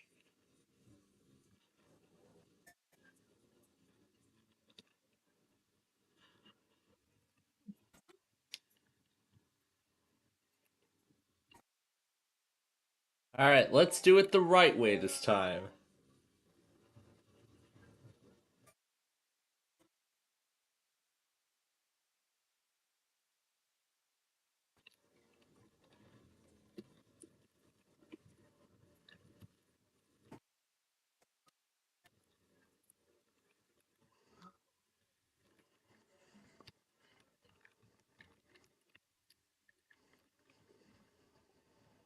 It's flicking me up.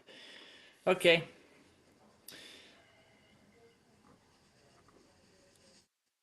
Let's play the Deal or No Deal role play.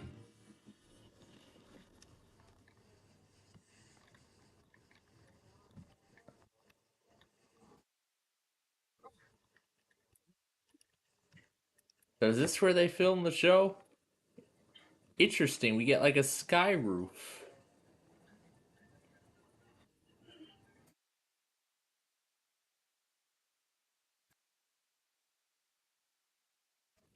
Alright, to the control room. Let's play the theme song.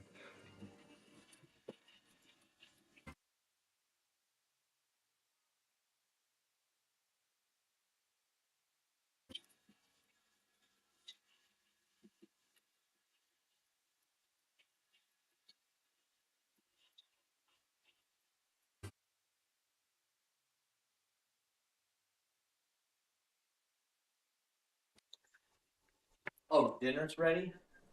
Oh, dinner must be ready. Like this.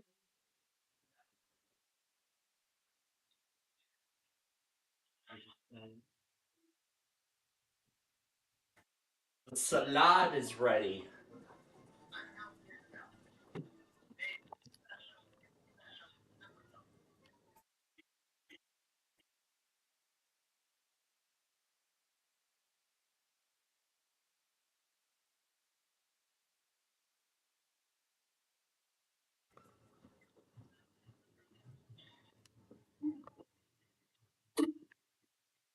let you watch a Drew play Deal or No Deal while I go have dinner.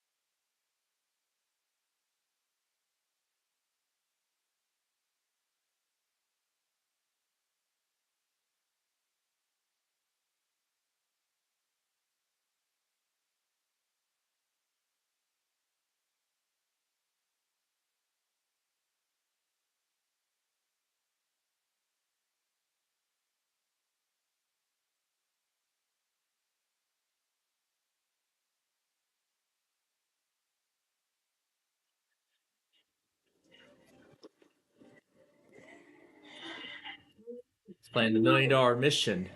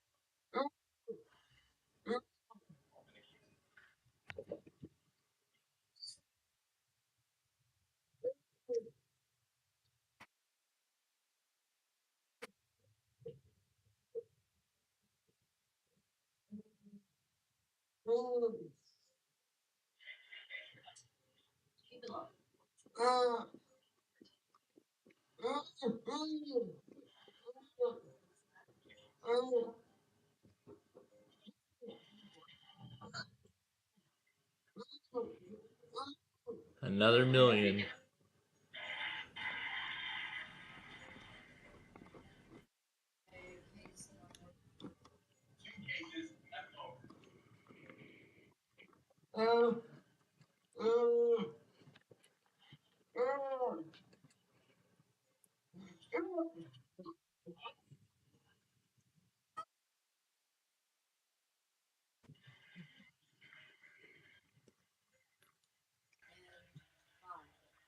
Still good.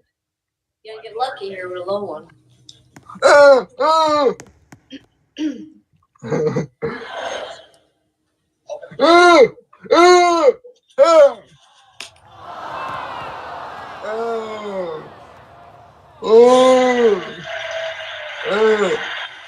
you're 5 to 6. Oh,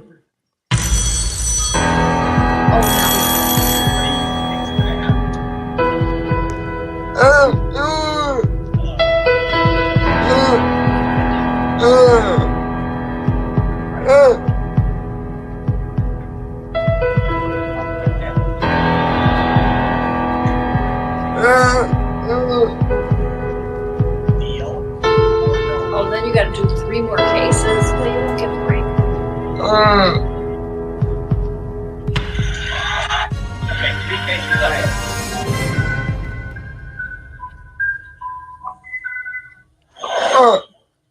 Open the case. Oh wow. Better pick 21. How many millions are left? $5 million cases remain. Cases left over.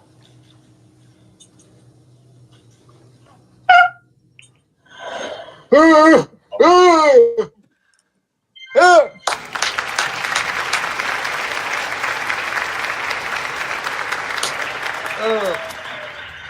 you're 5 and 5. One case. What do you think?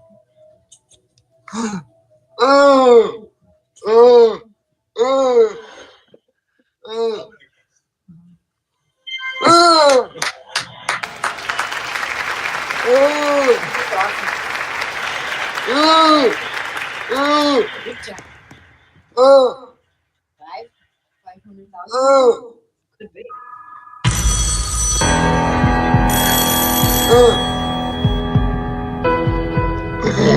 Okay.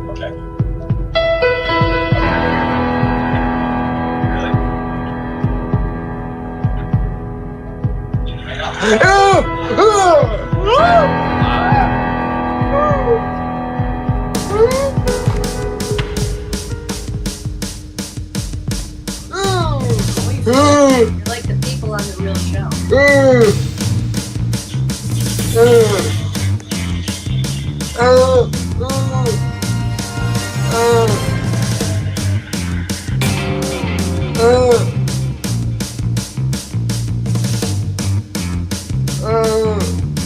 Wow.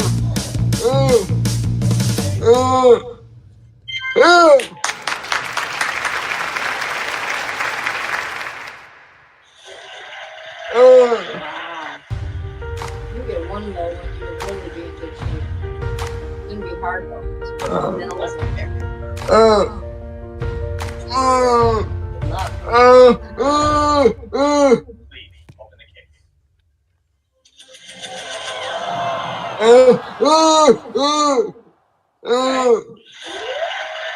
Still got 4 to 2. Yeah, still got 2 amounts on the left-hand side.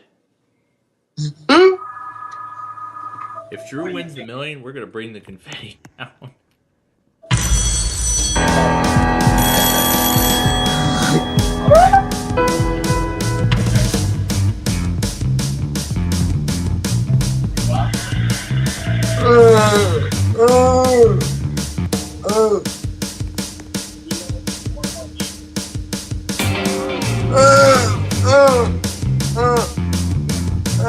You're just smoking 2 more. Oh, okay.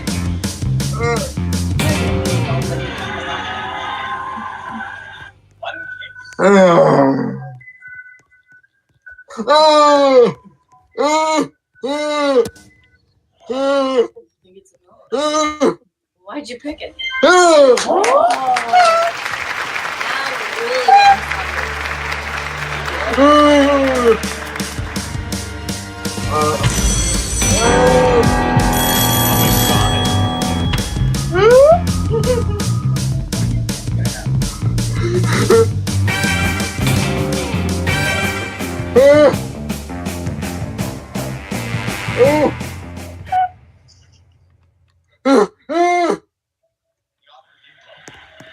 Oh, baby.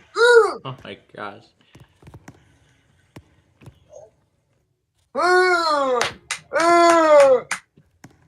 Gotta find the confetti button. Amazing, dude. The case? Or could he have won the million? Did you have a mill in your case? Now let's find out. He had one of the millions. All right, come on, you gotta. Wow.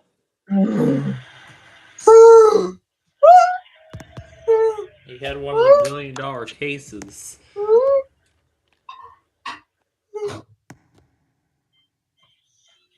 Alright, I'm sure this brings down the confetti. Go.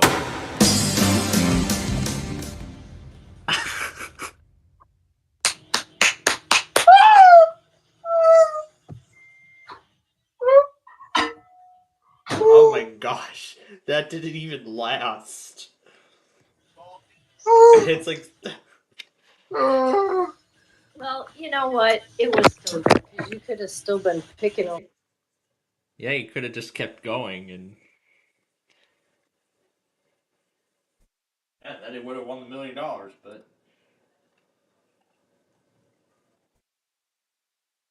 Her dinner is ready. I'll just let you all watch the stage here.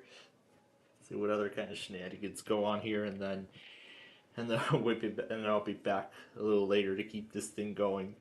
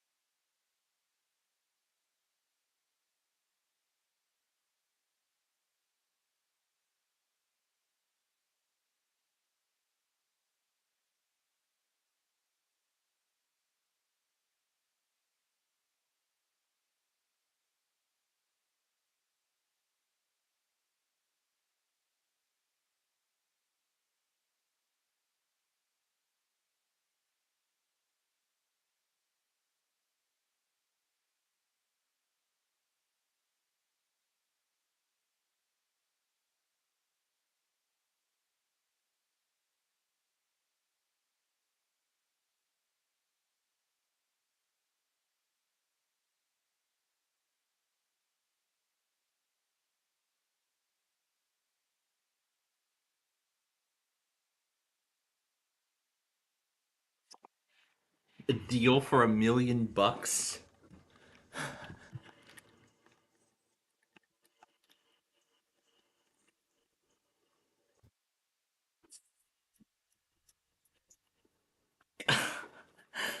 Come on. It didn't even last.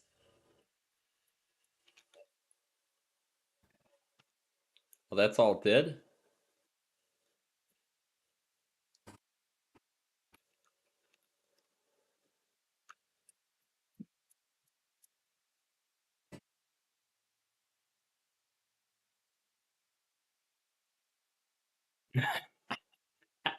That's it. That's all. 9p, 1 million pounds. Let's bring the confetti down again.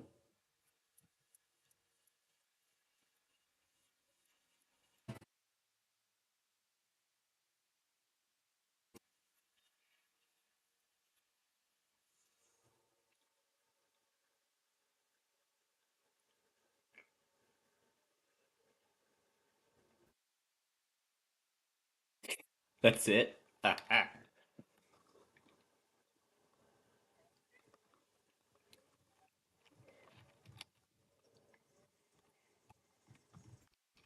Let's bring it down again. Wow. That did not even last long at all. No win.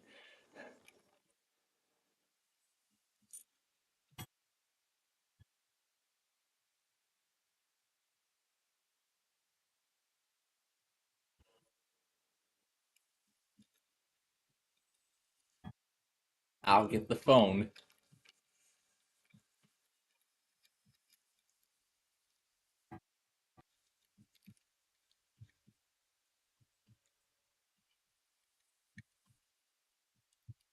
I like this setup actually.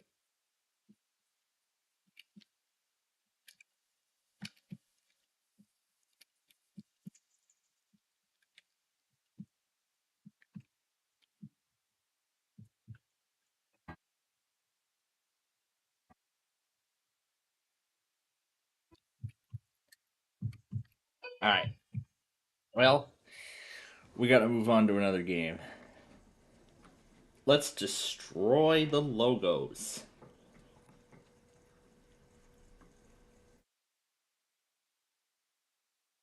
And I'm thinking, oh, wait.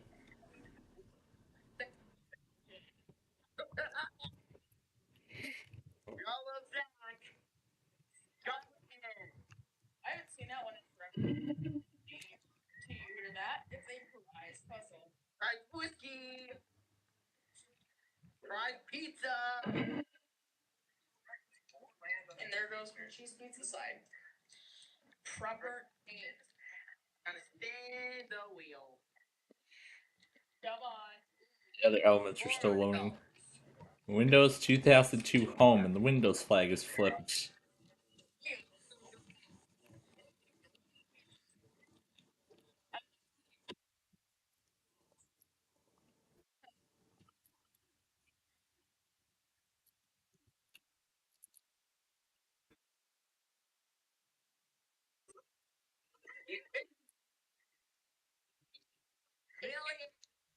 Ooh, A Hero Academia.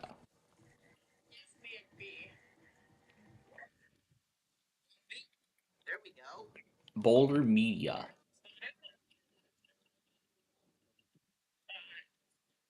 right.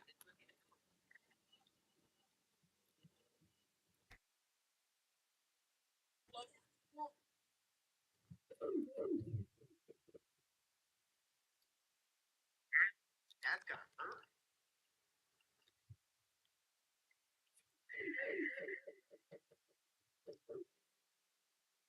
We don't need to hear anything from Vista. No, not XP. Windu. Windu. Is that a new Roblox logo or is that the first one?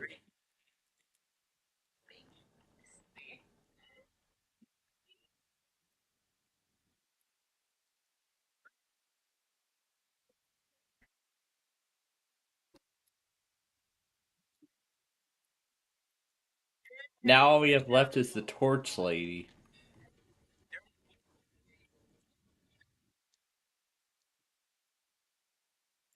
Each row, etro, etro,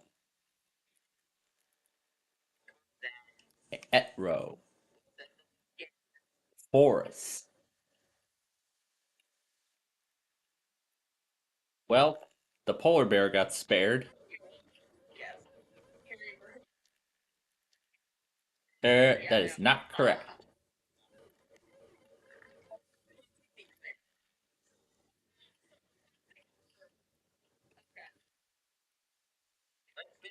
Get me. On the land. You better not. Ladies and gentlemen, Remy just keeps landing out of it. And with that, Remy, you are the weakest link. Goodbye. Remy is awful. He is the worst.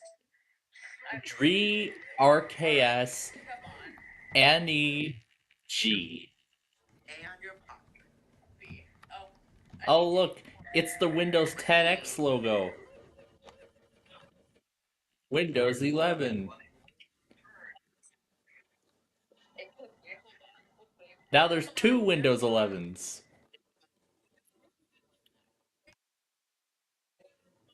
Paramount.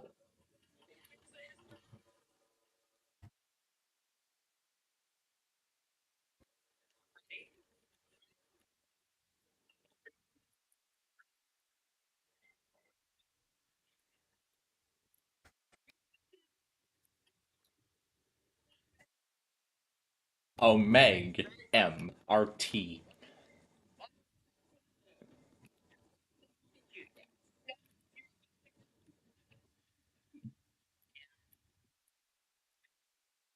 Windows 11. Windows 10 will soon be no more. Carlton. A logo Gawain Hale Films is based out of. Oh, Rip Carlton. Ooh, Wild Brain. Ah, yes. I remember this logo. The same people that created the first season of Bubble Guppies alongside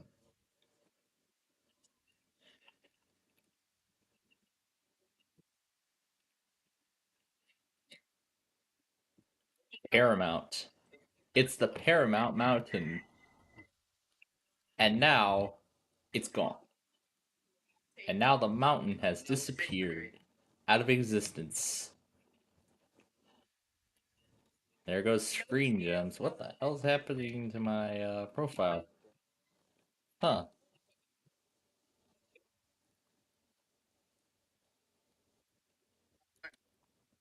Twitter.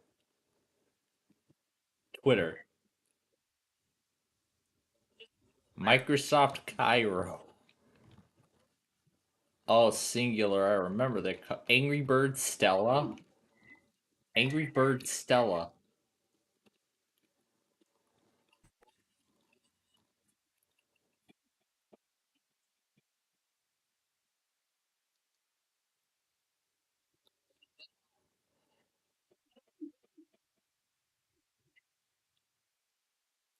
Oh gosh.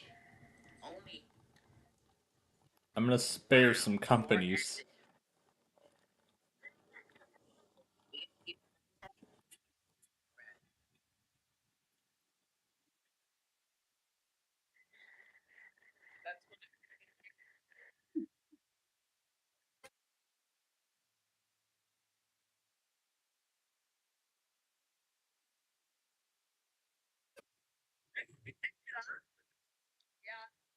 Yeah.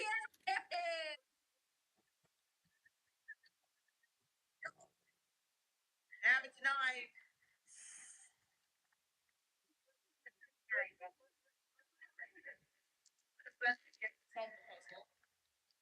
A man.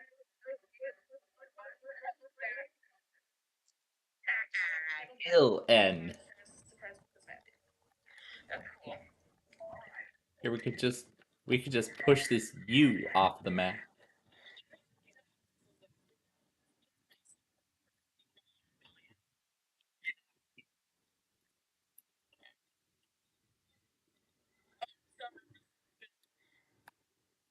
don't want to bankrupt. Jang. All it just says is Jang. Why is the thing following me? Oh, look. A J.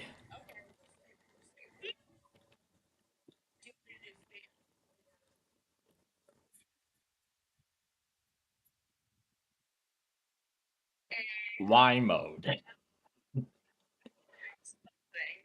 It's the Mr. Beast logo.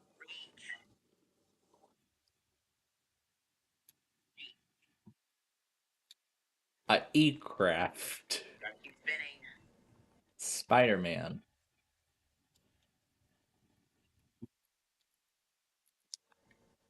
MTV. This is not the MTV we're all used to.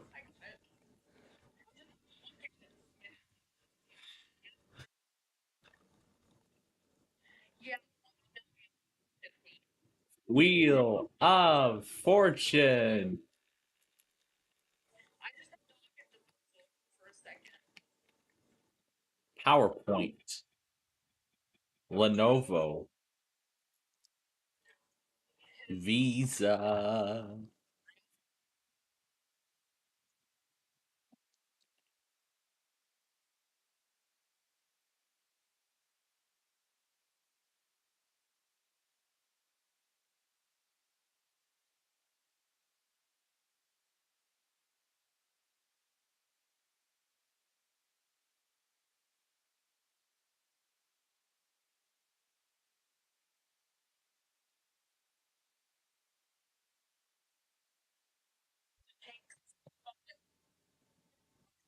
Come on, 100K, 100K.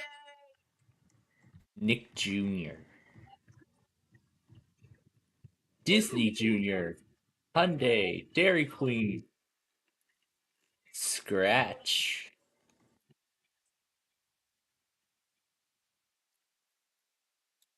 Tom. That's all it says. Tom. Ooh. Auction.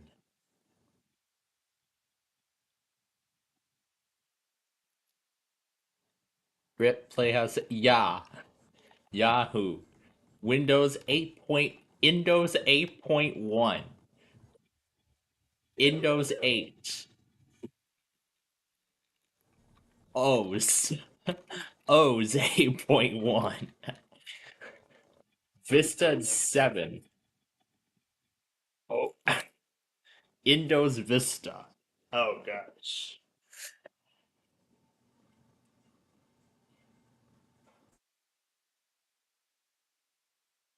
Alright. Now we're gonna watch some trains here. Oh, that's not where I wanted to spawn. No.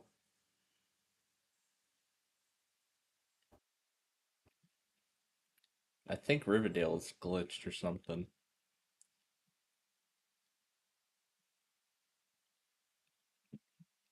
There we go.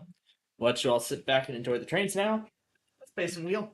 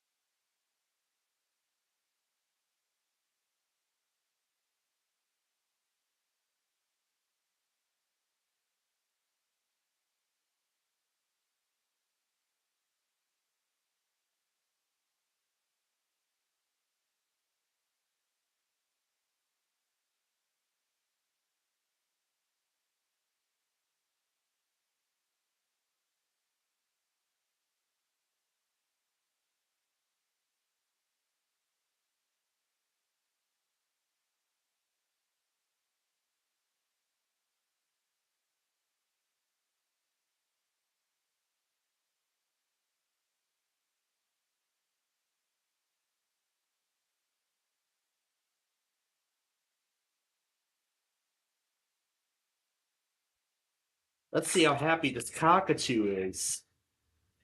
I'm sure he's very happy. He's so happy.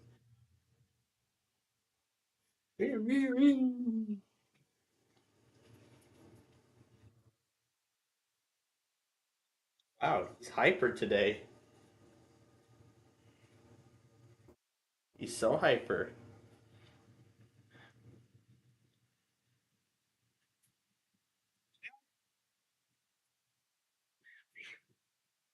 He's like so hyper I can't even comprehend. Hi, Barney.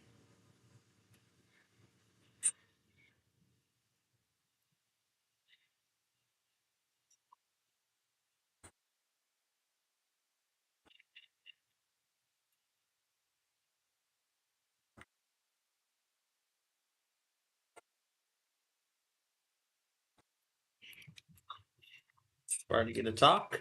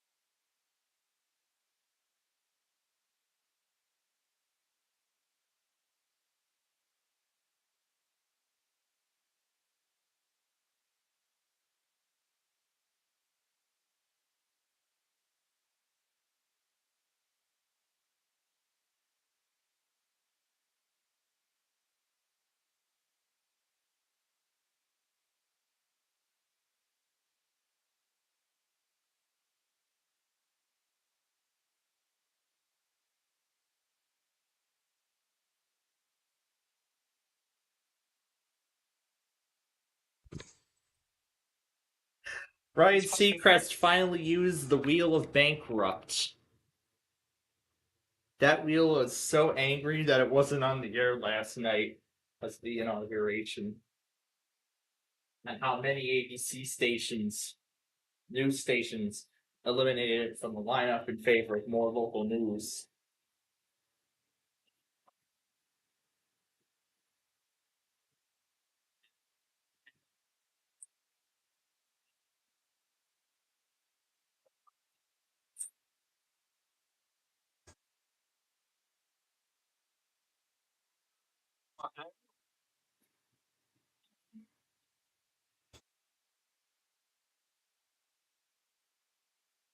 Get ready for the triple toss up soon.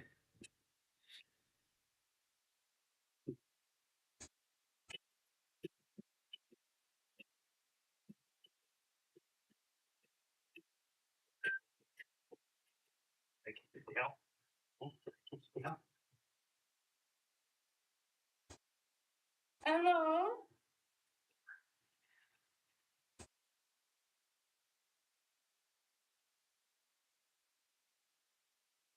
Sheriff, sit down.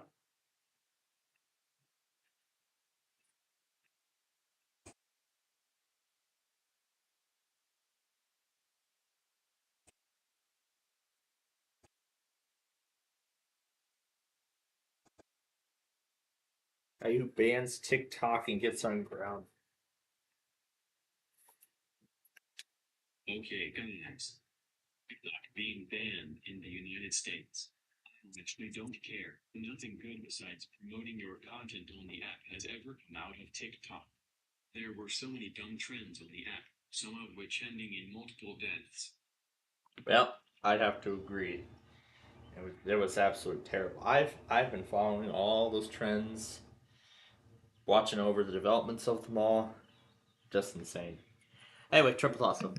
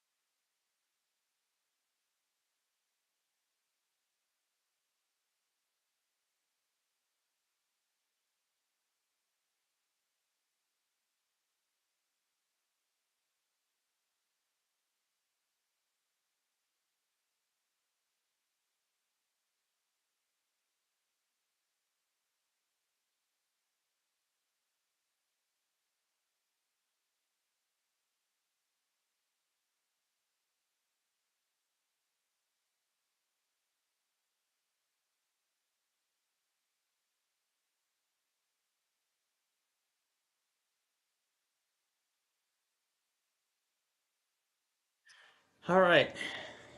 We're going to go watch the bonus round and then to the next game.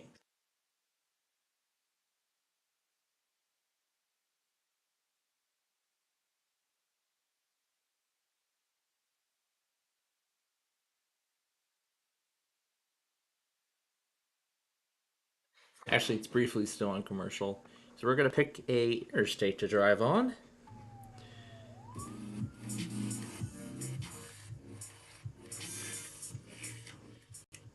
We haven't done I-70 yet, so let's do that.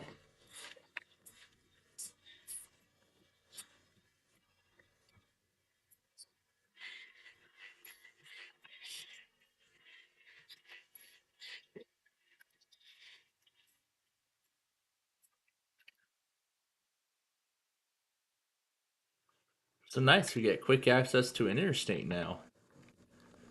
Alright. We're going to spawn a pickup truck. Alright, we'll start the ride from there after the bonus round.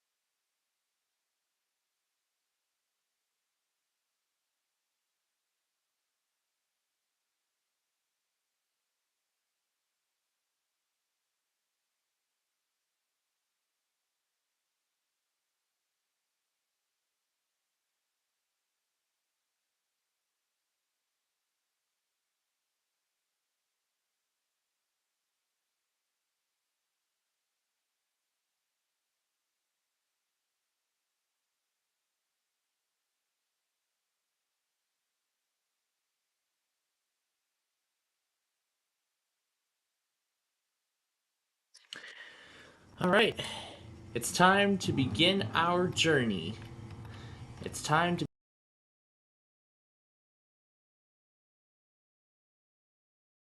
begin our journey west from this stupid park and ride that marks the end of the interstate. How stupid is that? A park and ride marking the end of a transcontinental interstate? How ridiculous. So now it's time to begin our journey west. We're gonna head west to Utah or wherever.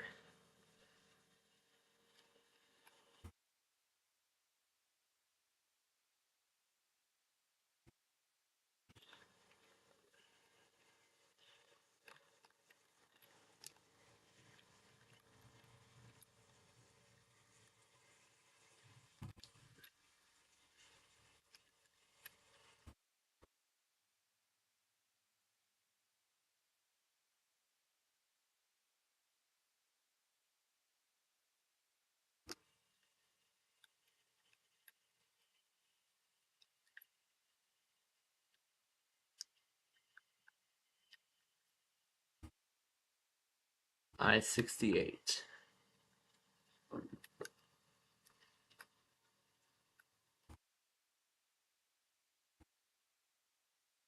Welcome to Pennsylvania.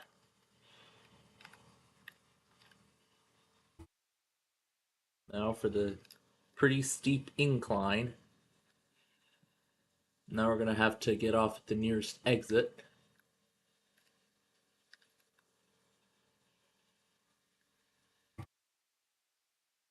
Actually, this is a good place to stop. Alright, now it's time for the flip side.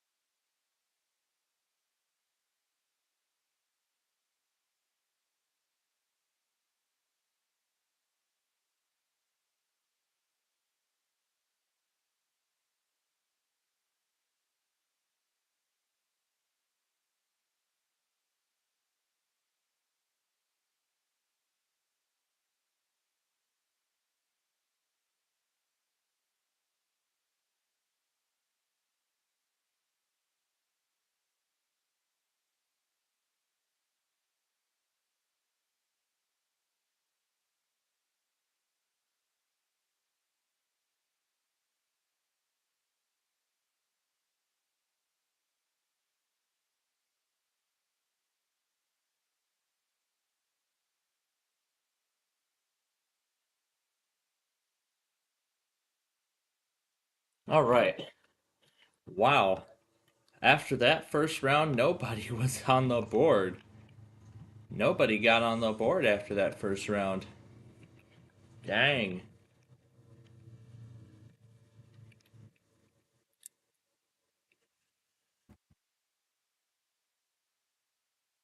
All right, here we go. Let's continue our journey. We're now on 7076, heading for points east. We are looking for Interstate 70 to get back onto our assigned roadway and continue our journey west. Here comes the first tunnel.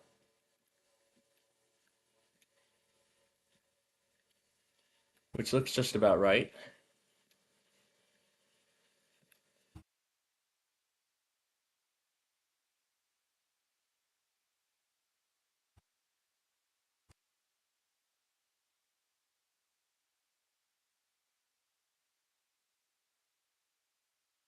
$70 to Columbus. Yep, let's get back on 70.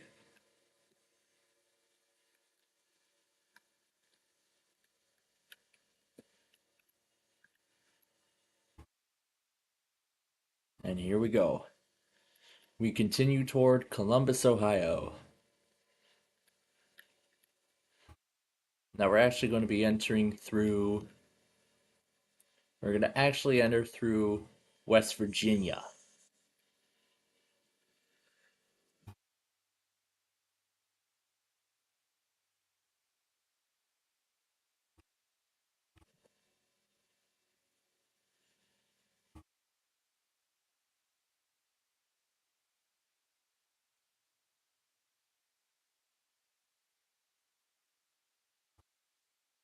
And speaking of West Virginia, here comes the state line.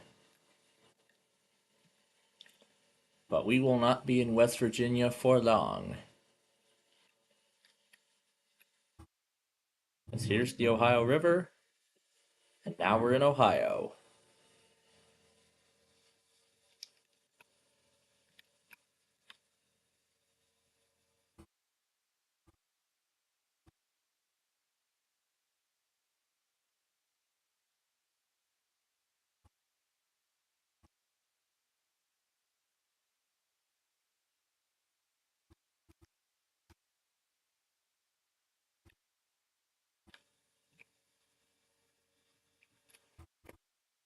Like that's it.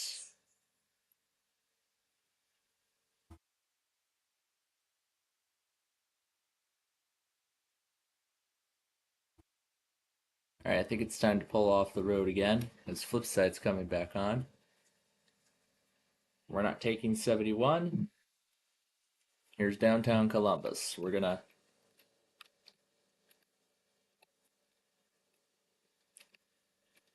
Right here is a good place to stop.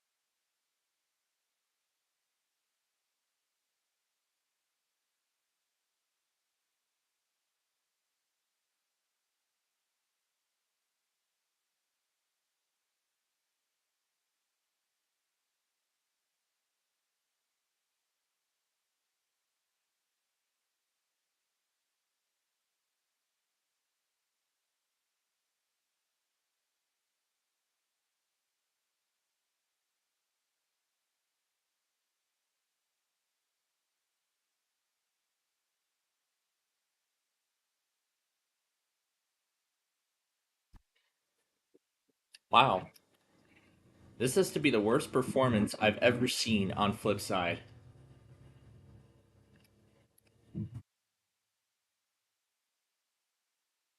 This has to be the worst performance I've ever seen on Flipside. It's unbelievable. Out of the course of the entire game, only one, just one question was answered correctly. Only one was answered correctly in this whole game. Just unbelievable. I have never seen a Flipside game worse than this.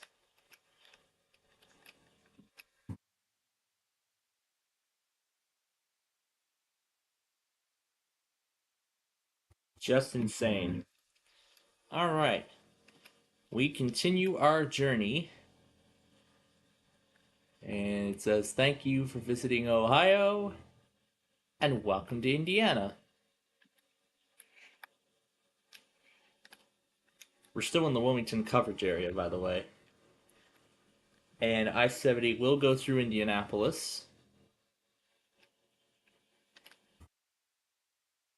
So I-70 will be joined by I-65. Once we reach Indianapolis, I think we might be getting there already. I-465. Welcome to Indianapolis. Now this way I believe is I-65. Or not.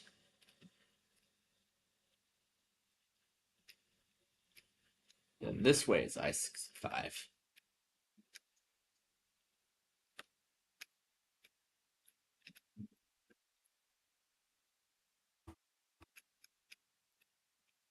I-70 to continue west to St. Louis.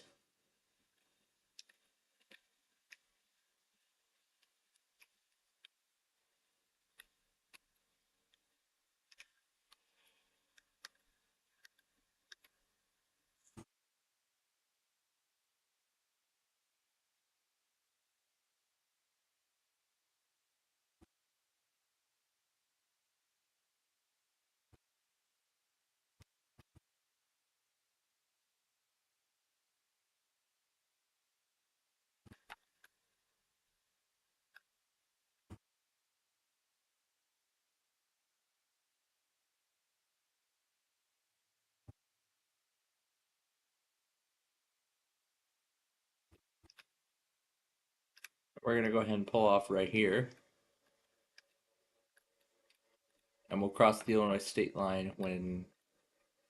You know what? Sure, let's go ahead. Let's go ahead and cross the Illinois state line and then get off at the next exit. Welcome to Illinois. Now let's get off here.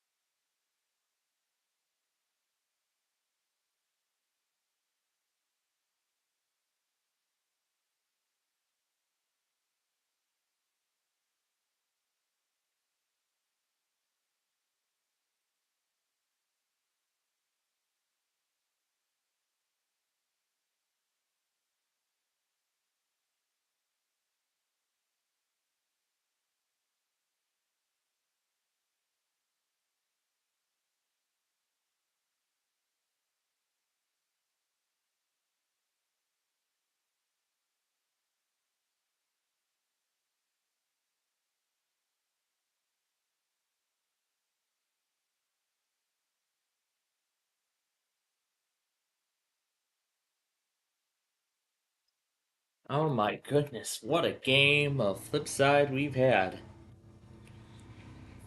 After that last round, off by 50 points. 50 points.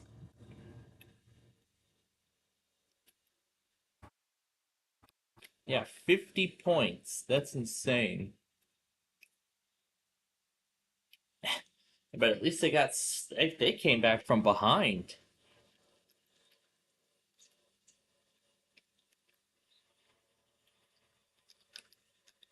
All right, now let's continue our journey west.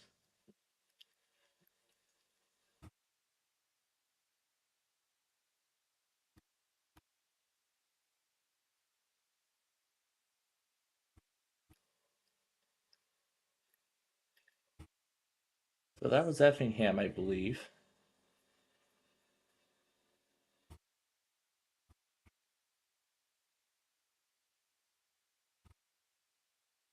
And look at that, we've made it already.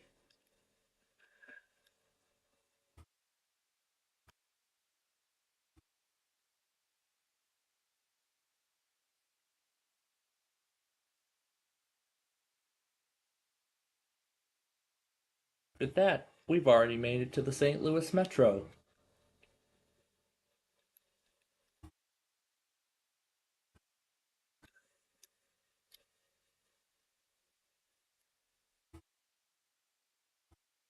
I-70. And here's the Stan Musel Bridge. And we are now in Missouri.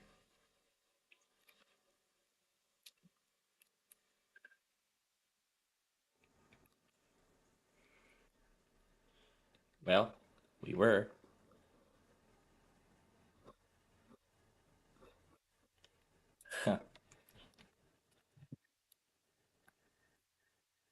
Did it just freeze?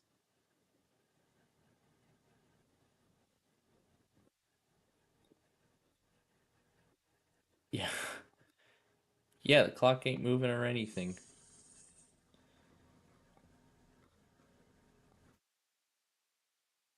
All right. I'll get back into the experience and then we'll continue. And then we'll continue from there.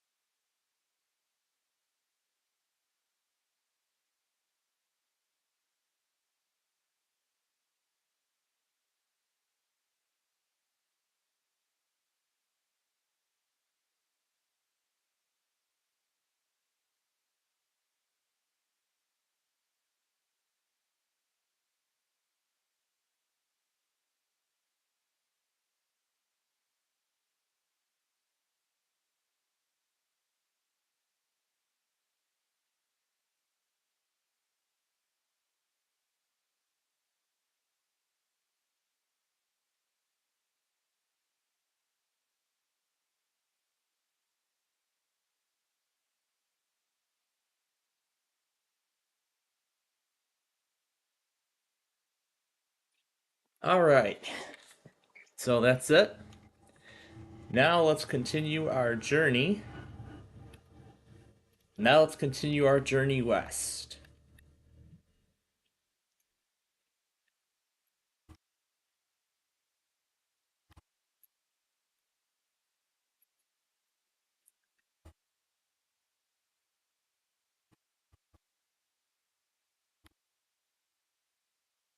Then maybe I'm not going the right way.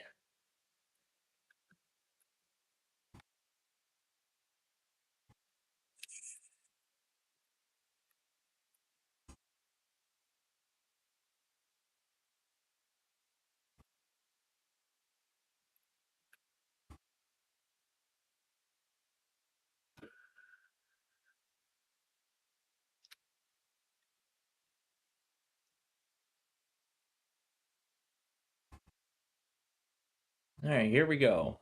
Moving on I-70.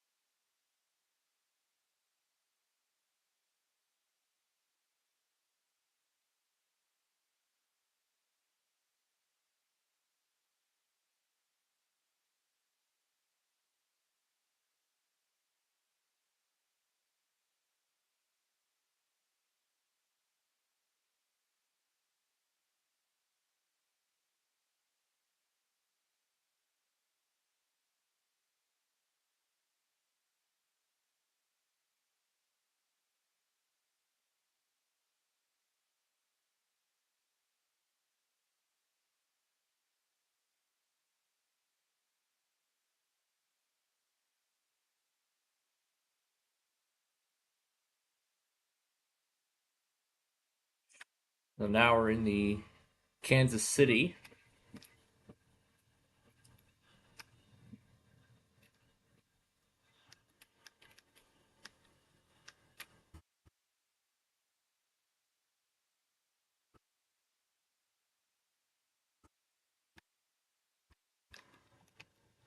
I-70 to Topeka.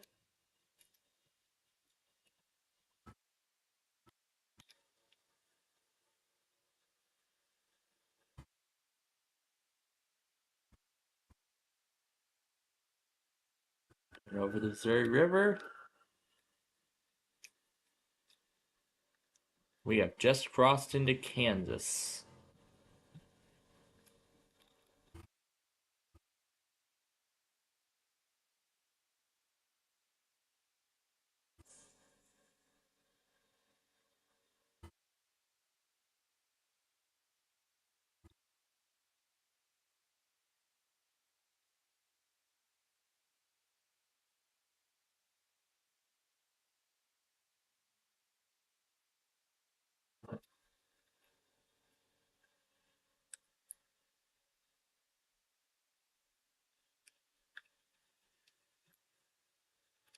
It's the Kansas Turnpike.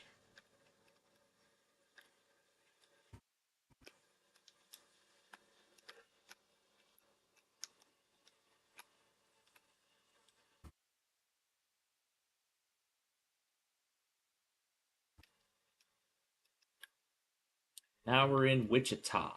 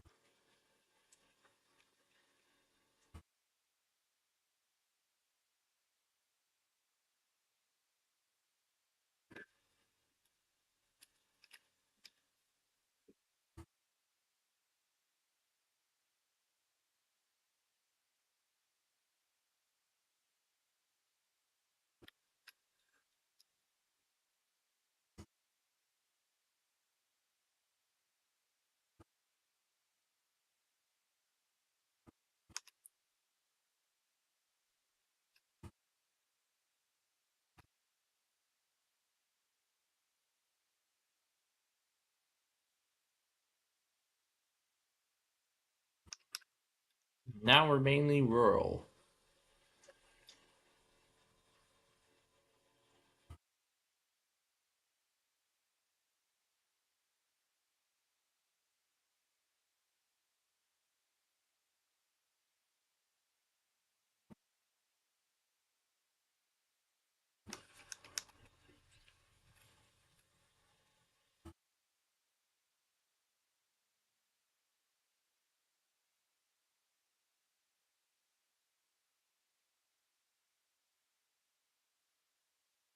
Now we're gonna get ready to get Deal or No Deal Island ready to go as soon as well.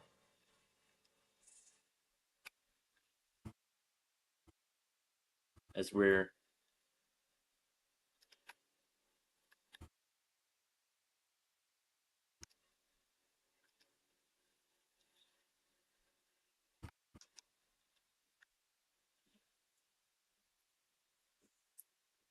now let's do I-70 in Kansas. We're going west. So, wow, 400 miles of I-70.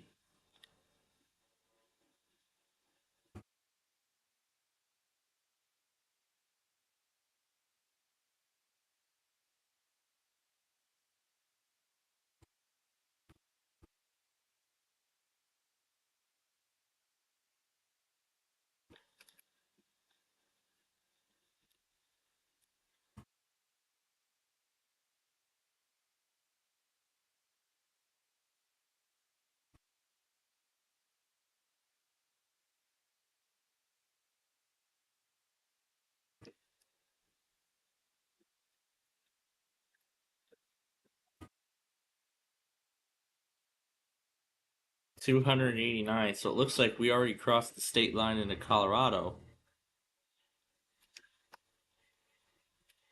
Jeez, 400 miles in the state.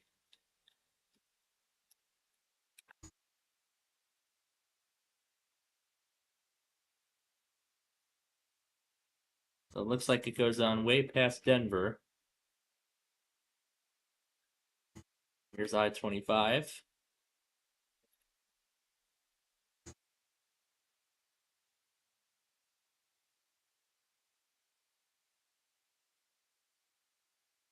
There will be 200 more miles of I-70 before we near the end. Before we reach the end at I-15.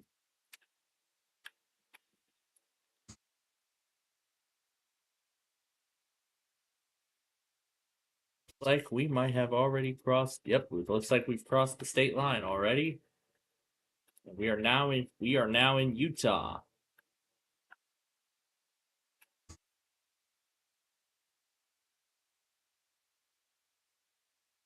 I-15 will be the endpoint of Interstate 70.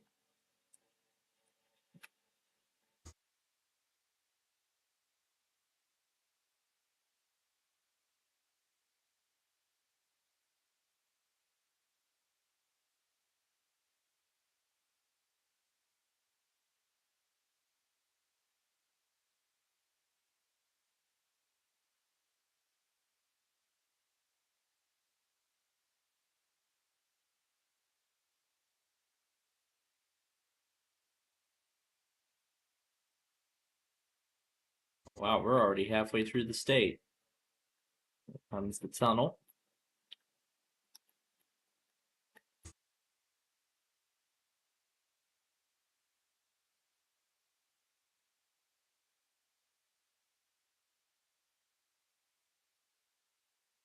Oh, it doesn't look like we're in Utah yet. We're still in Colorado.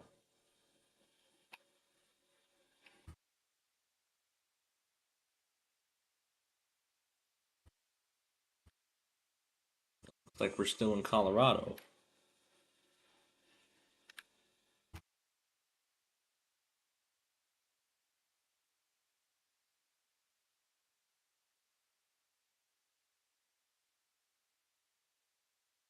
So now we're almost to Utah.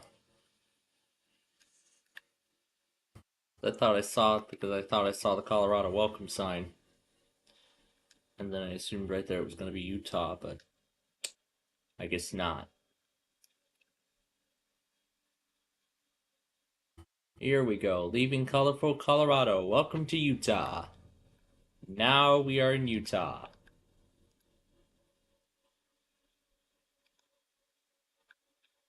So 230 more miles to go, and then we will have completed Interstate 70.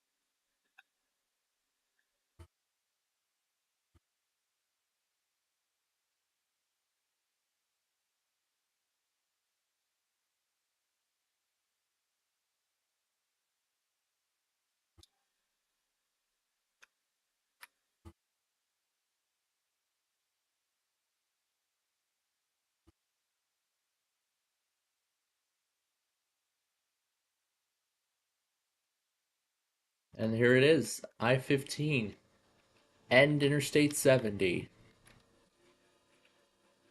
We have driven every single mile of Interstate 70. And now we'll continue on 15 and just continue until we get to the edge of the map.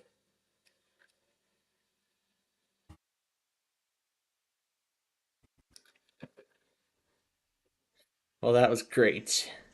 So, we got through all of Interstate 70.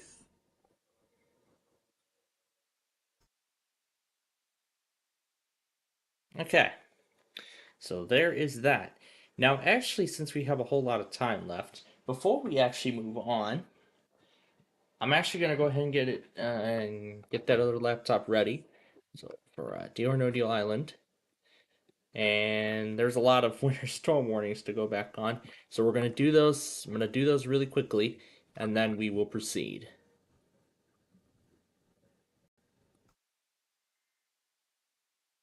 All right. And we will start with WERX. The shark, which John always ignores.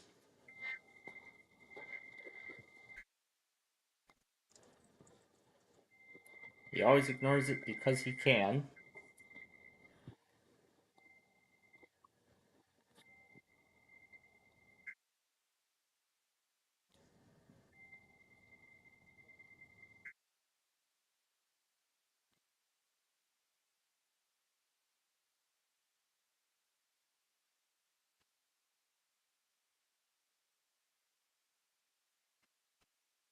Let me verify the audio is off. It is. Okay.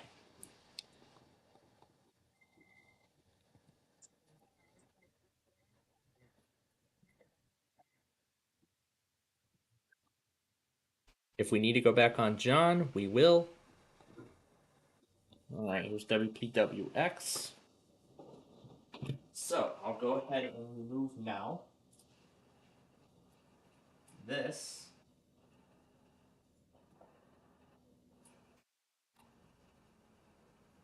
And there's the shark. Let's pull that off. There we go. Beautiful. We're going to go on the other loggers and do those.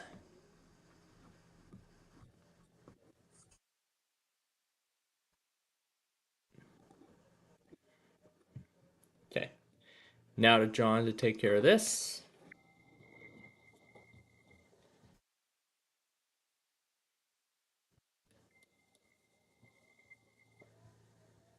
WNBC.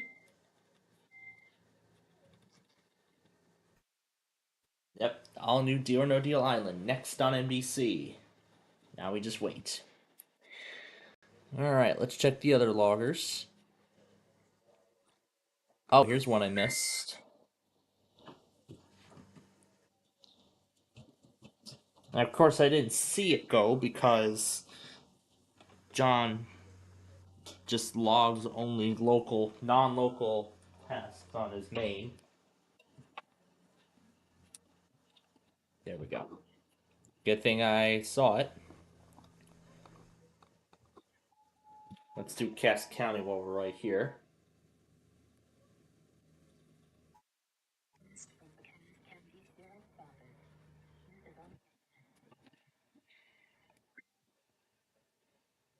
And that looks to be it.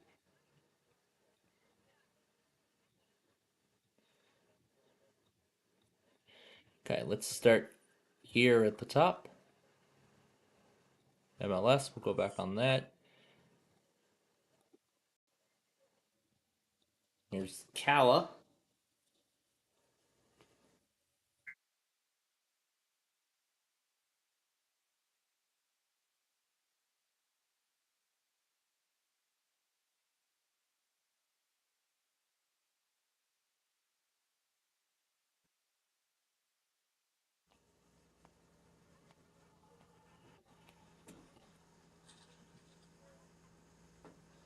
I'm not sure if that looks like Melissa Peterman, but I did hear she's performing on this show.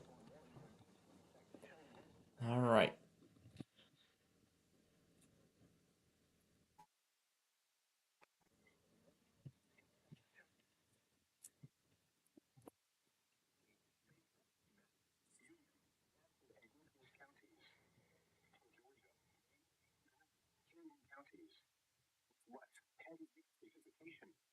Additional snow and sleet accumulations up to 2 inches and ice accumulations up to 0.2 of an inch.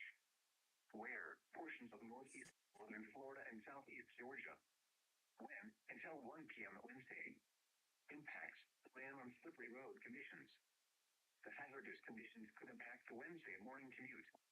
Precautionary preparedness actions. If you must travel, keep an extra flashlight, food, and water in your vehicle in case of Barney can fly. the latest road conditions for the state you are calling from can be obtained by calling 511.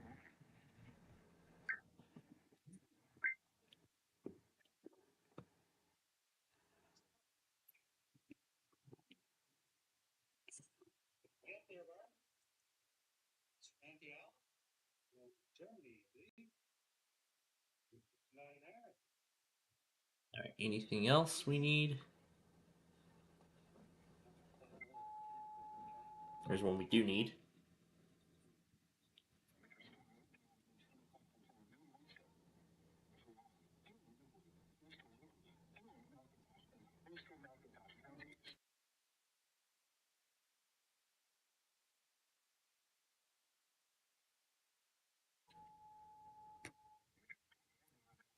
Until noon Wednesday. So long. Liberty, Coastal Liberty, McIntosh, and Coastal McIntosh counties. And freezing mudslides, accumulations around 1/10 of an inch. Where? Coastal Liberty, Coastal McIntosh, Inland Land, Inland Shadow. when intelligent impacts routes and especially bridges in passes will likely become slick and hazardous. Could be very difficult. The hazardous conditions could impact the early evening and Wednesday morning commute. Suspension bridge cable may accumulate ice, leading to the potential for falling ice. Precautionary preparedness actions. If you must travel, keep an extra flashlight, food, and water in your vehicle in case of an emergency. For the seat you are completely obtained seat. Persons are urged to stay until conditions improve. If you must go tread clear, warmer than a single heavy coat. Coverage space to reduce your risk of frostbite or hypothermia. It didn't have a charger. And a hat to keep you from losing your heat. Persons should consider I don't know how to explain that, but if travel is absolutely necessary, refuses to with like extreme caution. charge. Responsibility So if it's a new D920, is for kids. that's this phone from 2012. And extra clothing. Wireless charge. Also take water. Can't And get it here. anything else that would help you survive in case.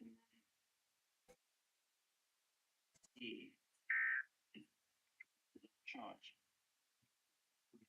Like this. So now we're just gonna wait till the Windows 10 is gonna be finishing its things.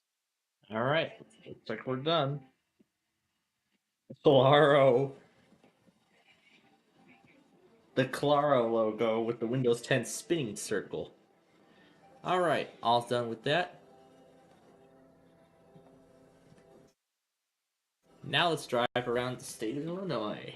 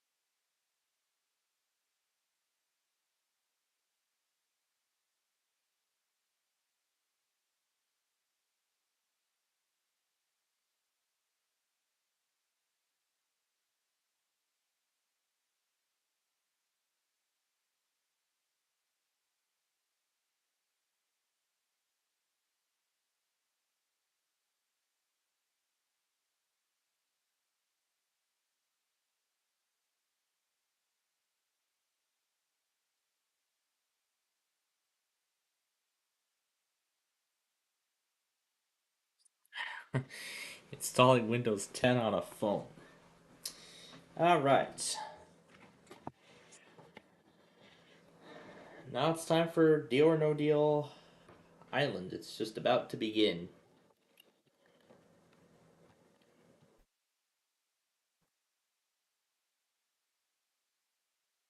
Alright, here we go.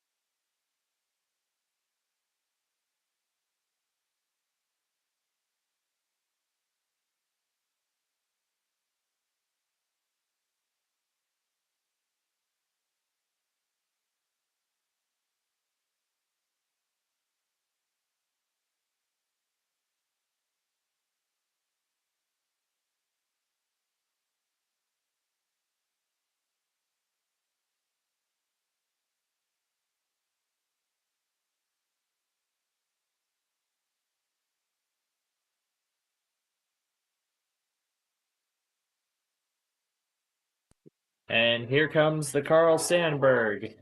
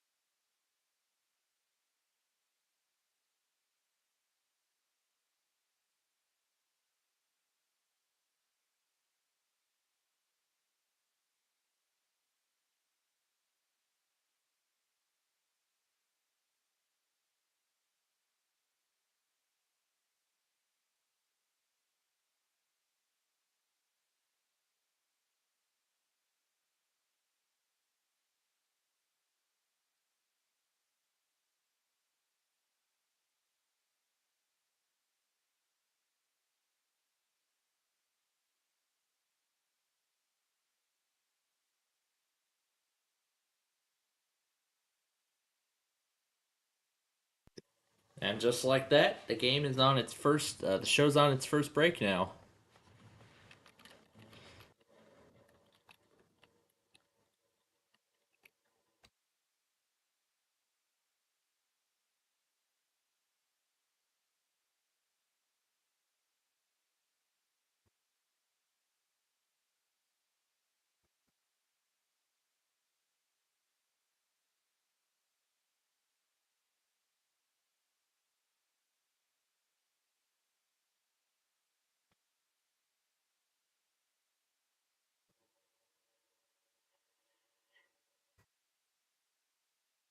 So that was the Carl Sandburg on its way to Chicago. Now, what about the other train, the 383?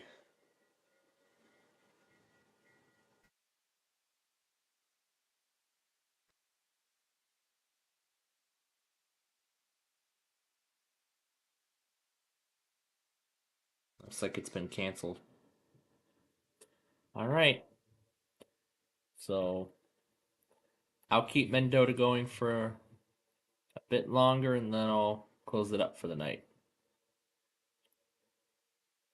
And there we go. We managed to drop the span, well, that part of the span completely.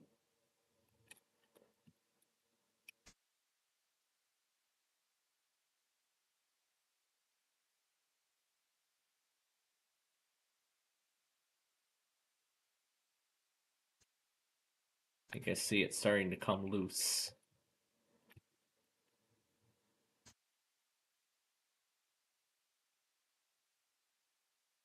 Yay! We rode the span down.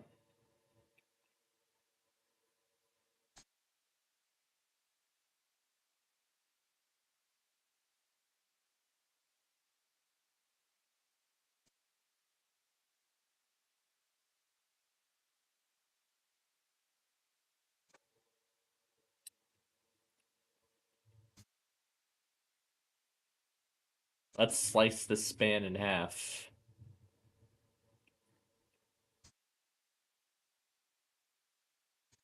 Now, let's slice this span in half.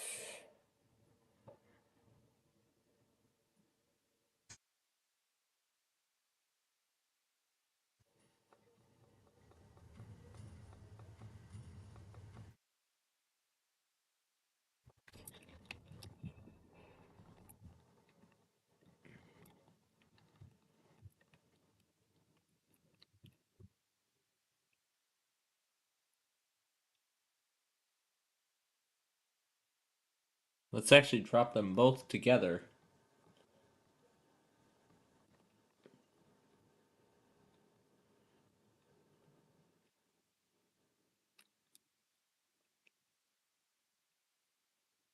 Yeah, let's drop the other span together.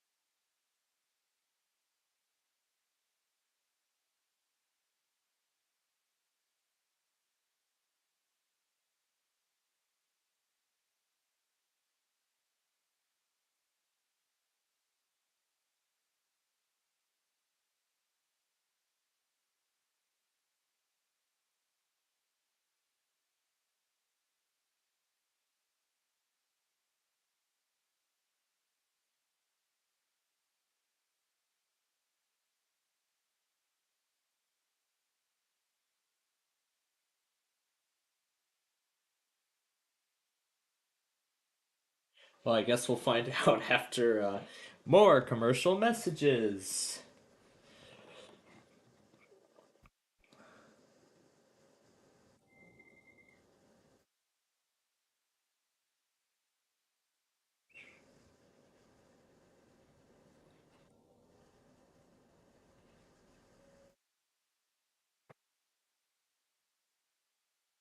Alright, so now we're having a little fun here in Tropical Cove.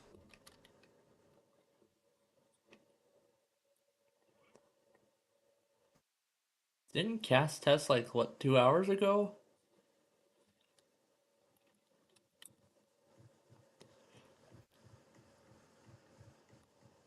Maybe because they forgot to do it this morning or something.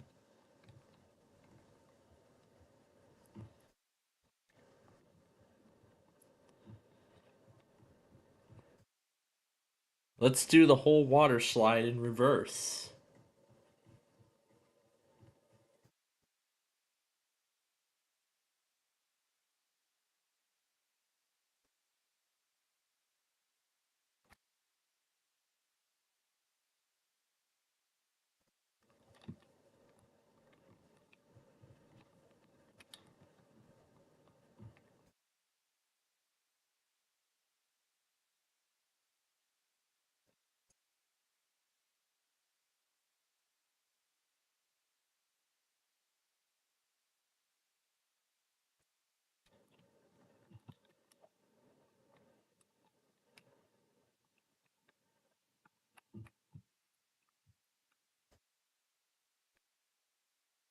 I'm so close to reaching that platform.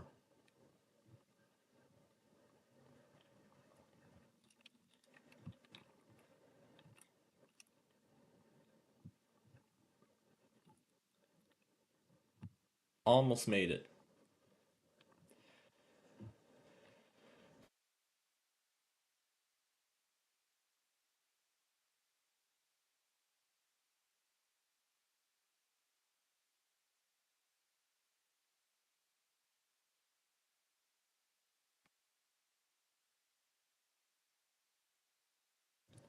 There we go. Now let's take it.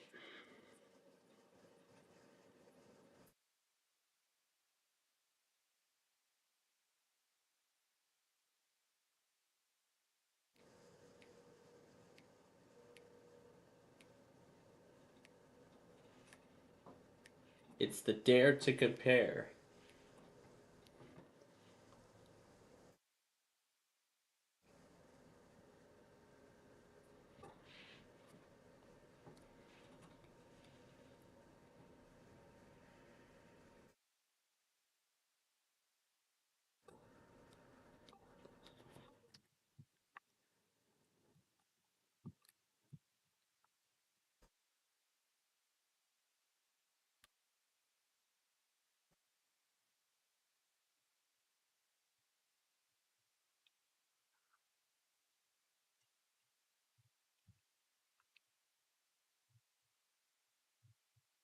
The Irrational next on NBC.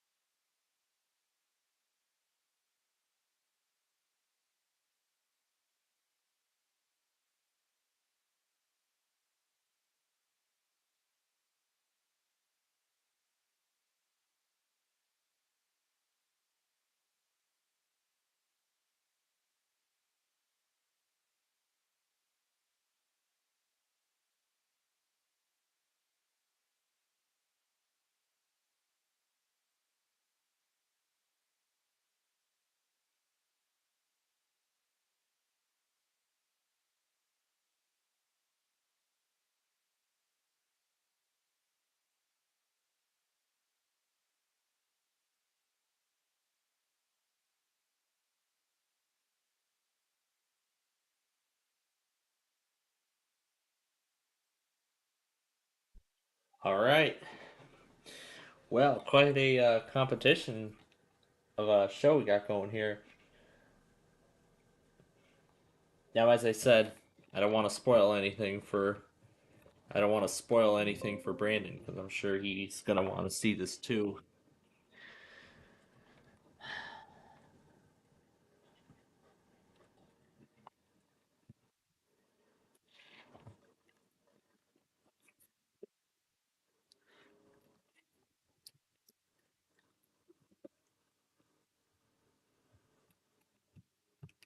All right. So now it's time to transfer over to DeKalb. And that's where we're going next.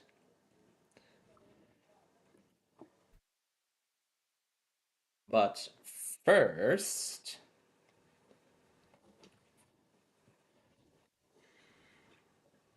Office. well, first, County Sheriff's Office.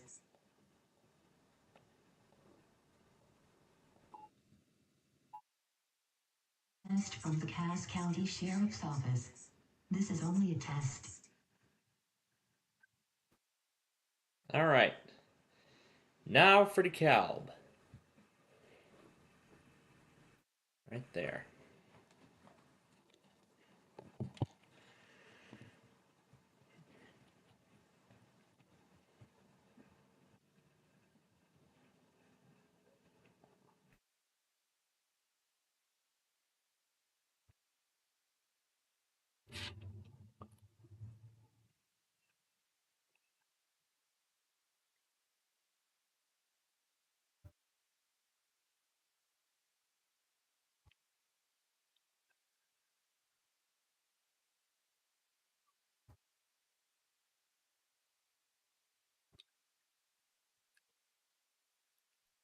Let's watch some from right here for a change.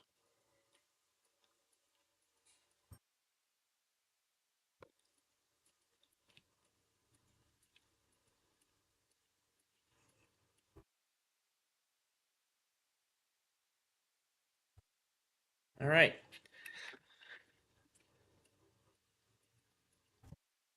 Where did my earpiece disappear to?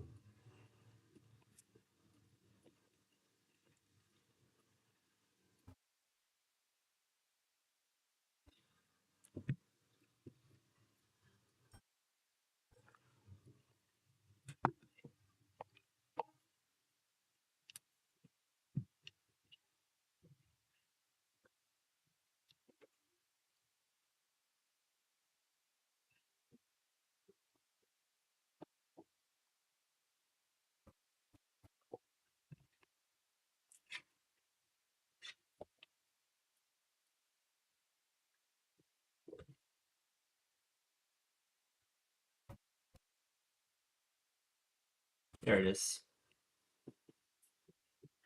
All right.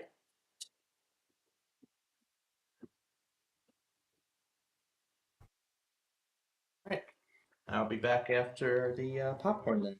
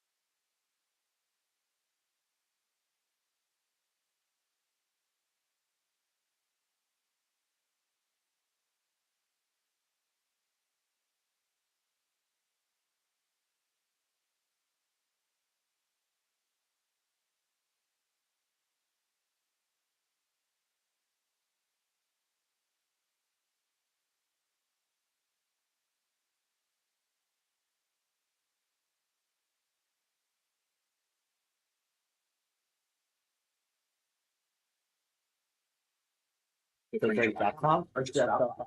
Grainger, for the ones who get it done.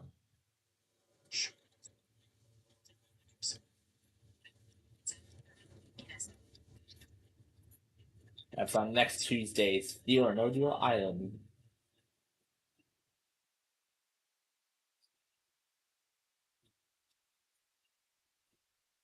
That must be tonight's Irrational. It's going to be starting.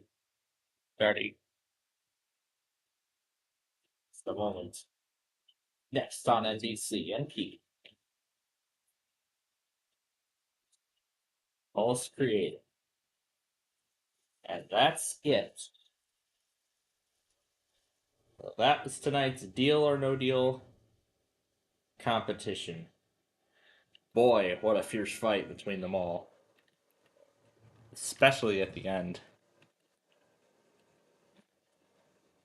Okay. But of course, as I said, I didn't want to spoil anything for Brandon because I'm sure he's going to want to see this later. And now that that's done, let's pick another, let's go to another game here.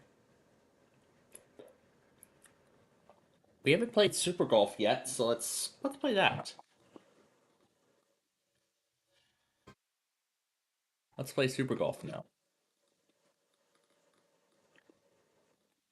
We'll play a full game of Super Golf, and then we're gonna move on to Destroy a City afterwards. So.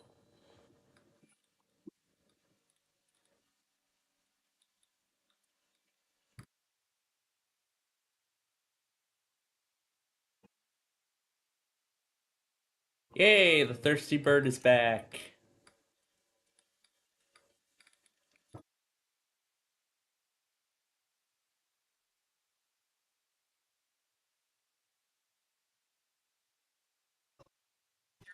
Snaps back again, and there is snow falling in southeast North Carolina. That's just outside of Wilmington.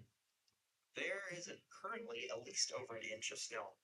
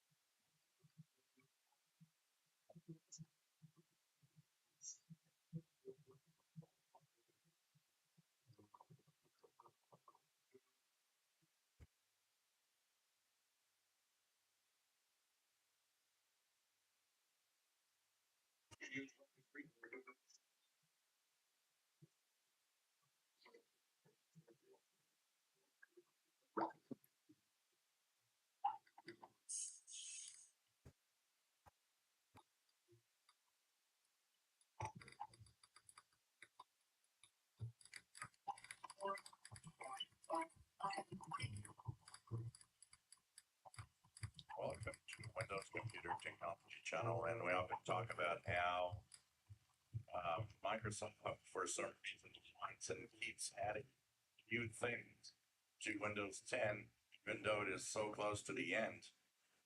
In this case, we're 9 months away from Microsoft. Oh, here comes something. End of support. Of course, there'll be extended paid support, but why do you still add things to Windows 10?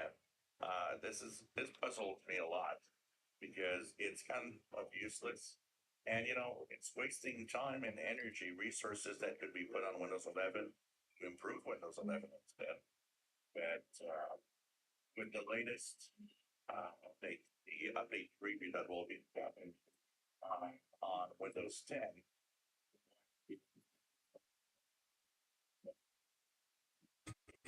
Well,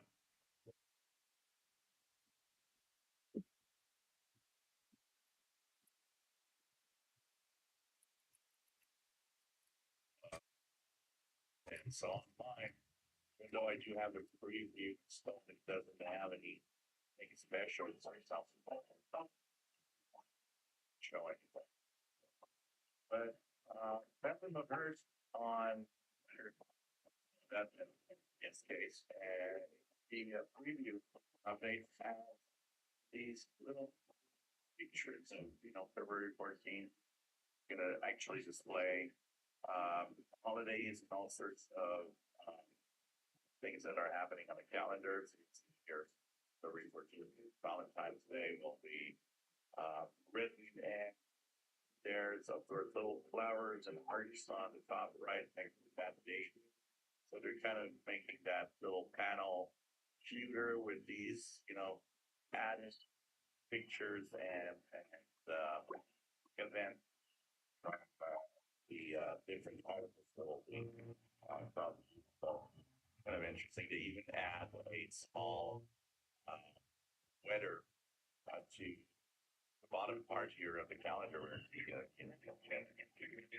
it's kind of interesting that they are that's the U.S. only other hand.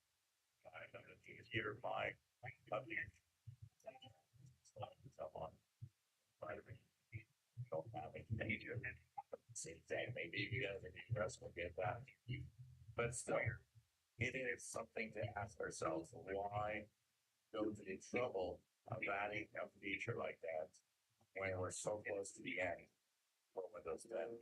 This is still very puzzling. And I think it just shows us how lost Microsoft is and just doing too many things and too many things and not focusing on the real important thing, which is Windows 10. If you enjoy my videos, please subscribe, give us a thumbs up. Thank you for watching.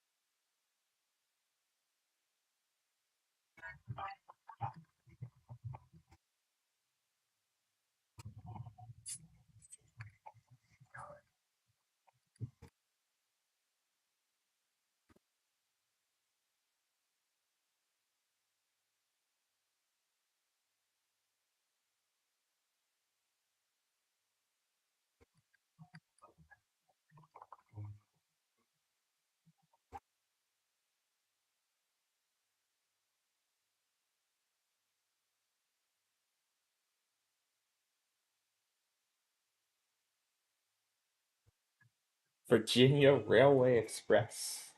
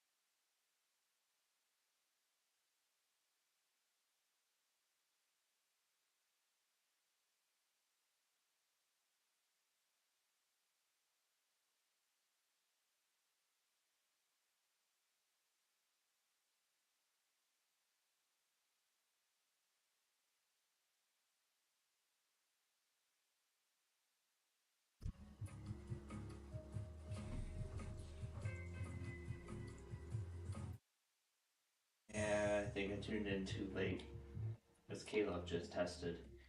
But it's about time their national feed actually works again. EMF unable to try.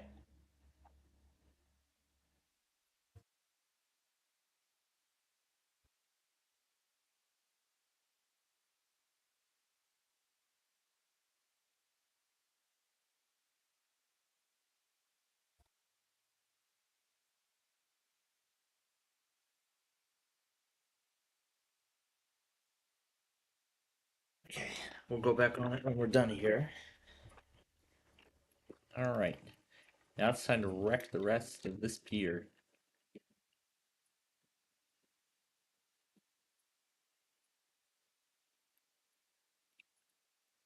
And there goes the Ferris wheel.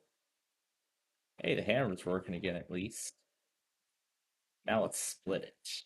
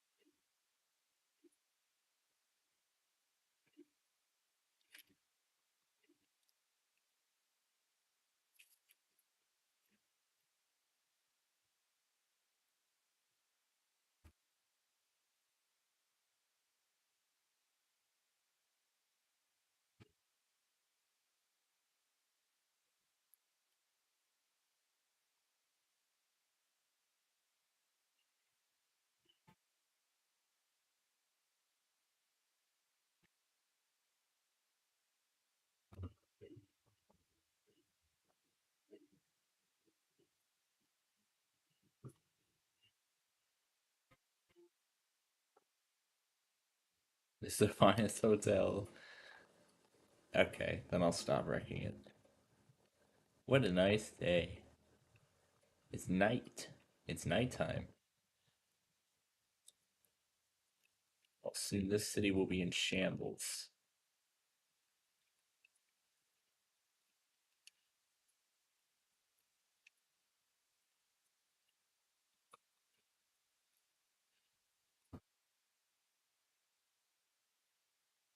Nothing could ruin this day.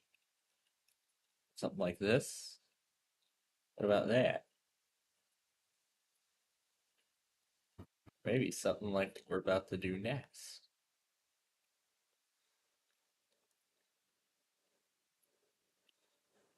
We're gonna go all the way to the top floor of the building.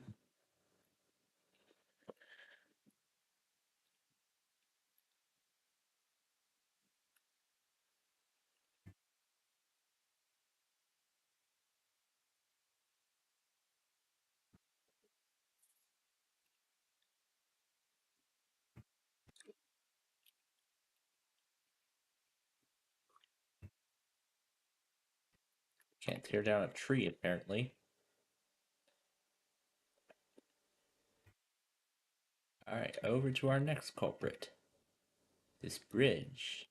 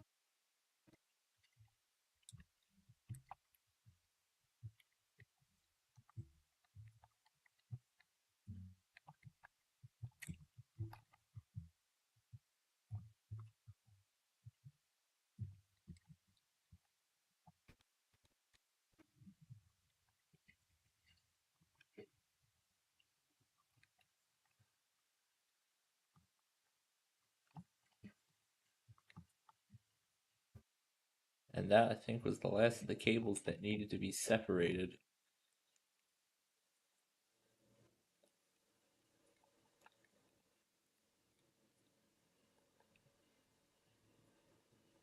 Because now we can fly upwards and we can get a good aerial view of the devastation.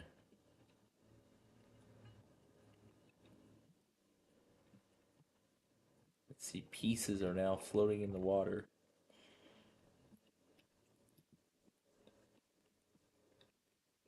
We're going to move on to the power plant in just a little bit.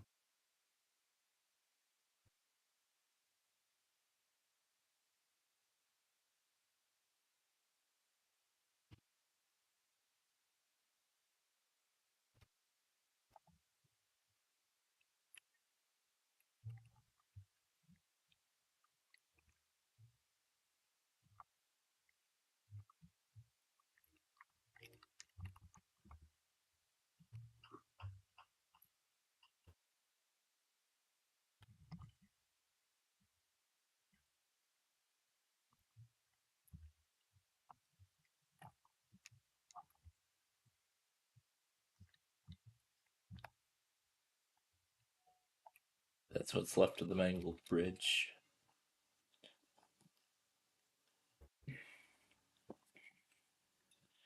All right. Next stop, the power plant.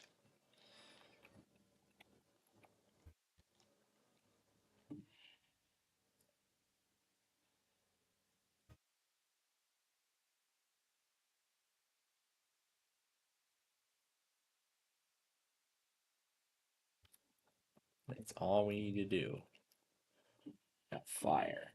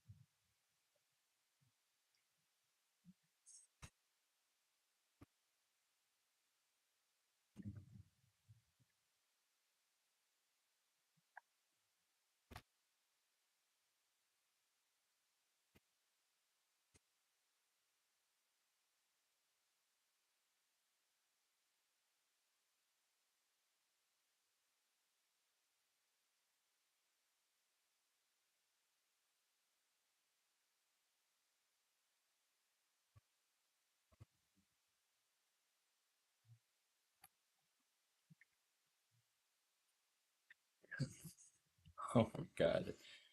We are absolutely demolishing the power grid.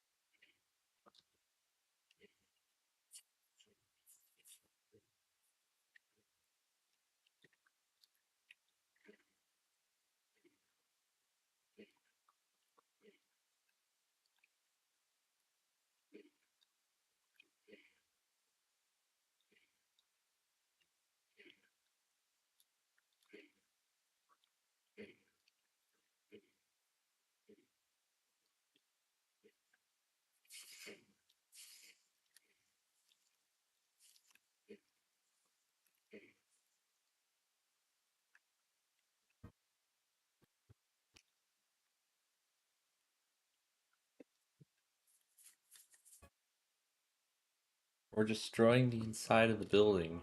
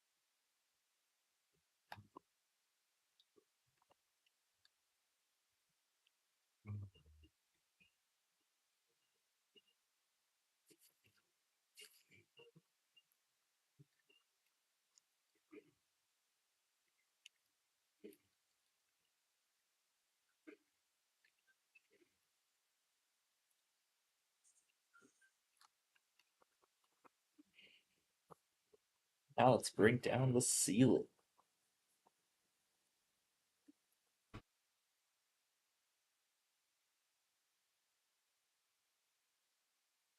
Now let's go on top of the building and just feel it as it falls. While that happens, let's fire more toward the cooling tower.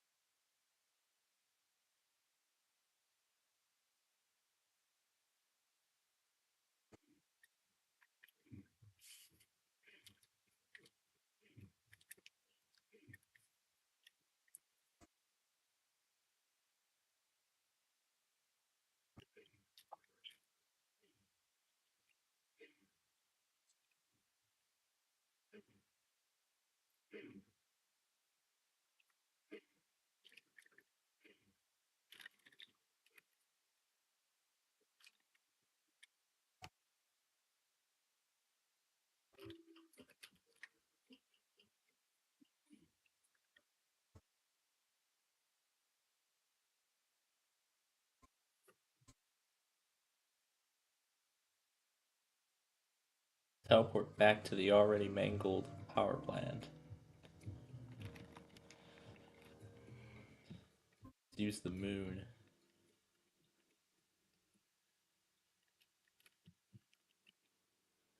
Power to get inside the tower.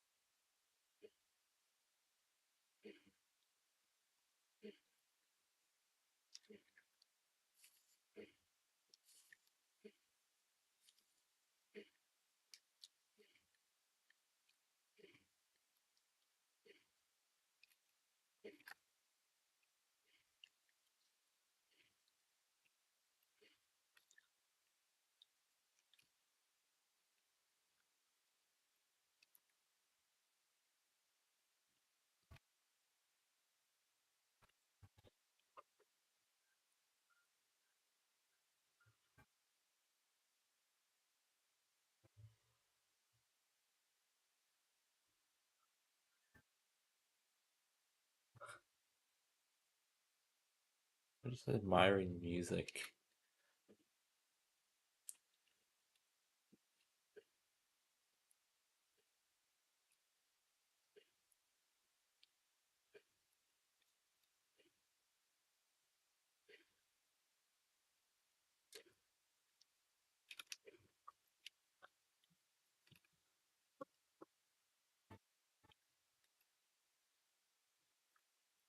Actually, there's some more at the ceiling that has not been removed.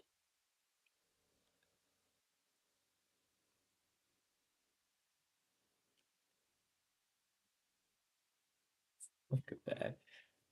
Pieces from all the buildings are falling.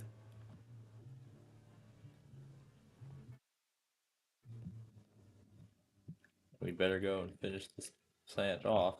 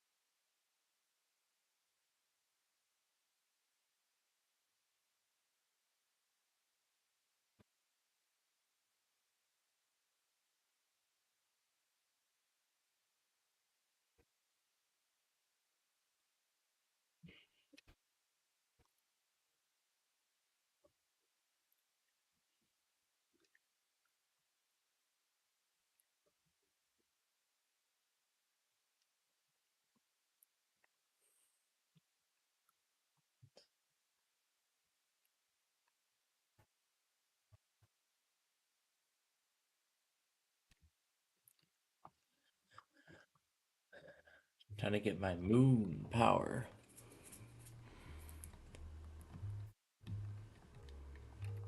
And we're gonna head back to the collapsing power station. But look at that.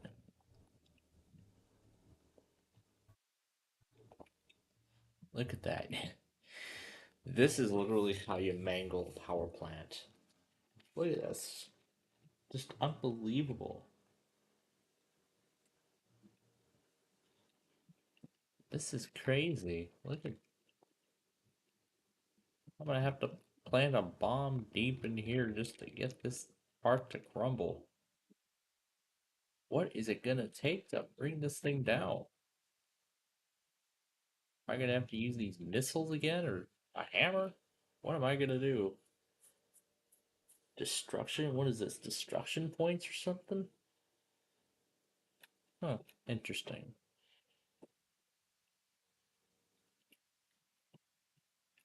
There's a door. Look at this. The plant is literally falling into shambles. Oh my god, the walls are even still up. Oh, look at that. We just destabilized the main tower. And now, we can just do this. We can just we can just use a nice big hammer in the center and just split it up into multiple pieces. So we can just walk up the tower, smash it with the hammer, and put it into millions of pieces.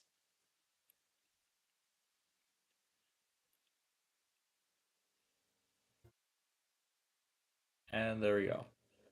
Very soon, that cooling tower will be no more. What the heck? Am I literally flying? Did I? What? Oh my god, we did it again. We did, we did it again. Literally flew to the moon. I can't believe we did it again. Literally flew right to the moon. I'm pretty sure all that destruction I just did was lost.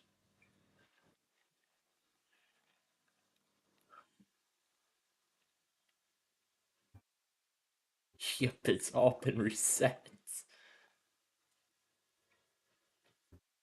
Oh no, it's all been reset. Oh well. I had fun while it lasted.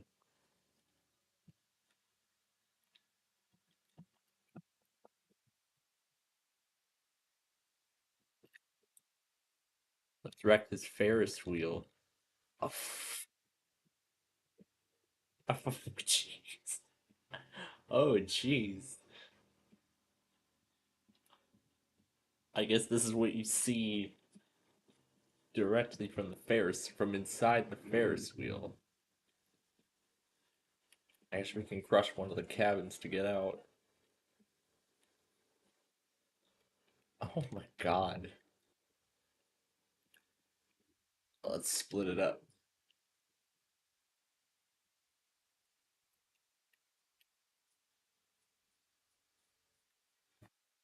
The Ferris wheel has literally been destroyed.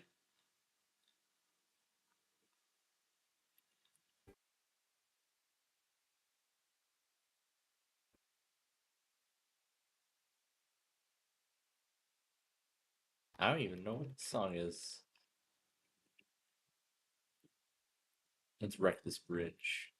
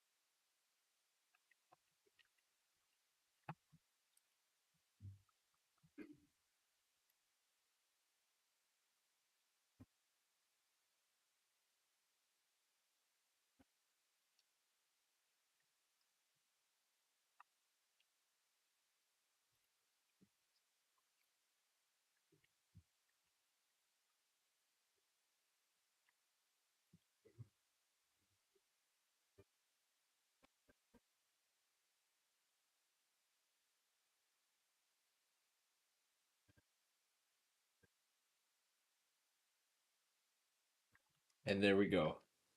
The bridge has disappeared completely into the bay.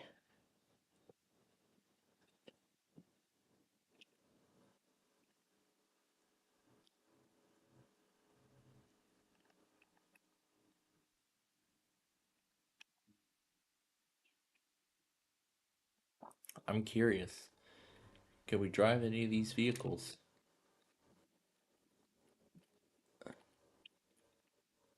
Oh my god, we can.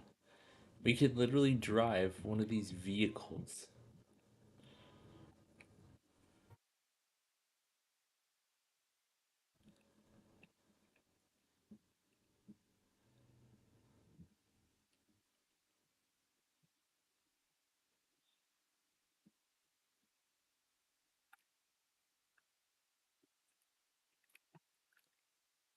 However, we're stuck here and we can't get across. Well, the fix is just simple. Let's just run over the regen button.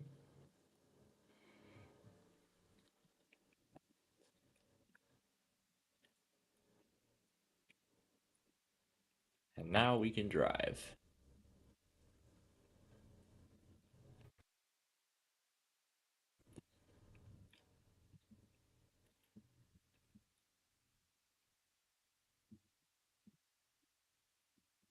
So awesome, we can drive.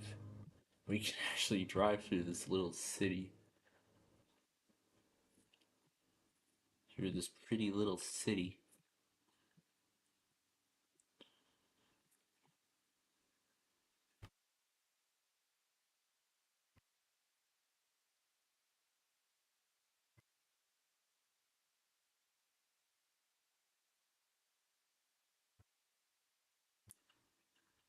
Now, how far does this road go?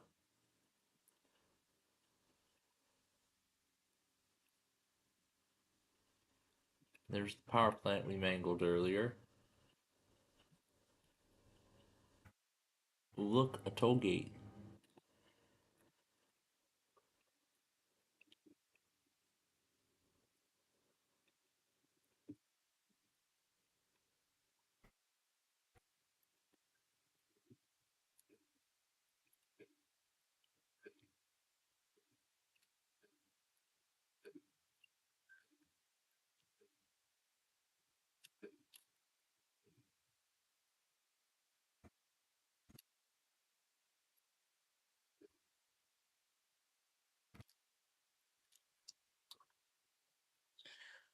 Okay.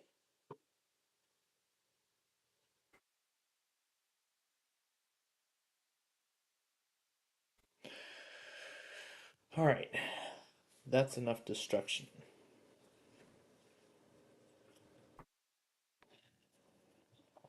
So, the Barry and Enright Cup failed to start.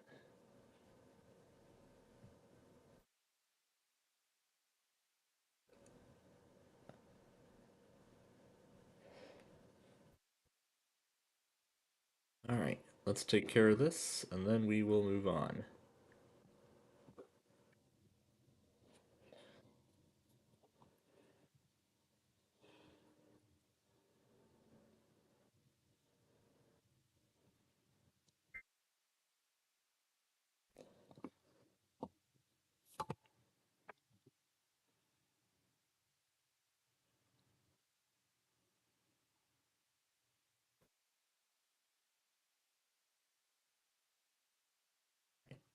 We're going to keep going until we get this right. It's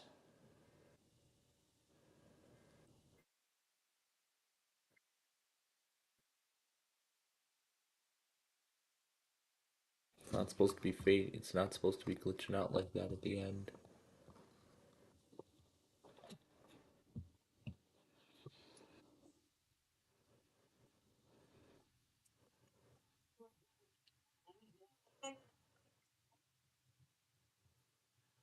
Just unbelievable. Snow in New Orleans.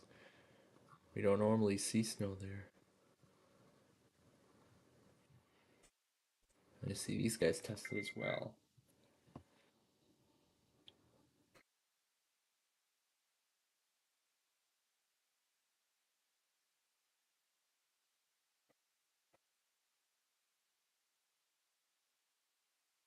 Right.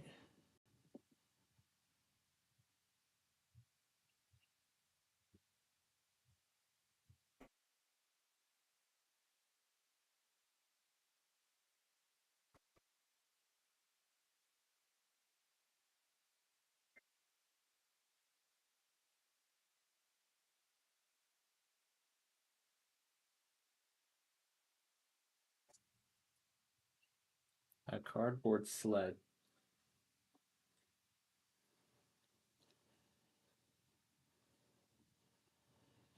Wow.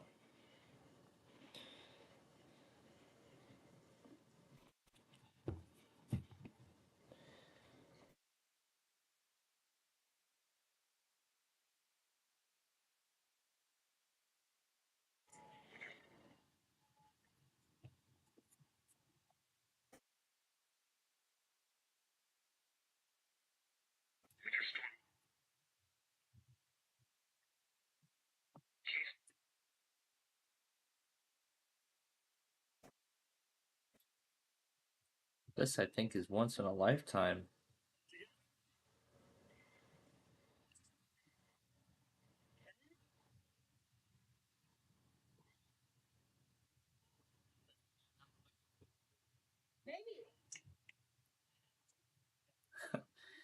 We got a Santa Claus, apparently.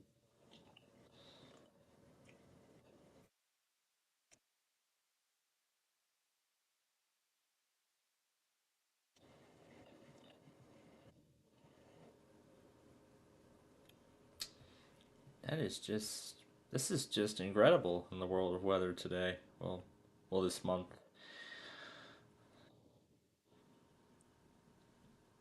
No, I don't think. I don't remember ECC doing attention signals, so we're gonna omit that. Wow. This is incredible.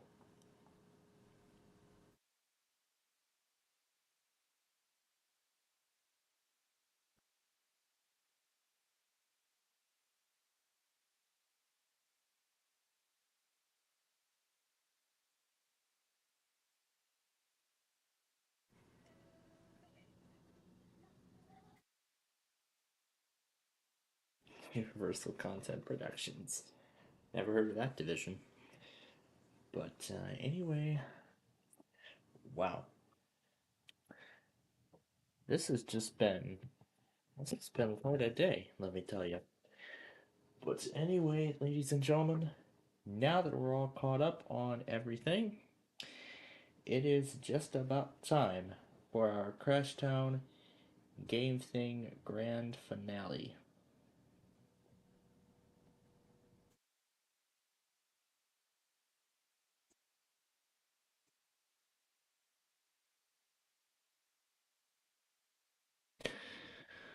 Alright, and before we move on,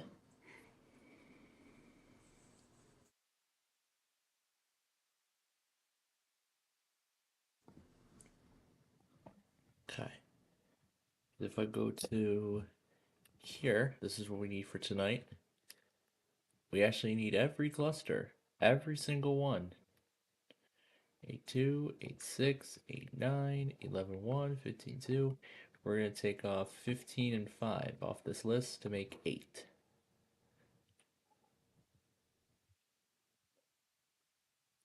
Okay, this is not what I wanted. Alright, so the Verizons are selected. And then we're doing sign off 2 tonight. So the Verizons are already highlighted. And I'm going to go ahead and just close Mendota because I don't think any more Amtrak trades are going to show up tonight. So that's going to be the end of it for them.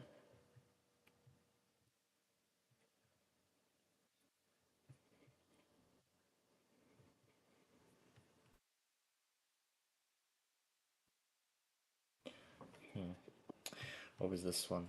Oh, what was that? Alright, I'm just going to move it to the Cybit folder. Open up a blank VLC window. And I'm just going to go ahead and get these few, while they're still on, ready for the announcements tonight, and then I'll just start the rest when it comes time. Okay, so with most of them ready to go, oh, and I gotta close the other two. I'm sure my session has already long since expired. Yep, it's gonna ask me to log in again.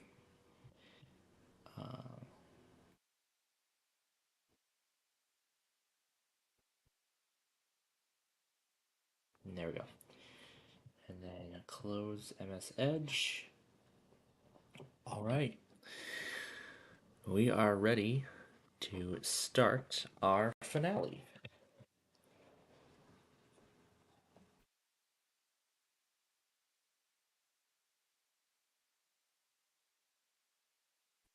There's definitely something wrong at NVG that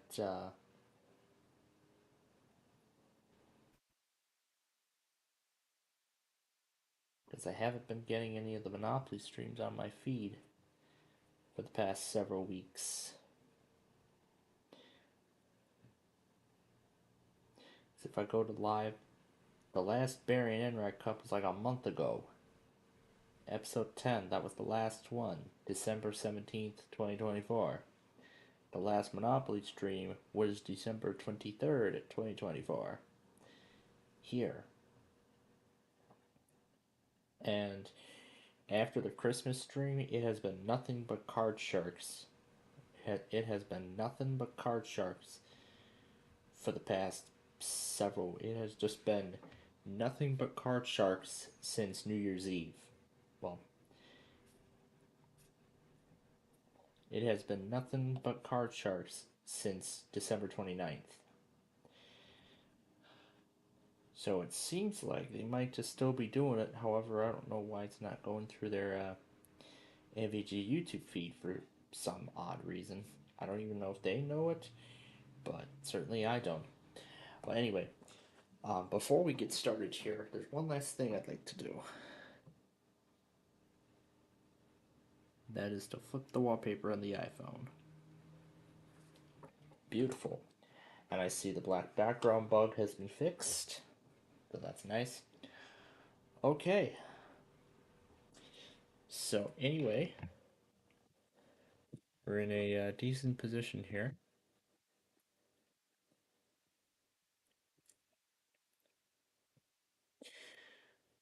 All right. Oh, and one final thing to do before we start.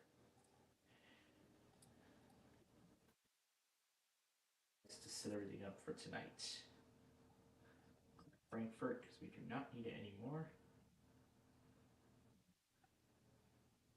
And then the Wednesday configuration.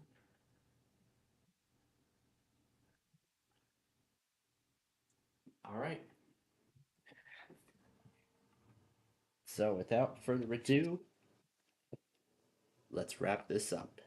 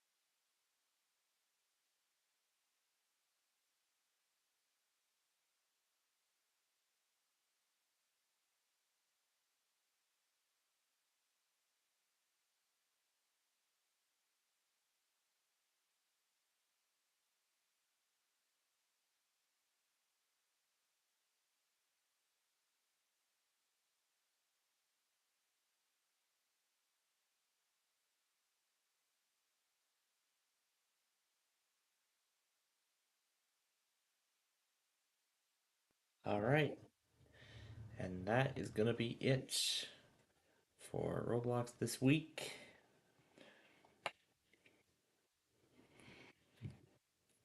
I'm not sure what the heck is going on at NVG, why they're not even doing the Barry Enright Cup, because they haven't last done it, since before Christmas. So it seems like they haven't even found any sort of interest in getting back to it, I don't think. Or maybe they're just right now busy with other projects, including Remote Control, the new one, making plans for the upcoming Card Sharks Tournament of Champions later this weekend, and and also the upcoming end of the regular season of Goldmine. Those could be all possible reasons. Okay, so as we near the end here tonight, now I'm sure it comes. I'm sure it's time now for the moment you've all been waiting for. It's time to get Verizon Mania started. I should have a blank one already ready to go. Yep. Now I just need to pull the Verizons up here on the screen. And of course, we go in order 62, 66, 81, 85, 88, 92, 15, 1. And we're going to take off 15 and 5 because we're going to be having the other computer handle it. Alright, let's start these. I said let's start these. And it doesn't look like they want to start. Wow.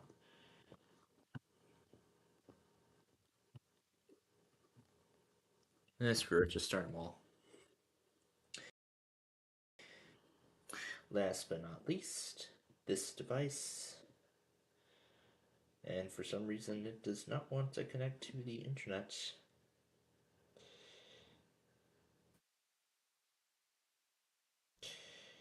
Yeah, I mean this thing crashed the first time because the Wi-Fi driver was acting up.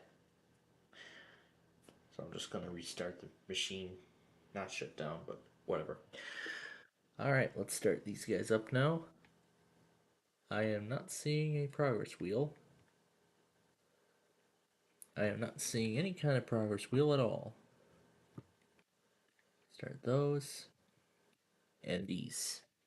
Okay, I'll turn this back on, and let's start these. Wait a minute. Why is 9 in this weird orientation? That shouldn't be. That's not right. That's okay. Okay, let's see.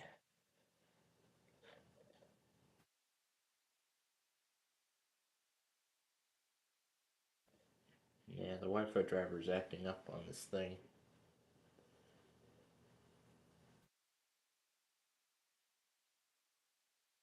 So, restart.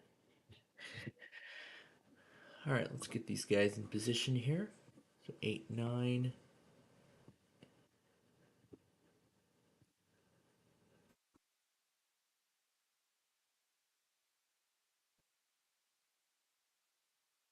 Eight, 6, 8, 2. We'll put 7, 1. No, 7, 1 right here.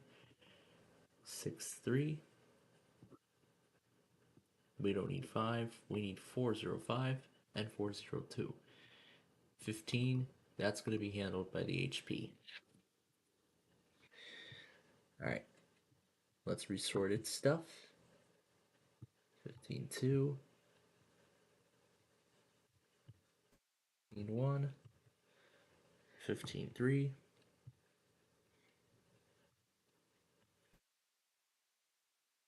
Alright, HP's ready. And a system restart fixed it. And now the internet driver is working.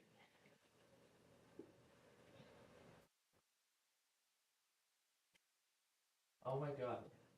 I realized I had not unplugged the ThinkPad for I did not realize I did not realize that I did not unplug the ThinkPad. Oh my gosh. Okay, everything looks to be all set here. I'm going to go ahead and make the adjustments now to the main station. Change this cube color to green. And this light off. And switch out Seahorse. Alright, let's do this again. So open up a blank VLC window. Do some volume readjustments. Here we go. 4 3 5 1 6 1 6 4 7 2 8 3 8 7 9 1 14 1. Alright, so 9 2 in this corner. 8 8 5. Can you let me move it, please? Thank you. 8 1 6 6 6 0 2. What is up with this trackpad? Is this like a faulty trackpad or something? Yeah, the trackpad's definitely faulty. Alright, 401 and 404. Alright, that guy is set. Now to get the final machine set up here. So here we go. Okay, 87 91 83. No, I don't mean minimize everything.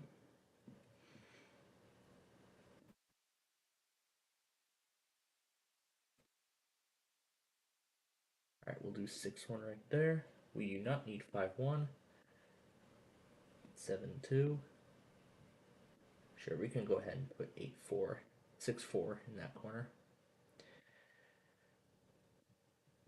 Okay, 8 3 is in the correct place. 9 1 is also in the right place, and 8 7 is also in the right place. Alright, we've went ahead and restarted the station, so now all the horizons are ready to go here. So we're going to go ahead and end it now for our weather scan, folks. So this watching on the Weather Scan Network, thank you so much for joining us here today for our Roblox show. We had a great time, and of course, I look forward to being with you again bright and early tomorrow morning. Still need to get this fixed. Anyway, we'll be back with you bright and early tomorrow morning at 11 a.m. sharp when we bring you our weekly Test Wednesday extravaganza. It is going to be a whole lot of fun, and we hope you'll join us then. But until then, we wish you all a good. So if you want to join us here on our main feed for the final hour, while we await the full house of Verizon's test, then you may do so. Otherwise, then from all of us here at Plainfield TV, thank you for watching, and we wish you a good rest of your night. You've been watching Roblox Live on the Plainfield TV Weather Scan Network.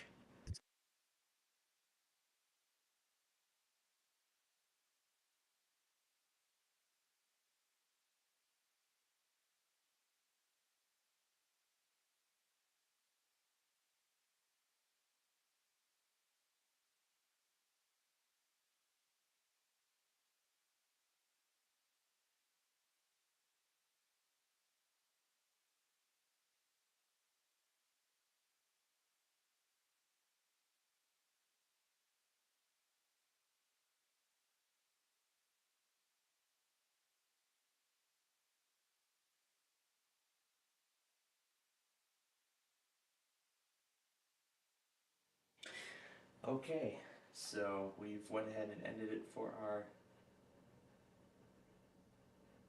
Looks like it's glitching out, but we're just gonna end it for those people then anyway. Alright, so here we go, ladies and gentlemen. We are in the final hour now of our program here tonight. So the Tuesday video is all set and ready to go.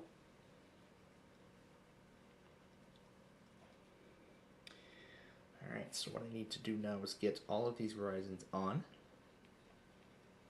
by their first cluster.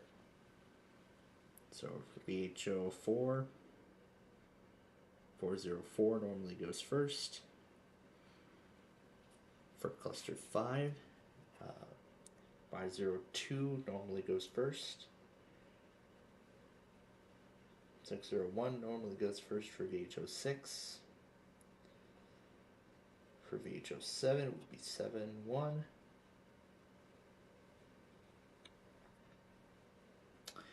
For VHO 8 it would be 801. V9 would be 9001.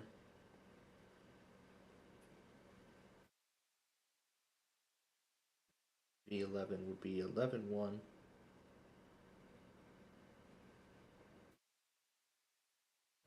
V14 141.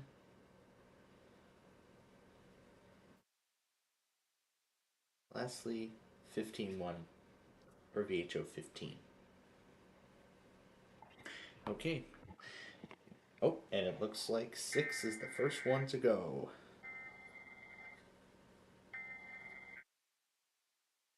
Thank you.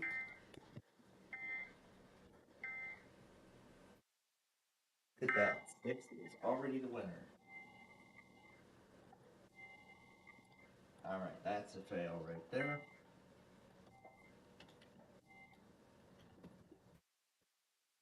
Alright, so that failed.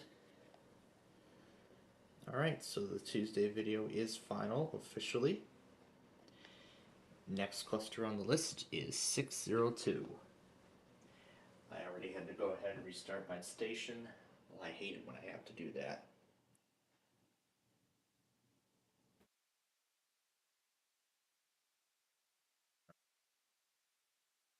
And I actually saw on, and last night I actually saw I saw Central Virginia comment on my inauguration day video. He actually did not notice that I had begun using a new intro, and I have already received positive feedback from it, and I gotta agree. So Central Virginia, thank you so much for the positive feedback on the new intro. I actually put some emphasis and thought into it. I wasn't gonna use the Amtrak from Lockport. I wasn't going to be using any sort of trains in that intro initially, but of course, since the Lockport video happened to be the latest row fanning compilation at the time I had made the intro, it had so far become one of my most favorite ones yet. Because out of every single row fanning adventure I've ever done in my life, I have not done Lockport. Well, actually, let me phrase it this way. Not on a scale that it did. Not on the scale of how it happened. So, the Lockport video wasn't done on a scale that that I had done. Because the last time, I don't think I ever talked about this, but the last time I was in Lockport was a very long time ago. Oh, really? Are these all frozen? They're literally all frozen. Oh, and the worst part of all, my station failed.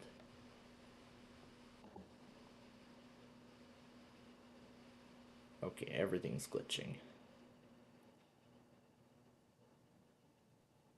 Hello? Alright, we move on now to 6-3. Alright, now where is 6-2? Uh-oh, it's getting hotter. Where's 6-2? Yep, that one failed.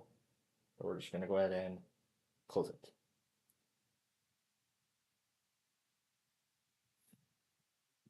Okay, I actually might want to unplug it before it crashes.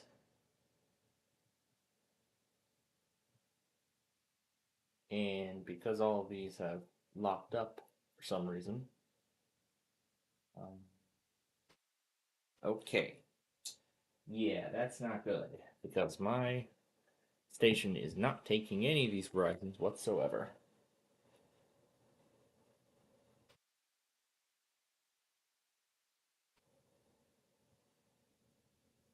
Okay.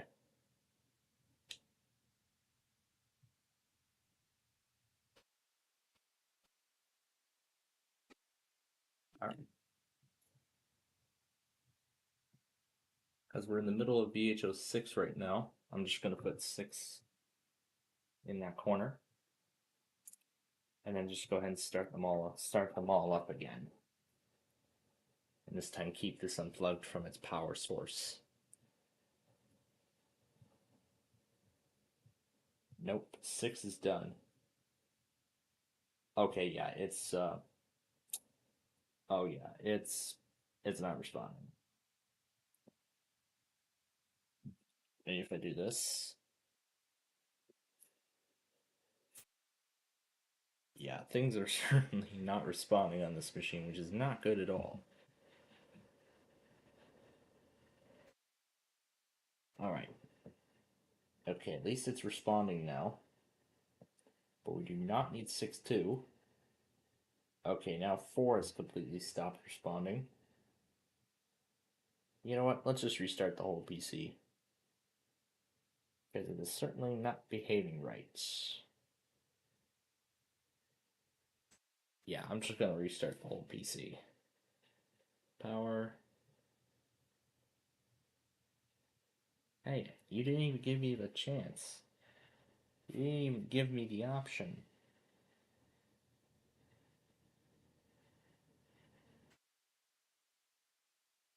Come on. Come on. This is the 12th Gen i5. You should be doing better. Should be doing better than this. This is an 11th Gen. I know it can do better. Come on, I know this frickin' 11th Gen will work fine on Windows 11. I don't know what is going on with this. Alright, there's 6.3. Okay, it's not responding. I'm either just gonna, yeah, I'm just gonna go to the security options menu and click restart.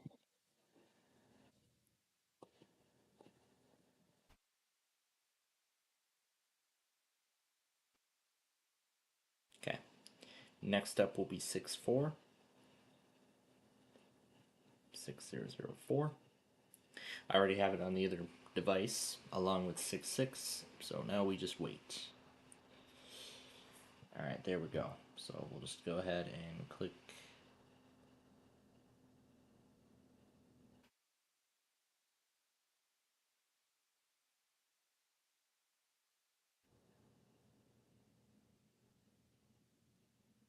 You know what? Never mind. Let's just shut it down.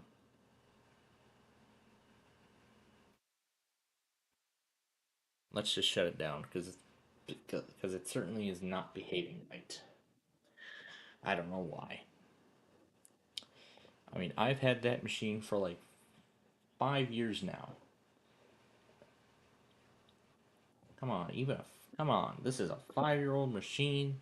This is an 11th Gen i5. It should not be behaving like this.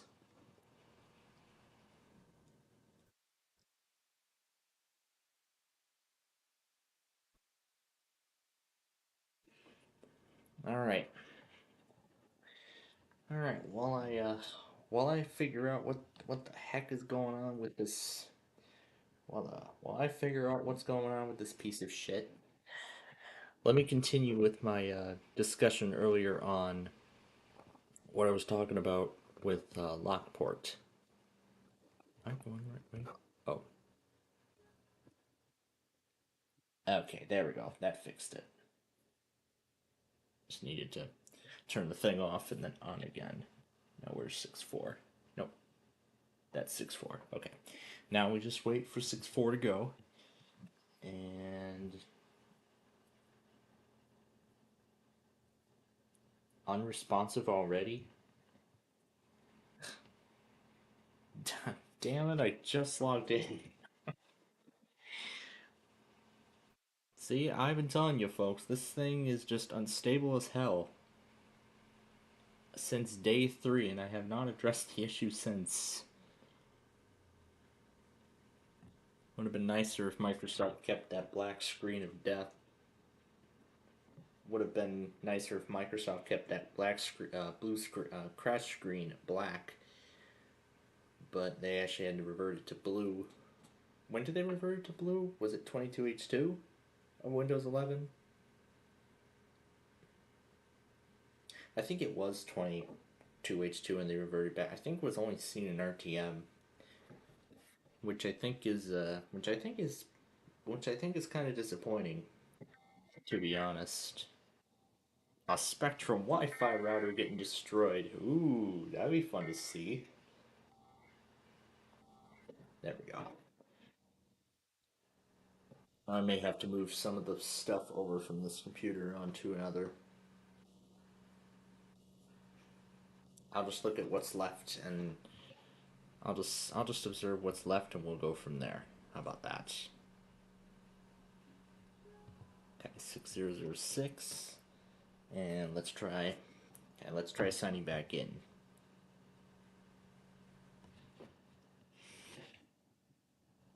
Because I know this thing can do better. It can do a lot better than that. Okay, good. It kept the placement of the VLC window. Alright, now I gotta remember what we had open previously. 262 66 81 85 88 92 15. Alright. And I will examine the open windows and then I'll determine which ones we need to close.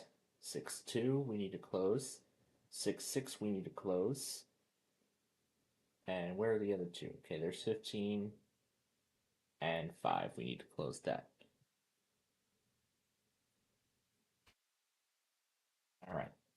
So that leaves us now with, I believe, these 6. So 801, 902, 808, 805, 404, and 401. So that leaves us with these 6 on this device. So I'm just going to keep them all as they are. So I don't need to make any additional changes as of this time. And I will go back on the, actually, you know what? Let's go back on the Comcast test right now while we have some time. Oh, that's not what I wanted. That's not the page I wanted.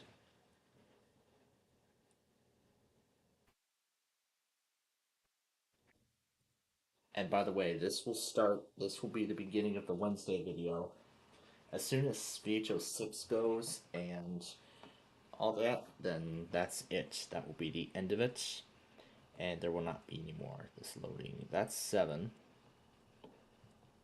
This is 6. This is the last of 6. Speaking of 6, let me check that off the list to signal that that cluster is done. Alright, now with the issues hopefully solved,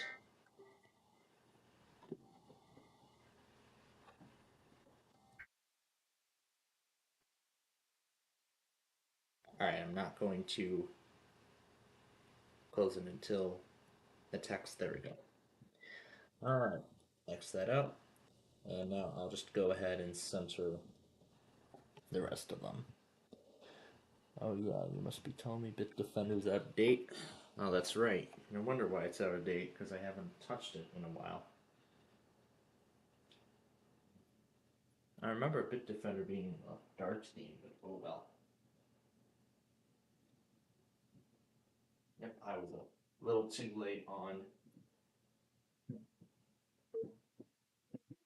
I was a little too late on that.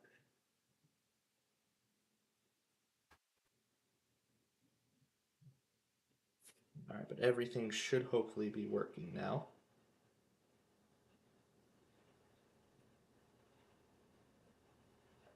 Alright. And it looks like we are not getting. This is the Maryland Weekly Edition, so I'm guessing that's going to wait until.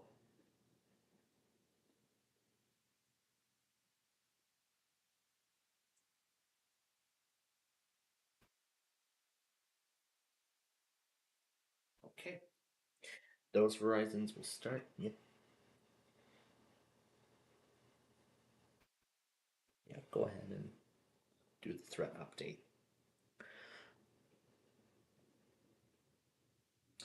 And if I have to move these 6 windows onto other devices, then I will do that where necessary.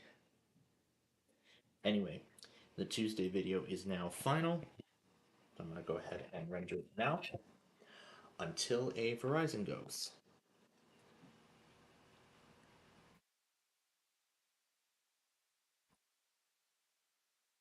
Oh, it is not looking promising for my station.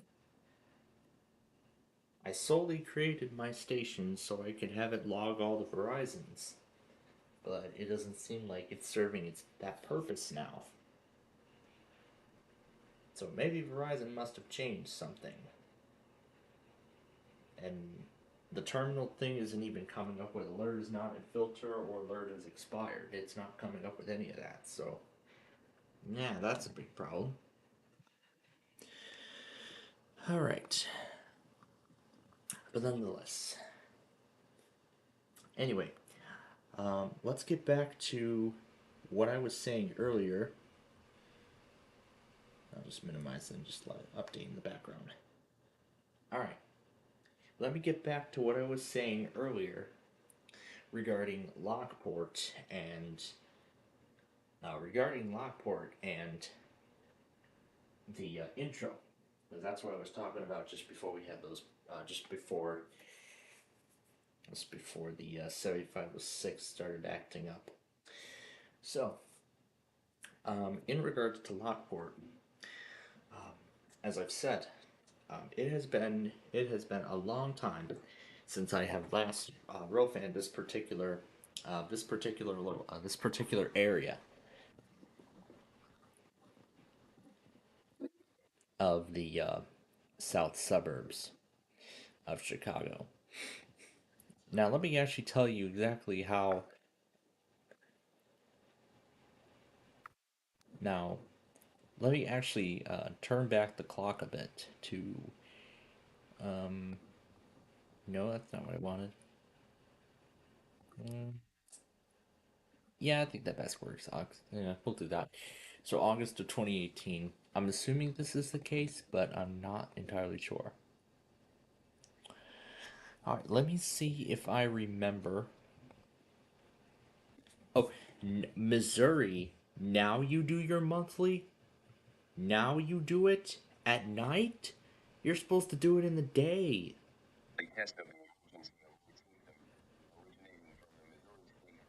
Missouri, you were supposed to do your monthly in the morning. Even months are nighttime months. This is daytime. This is daytime.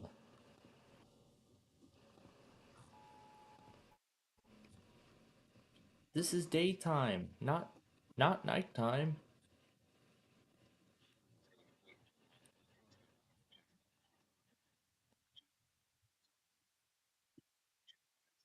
Look at this.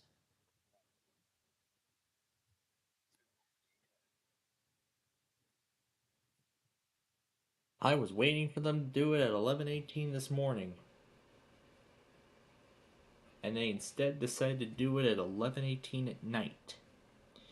So, most likely that was a misconfiguration on their end.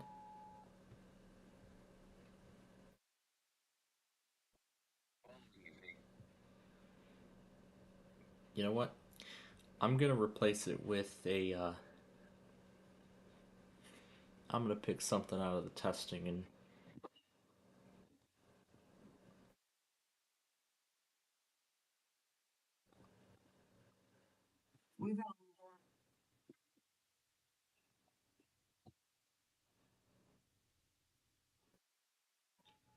I'm gonna do this relay.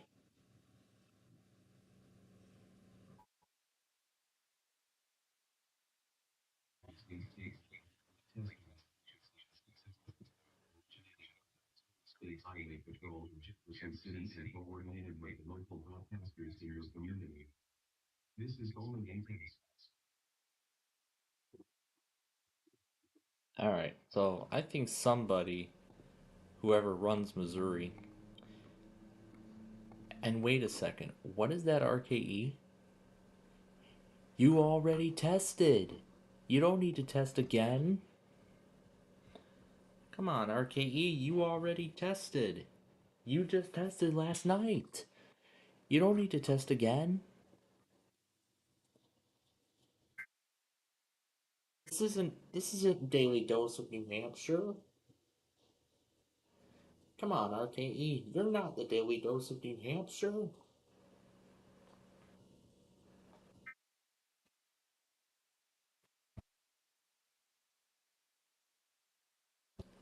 Wow, there's just a lot of things going wrong here tonight.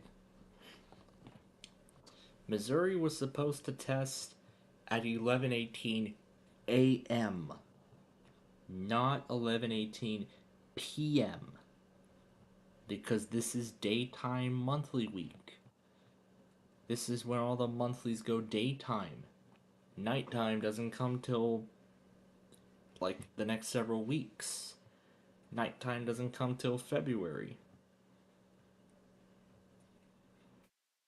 I don't know, maybe somebody in Missouri got confused by the month or something. Maybe they got confused. That, or are they beginning to invert? That, or are they starting to invert daytime and nighttime like Kentucky does? I don't know. But I guess we can only dream. Okay. With that, alright, with that missing product put in and everything else all set, let's just check one last time. Yep, that's it.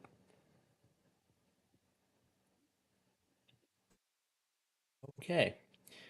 With that all set and done, now let's continue. So, now, where was I? Yeah, I was here. That's right. I can't remember exactly what year it was, but maybe it was 2018. Again, I don't know. But one year, and this was actually the last time I did Lockport up until September. We were at this fair, I believe. I don't know if it was a fair officially, but maybe it was a fair, but again, I don't know. And then of course I hear the train horn.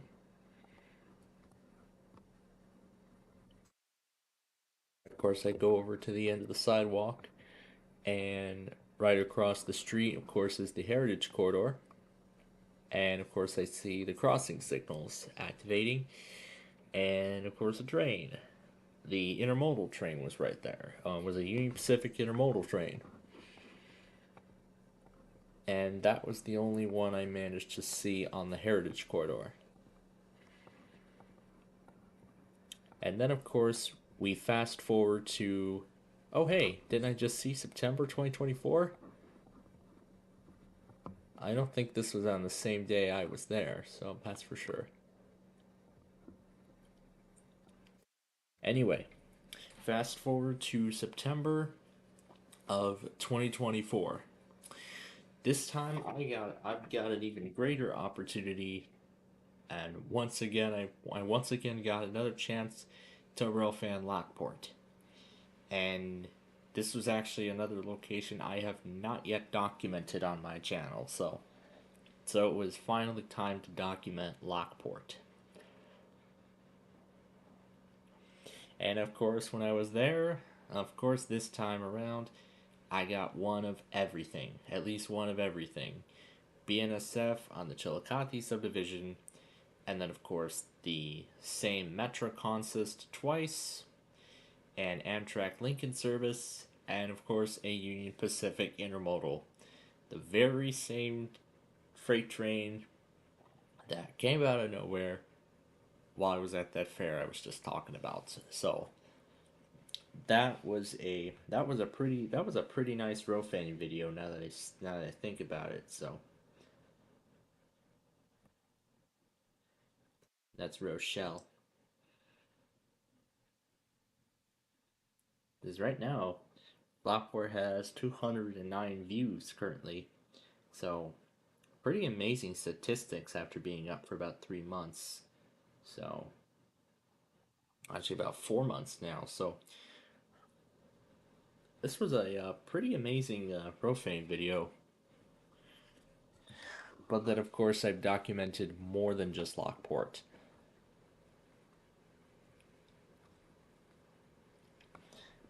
Of course, I've documented Elkhart. You remember that one I did recently. And then, of course, Rochelle. I've documented that. And I think I told you about Rochelle is that I have not been back to Rochelle in a very long time. The last time was in like, let's say, I think either 2013 or 2014. I can't remember exactly what year, but I do know it was for a carnival at the Rochelle Railroad Park. I know that for a fact. And I had a great time there, to be honest. And furthermore, I of course enjoyed the trains because that's what the rail park is for. It's for rail fanners like me. And of course, my return to Rochelle was met with a whole lot of support and praise too, because not only was I the only one there, but there were also a whole bunch. I wasn't the only one, but there were also a whole bunch of other rail fanners there. CJ Compton, to be particular, was there as well. He was particularly there for the big boy, which of course you all may remember. I did go to Global 3 to see the big boy on display, and I must have brought it up a little too late watching the big boy pull out of Global 3, do a half-hour stop at the railroad park, and then continue its journey through the Chicagoland area on the Geneva subdivision, particularly through DeKalb. Now, I don't know if I told my mom about it. I don't think so, because the big boy actually passed by her old job. Particularly passed by Lombard, and then of course right here through Elmhurst. After Elmhurst, it would take this connector onto the Indiana Harbor Belt.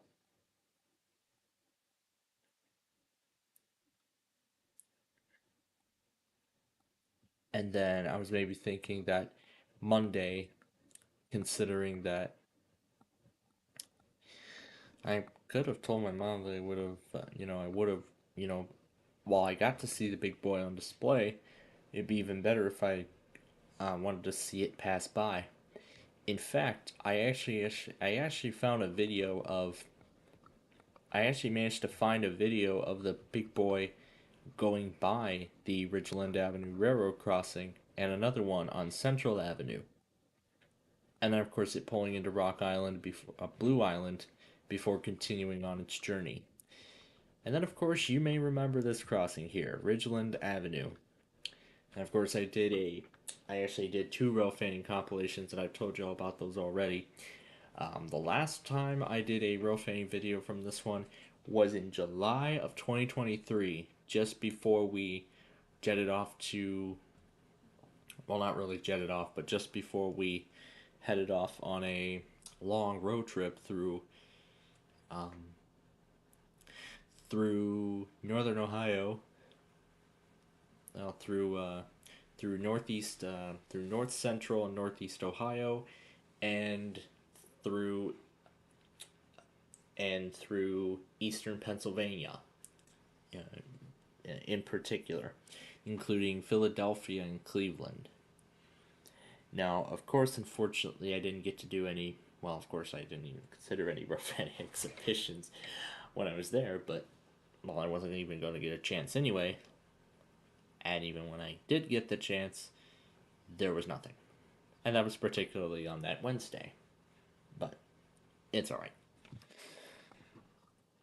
And then, of course, soon after Lockport,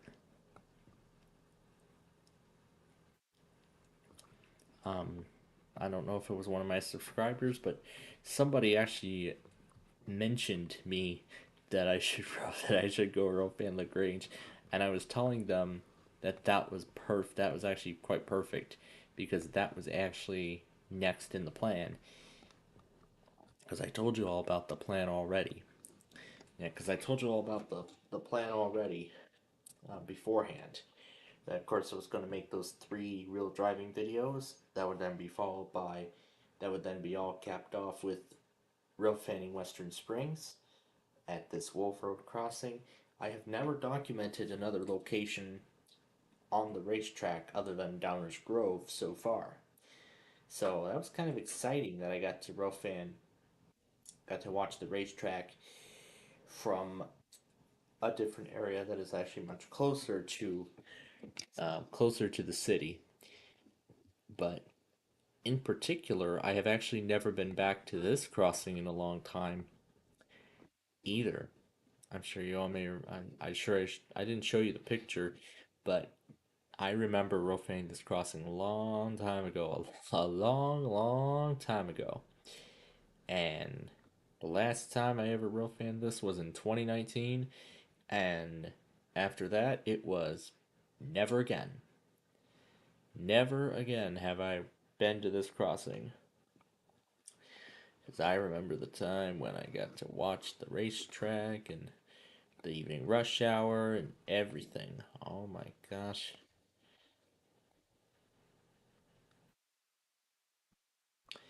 It was such a magnificent sight.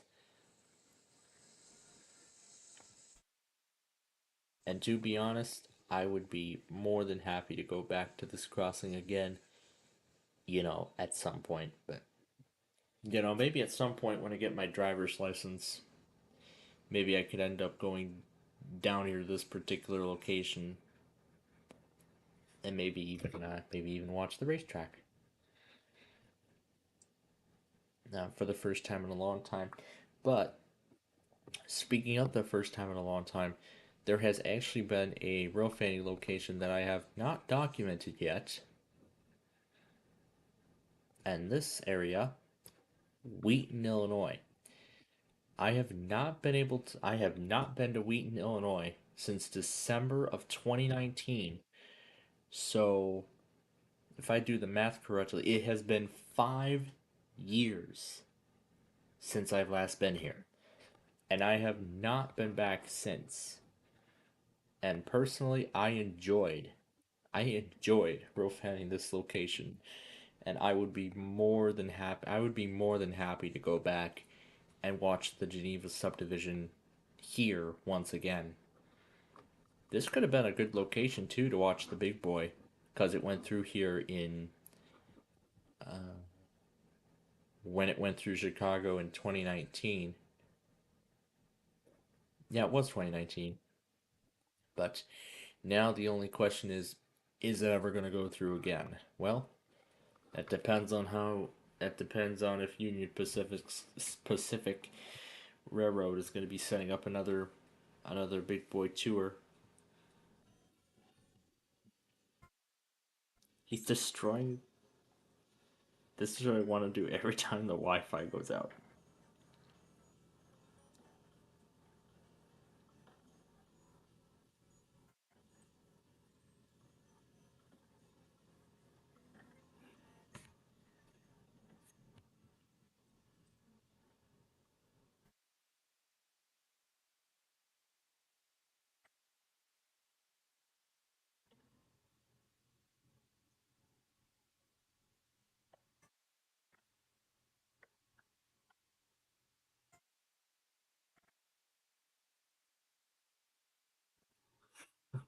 Gosh.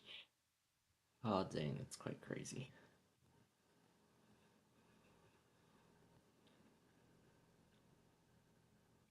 Okay, now that it's all done, let's go ahead and finalize it for you all.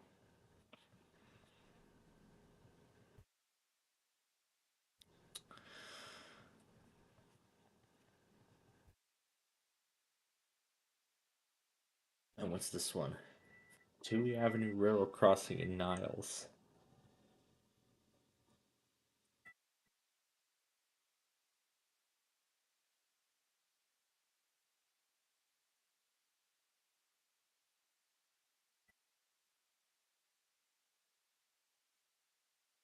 Legends Go is in trouble.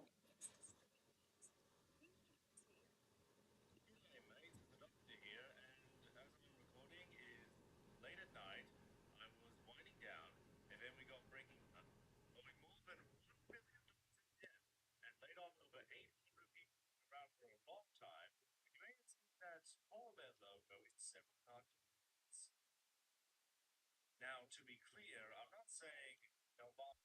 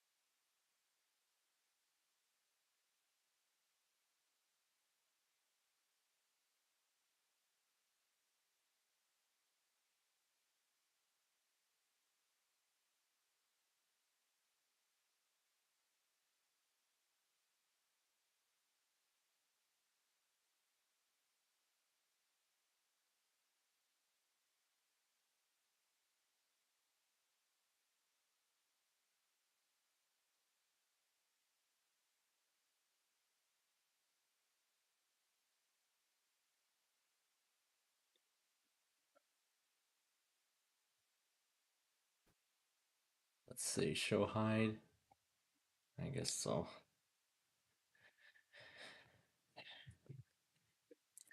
Anyway, back to Wheaton. So, finally after a few weeks.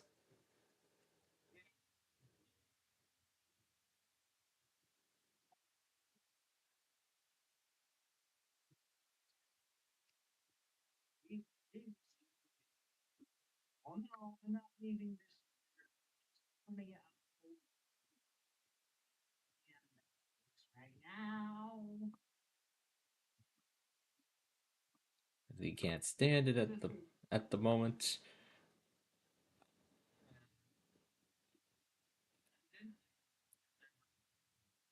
Yep, I've noticed it's still there. It's not going anywhere unless he says so.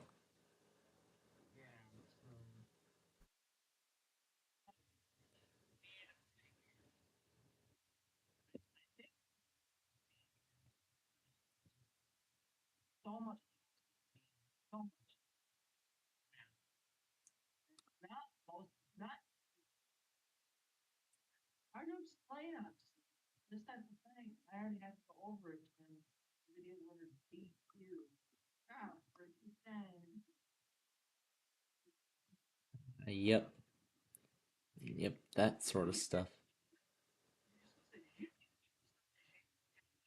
Of, of course we did all of that on last night's Minecraft show. Of course we did all that last night. We finished up the river, and now we're beginning construction on the freeway that will be surrounding it.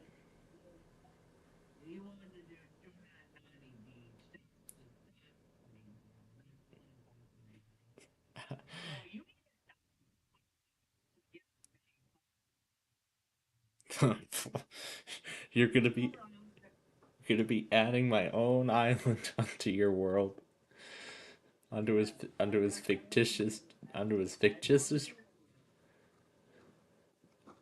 Yep, he'll be adding Planfold Island onto his map and two exclusive. And then he'll be adding Una Beach and Nani Beach with luxury resorts.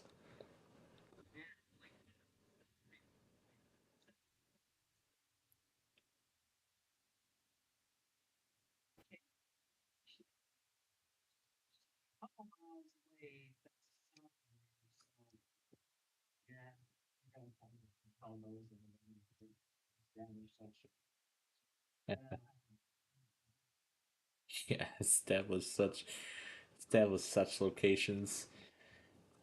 But of course that's actually in the planning stage. Yeah, I was saying that that thing was in the planning stages right now. But then once I get the freeway built entirely, then I'll begin construction on that.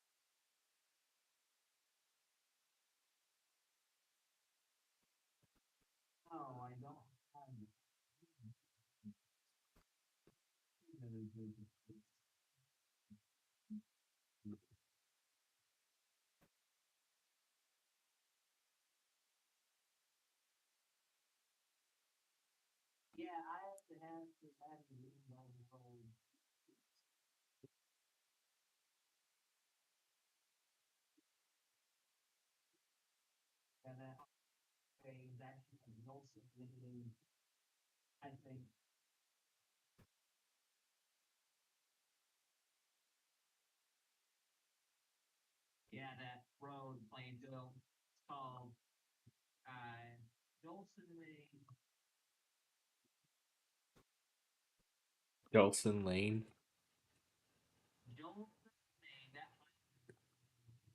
Jolson, Maine.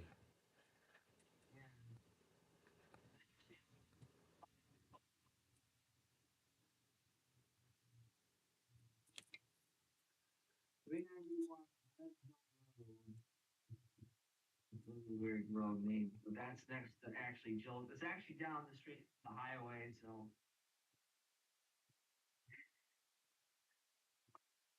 yeah, yeah. I just was just wondering.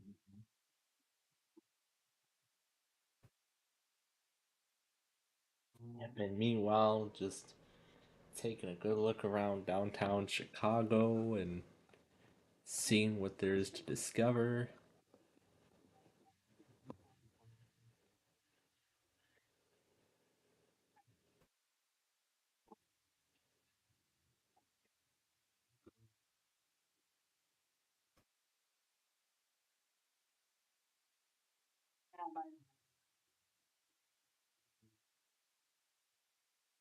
This sort of is an Edgar Brown County, Tito Amari Road, also known as Cold Stupid Road. They couldn't pave it properly, and I think I discussed this before with you. They couldn't pave the road correctly with their own money.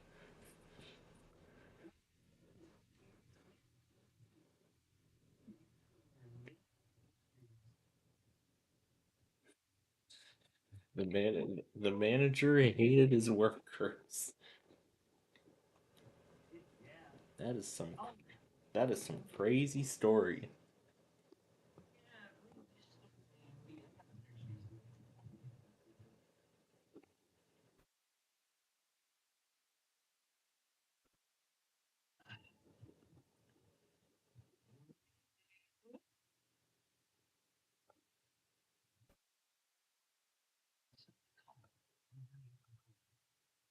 Charging for it.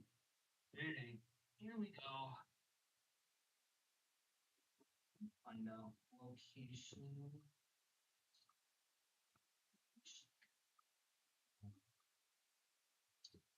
Well, Salem County location.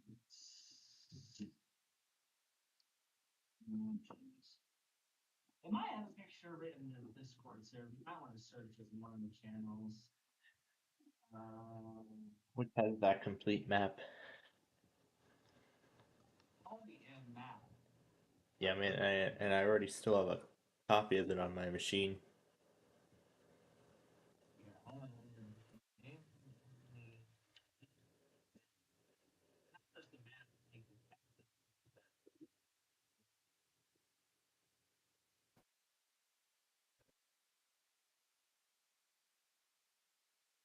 Okay, all locations.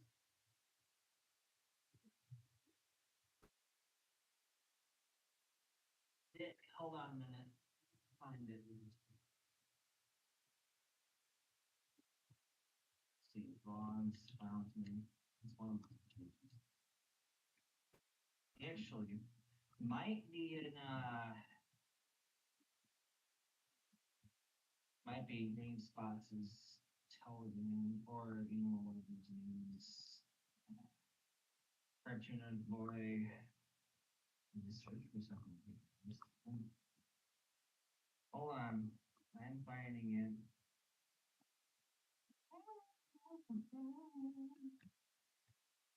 There it is. Zidane. Zidane.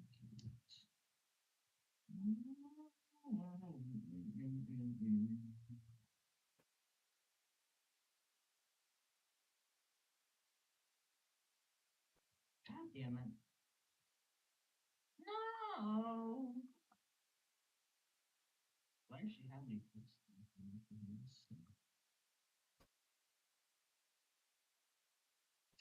it's somewhere.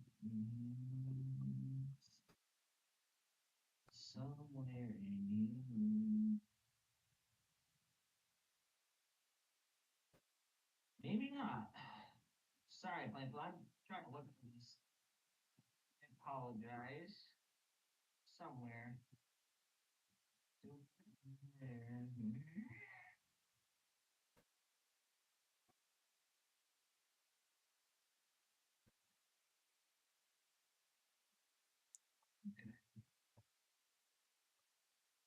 Yeah. I can't find it.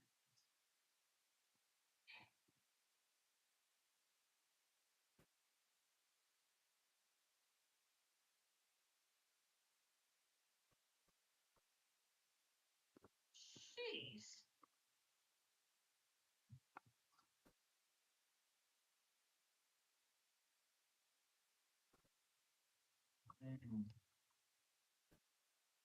I guess yeah, I can't find it. I think it's inside the Discord server, maybe in your DMs as well. How you doing? Yeah, it could be. Yeah, it could be in there. Try to see if you can find it, because I can't find it. I'd rather keep it disabled. Because I also want to let you guys know that Discord is starting to use artificial intelligence to increase the ban thing and out for users that either have not or have been taking action, like very illegal activities, which is kind of strange, but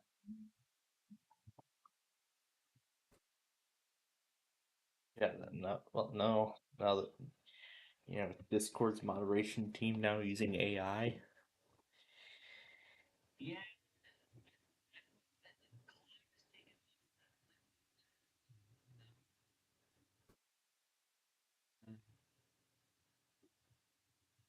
They do that, but they're doing it, and it's not interesting on why they do. But yeah, I basically got a hold of.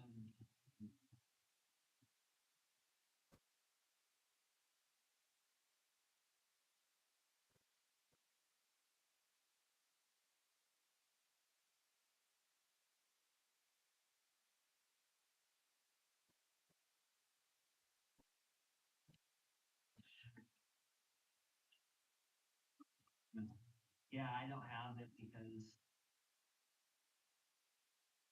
don't have it. I don't have it here.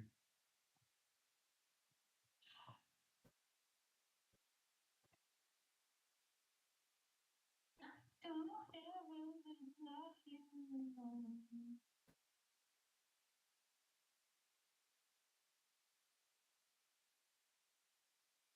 where it is. I wish I knew.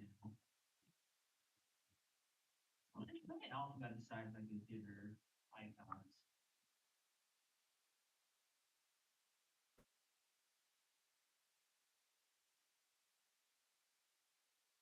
Big fun. Worst ID, be Webby, what's new?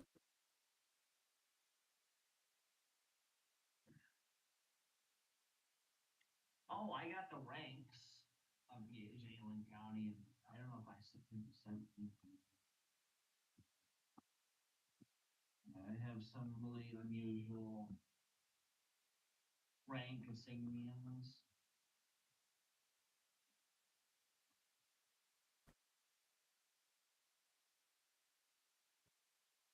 Here, Plainfield, you might be interested in this. I'm actually gonna message you. Let's see. Let me go ahead and send you 1, 2, 3, 4, 5, 6, 6, 7, 8.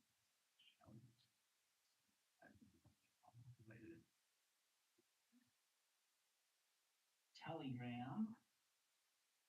I also had Jalen County's flag up here.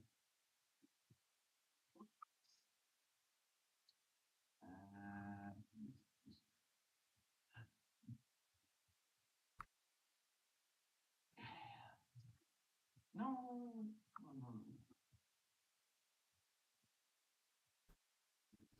Thank you. And now let's share the uniform ranks. All the all of the Alex World Army ranks or something. What?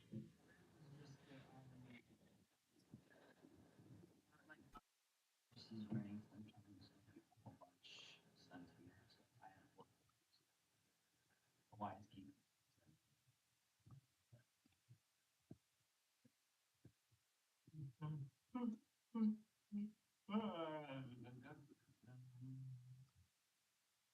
Oh yeah, it's almost done. No. I have to wait on that one. Oh, did you go to the forums? Speaking of which, info. What forms? I'll just send it to you. Let me see. I formed this forum through forum pro boards. Let's see. A couple of people from the Discord server went there too. It's actually for the forums. Dot.